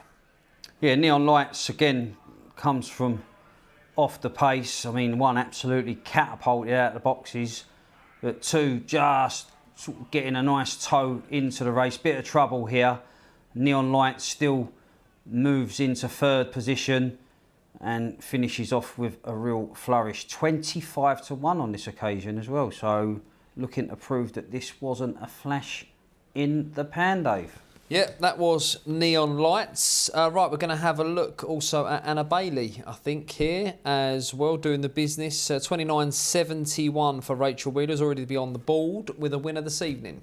Yeah, used to being fluctuating between traps 6 and 5, does Anna Bailey. Returns to trap 5 on this occasion. But again, look, had to ride luck, but was brave at the turn. 34.5 kilos is Anna Bailey, and a decent salt when turning in the front rank, Dave.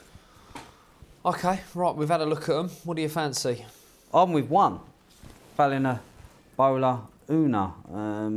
I thought could get a decent run into the race. It can show a little bit more pizzazz at the start, this daughter of Burgess Bucks. And Pat Buckley's bitch will be a handful because stays the trip as well as any. OK, so the top then for Tony. We all out of emails? Everyone's at the moment, huffed and puffed. Yep. Still letting the dust settle. I think the dogs have done the talking tonight. Sometimes you can just sit back and go, open your mouth. Isn't it? Oh, brilliant. Yeah. Gobsmacked. Lynx Maverick. Sensational once again. From Posted Pillar, sensational once again. Right then, this is semi-final number 1, the Michael Fortune Memorial Derby Plate. Let's get the call from Shelbourne Park. 2 is Ballymacpeat, and 3 Neon Lights, 4 Papa Dioro, 5 Anna Bailey, and 6 Sonia Ingrande. Here coming up behind traps. 1 or 2 of them bouncing through, didn't bounce. That came out like a rocket. Ballymacpeat leads into the opening turn from in second. 1 Balnabula Una, then comes 4 and 3rd Papa Dioro, but out front it's 2 Ballymacpeat. Balnabula Una trying to hold her pitch in second. She's a massive danger, you know. It's 2 Ballymacpeat, but here comes Una on the outside, and Una strikes the front. This lady wants further. She's gone on by 3. She'll go on by 4 and 5, you'd imagine. Balnabula Una, a real powerhouse, striding onto the line, wins in fine style. 1, 2, 3 is how they finished. Ballymacpeat and Neon Light 2nd and 3rd, but Balnabula Una a winner in 29.61. She's a rapid improver, this lady, for Pat Buckley, Grania Murphy and Avian O'Leary, and that means she won't be in the Puppy Derby because she'll be in the final of the Michael Fortune Memorial Derby Plate. Yeah, good selection from yourself there, Tony. 29.61, real game winner. Yeah, I said she can show a little bit more pizzazz at the boxes, and that's indeed what she's done. There's been a few sort of anticipating the start here tonight. Yeah, I thought the hair was a bit long in a couple of the races. There's a few that seemed a little bit unnatural to the eye of the starts, but look, once one's turned in, that Ian Fortune certainly knew that the writing was on the wall, because he said we'll extend to 4 or 5 lengths up the home straight, and that's what she's done. She's really kicked into gear going. She didn't make the error. She could have easily run up the back of the leader there, but she picked her moment really well, intelligent, and now she's on her own. Length and a bit clear, 2 lengths clear, 2 and a bit, 3 lengths clear. Rest is history. Yeah, good performance. I mean, I don't see Shelbourne Park on RPGTV every week, but the hair looks so long. I think the hair was at the second bend. The dogs were entering the first bend, but good performance from the inside runner, Ballinabola Una there, doing the business, beating 2 and 3. Inside boxes dominating. Still got a couple more races to come. Don't go anywhere.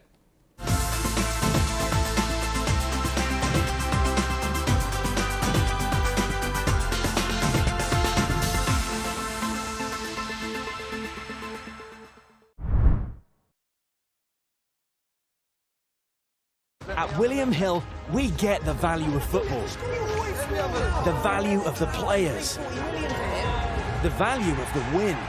It's nothing can happen, you need more goals. The value of your bet.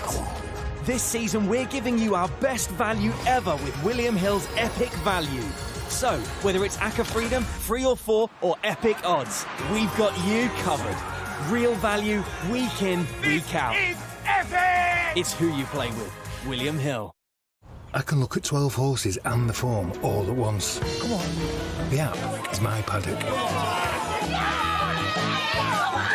Once the race starts, we don't bother with cheers in our house. When the race is on, I try to remain calm.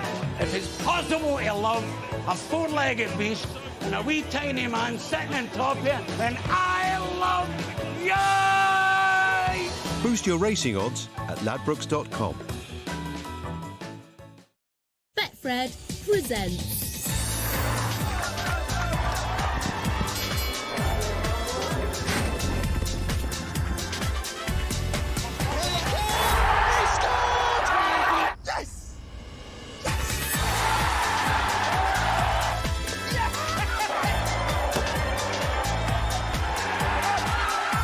Check out our exclusive offers every day. Play in-store and online with Betfred.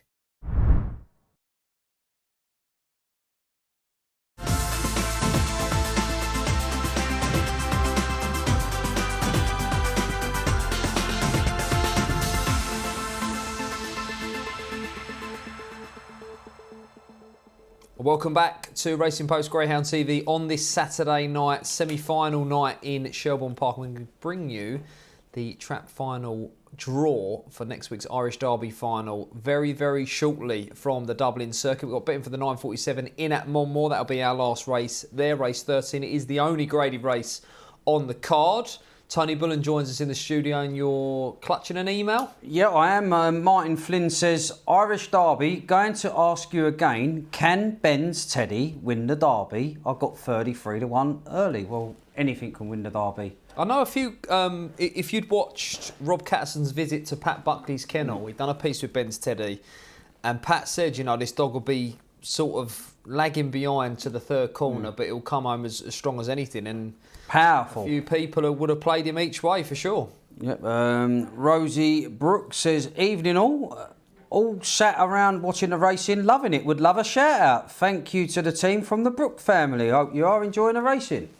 Good stuff. Lovely stuff. Right, we're going 9:47 Monmore. You've gone lay here. Tony, talk me through it. Yeah, well, it's the only graded race at Monmore. So you couldn't lay one of your own selections? So, China Guy, who I would be against anyway, in fairness. I'd take a chance with Church Street Lucky, who's having the 100th start. Always like to see a dog given a chance on the 100th start. Church Street Lucky to finish best. OK, right. Let's go to Shelbourne Park then for the final draw.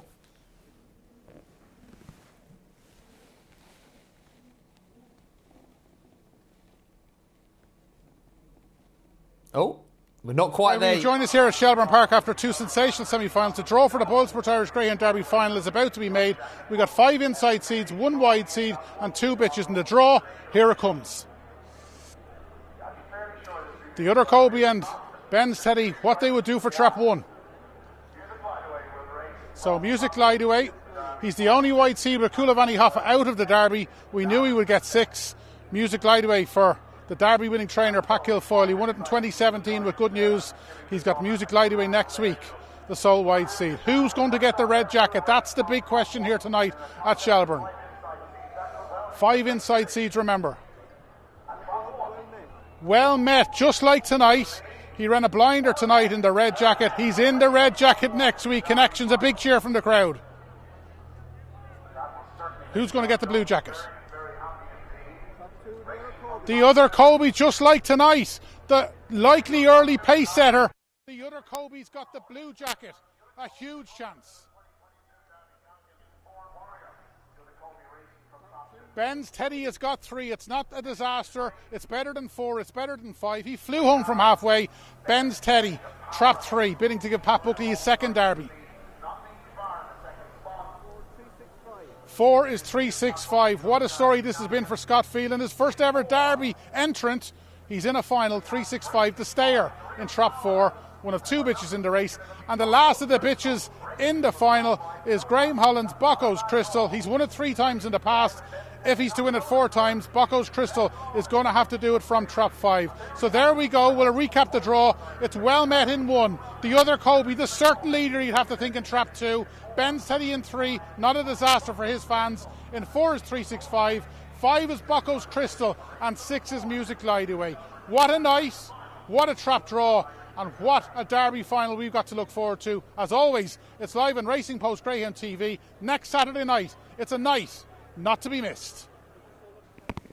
Well, there you go. I told you that we'd bring you the trap draw for the final. We got there eventually, and there it is. Some sterling work once again from our man on the scene, Rob Catterson. We knew 6 was going to be the glide away dog, and the other Kobe dons the blue of 2 again. Yeah, very wide open. Fine. We've got this 8-10 to solve, Dave. I know you like a 4-ball. You with 4-ball, Daisy?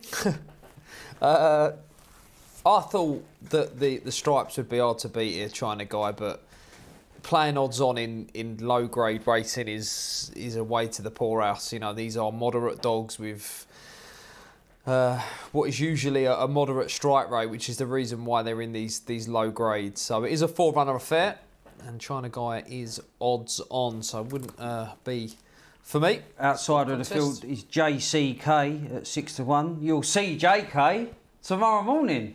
Very good. I see what you've done there. We've got to remember we are live all day, every Sunday from 10:30 a.m. and tomorrow is no different, and we'll be live all day on Bank Holiday Monday as well, 10:30 a.m. all the way through. For the last time tonight, let's get the call with Mark Slater. It's 13, the 9:47, 8:10, 480 metres the journey. Pair arriving at the boxes. And they're off racing. A bit slow to go was 3. It's 5 who leads. Church Street Lucky. Church Street Lucky from China Guy, and then JCK and 4 Ball Daisy. Not a clear run at the back of the field. Heading down the far side, Church Street Lucky has the lead. A couple of lengths to the good. JCK's gone second. Back in third, China Guy. And in fourth is 4 Ball Daisy. Heading to the final bend, Church Street Lucky. Still just over a length clear from JCK. And then China Guy in third. They race towards the line. Church Street Lucky will take the finale and goes on to win. It's pretty close in the end for second, with JCK pressed by China Guy for second place. Well, Church Street Lucky there. 100th start for trainer Richie Taberner, who's been amongst the winners tonight and never really in doubt there. You would have thought that the Orange Jacket was the odds-on jolly, the manner in which this son of Skywalker Puma's done the business. Do you know what's funny about that? And I don't know if it is true. It's the 100th race for Church Street Lucky. I can't remember any of the 99 races where Quick Away Always Led would appear on the card. So that might have been saved it for the 100th to do that, Dave. Well, there you go. Good night for connections there. Aaron Dunn and Richie Taberner, never really in any doubt there. Fuller running, doing the business. In our last race at Monmore tonight, I've enjoyed the racing there. It's been absolutely fantastic. We had the Gold Cup won by Lynx Maverick, the Summer Stayers Classic won by From Post to Pillar, and brilliant racing throughout. One of the stars of the staying scene on show as well, Ballymac Taylor, thrilling us as well. So fantastic from everyone at the Wolverhampton circuit. We thank them for their efforts. Tonight we've just got one more race to bring you, which is going to be the second semi-final of the Michael Fortune Memorial Derby Plate semi-final. Final next week as well, with the chief support on the Derby final card. Remember, that will be live here on Racing Post Greyhound TV next week. Right, we'll bring you some, let's give you some video footage, shall we? The Bold Freddy, back to something like his old self now, Tony, now in the hands of Paul Hennessy, and Paul's certainly getting a tune out of him. Yeah, he's had a bit of a stop-start career when he came over here, but he's always been a fast dog, and the Bold Freddy found his trapping boots on this occasion and didn't relent at any stage. 10-1 was the odds, 29.76 was the time. Can he repeat it? That's the main thing, because consistency hasn't been one of his strong points of late, and I just thought that Optic Chico was going to send favourite backers home happy on, well, it's not the finale, obviously, it's for us. Yep, only the first 10 from Shelbourne Park. We're also going to have a look at Blast Off Mac doing the business here for Philip Buckley, owner and trainer in the black jacket, and dons the black jacket once again tonight. Yeah, again, got a nice run around the first 2 bends, moved into a second place at this point, and picked the right moment. He's challenging at the third. This where you make or break. You either check up or you get past. On this occasion, Blast Off Mac got past, and then it was a case of repelling other challengers and a little bit of buffet in there. And Fives laid it down late, but just managed to hold on, did Blast Off. Right, talk to me then. Who are we going with? I think 6, Optic Chico. I thought will turn prominent and really turn the screw down the back straight. So Optic Chico. Chico time, Dave. Chico time. Good stuff there. Tweet here from Levers Racing. What a first litter from Beech Grove Bell. Produced multiple Cat 1 finalists in the UK. Chippy Brady, Liquid Lunch, Beach Babe, and Ben's Teddy through to the final of the Irish Derby. Wow, wow, wow. Well done to everyone involved there. Fantastic. I can see the sponsors have gone 2-1 favourites. The other Kobe, yeah, makes the Surrey Kinsella on Twitter there. So the market's up, the battle lines have drawn. The biggest week in the sport of greyhound racing, that side of the Irish Sea. This is semi-final number 2 of the Derby Plate. Final will be the chief support next week. And it's all set fair. So I think I don't know when they have the Irish Derby final lunch, but I'm sure we'll bring you some content from there Monday. Same as here in the UK. I'm sure Rob will be on the scene as well, talking to all the runners and riders as well. So we look forward to that. A couple of emails. Les Hurry, MBE says, I thought Ballymac Taylor was running a bit of a short distance, but what a run. This bitch is going to be a superstar over 700 metres plus. Let's get a race on versus Space Jet. And Dean Gibbons says, evening, watching the racing tonight, the boxes at Shelbourne seems to be much more robust, and it seems some dogs can really ping out. Are they different from the traps in the UK, which invariably seem like that they are made by a Blue Peter badge winner? Regards from Dean Gibbons. We've been foiled. Right, our lucky last at Shelbourne Park, the 9.52 then. This is semi-final number 2 of the Derby plate. Let's get the call with Ian. Peepers Lariat, 2 to Bowl Freddy, 3 Pied Piper, 4 Blast Off Mac, 5 Press and Lock, and 6 Optic Chico. The second semi-final of the Michael Fortune Memorial Derby played here up behind traps.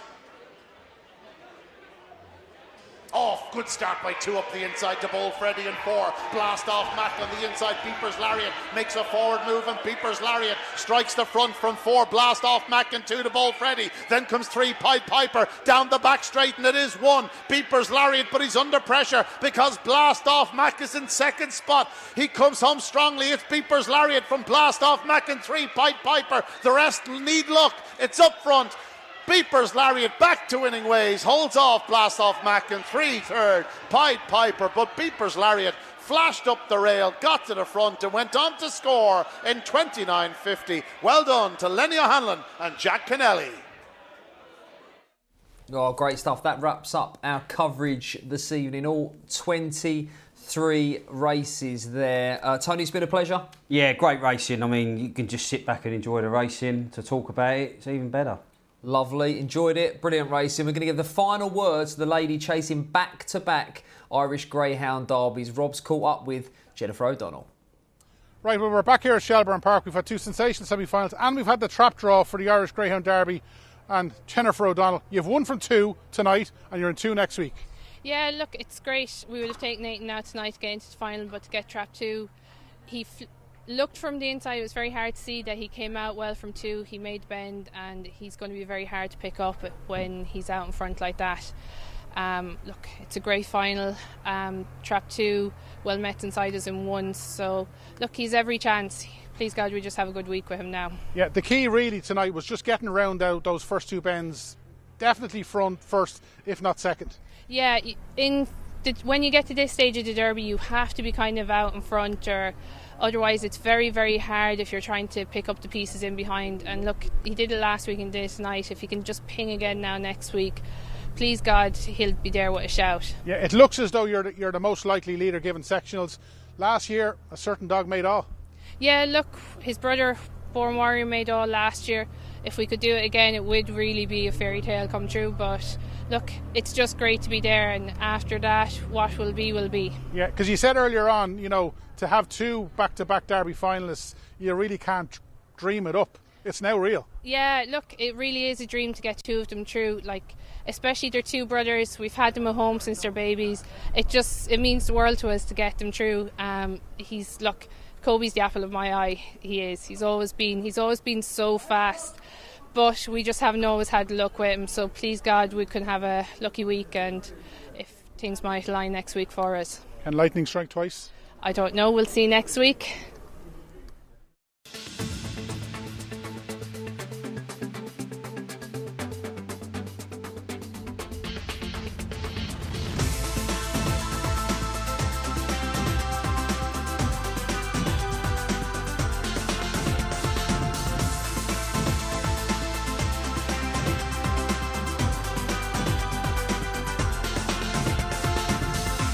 Racing Post Greyhound Television, brought to you in association with Bet365.com, Betfair, Betfred, Coral, Ladbrokes, Paddy Power, Unibet, and William Hill.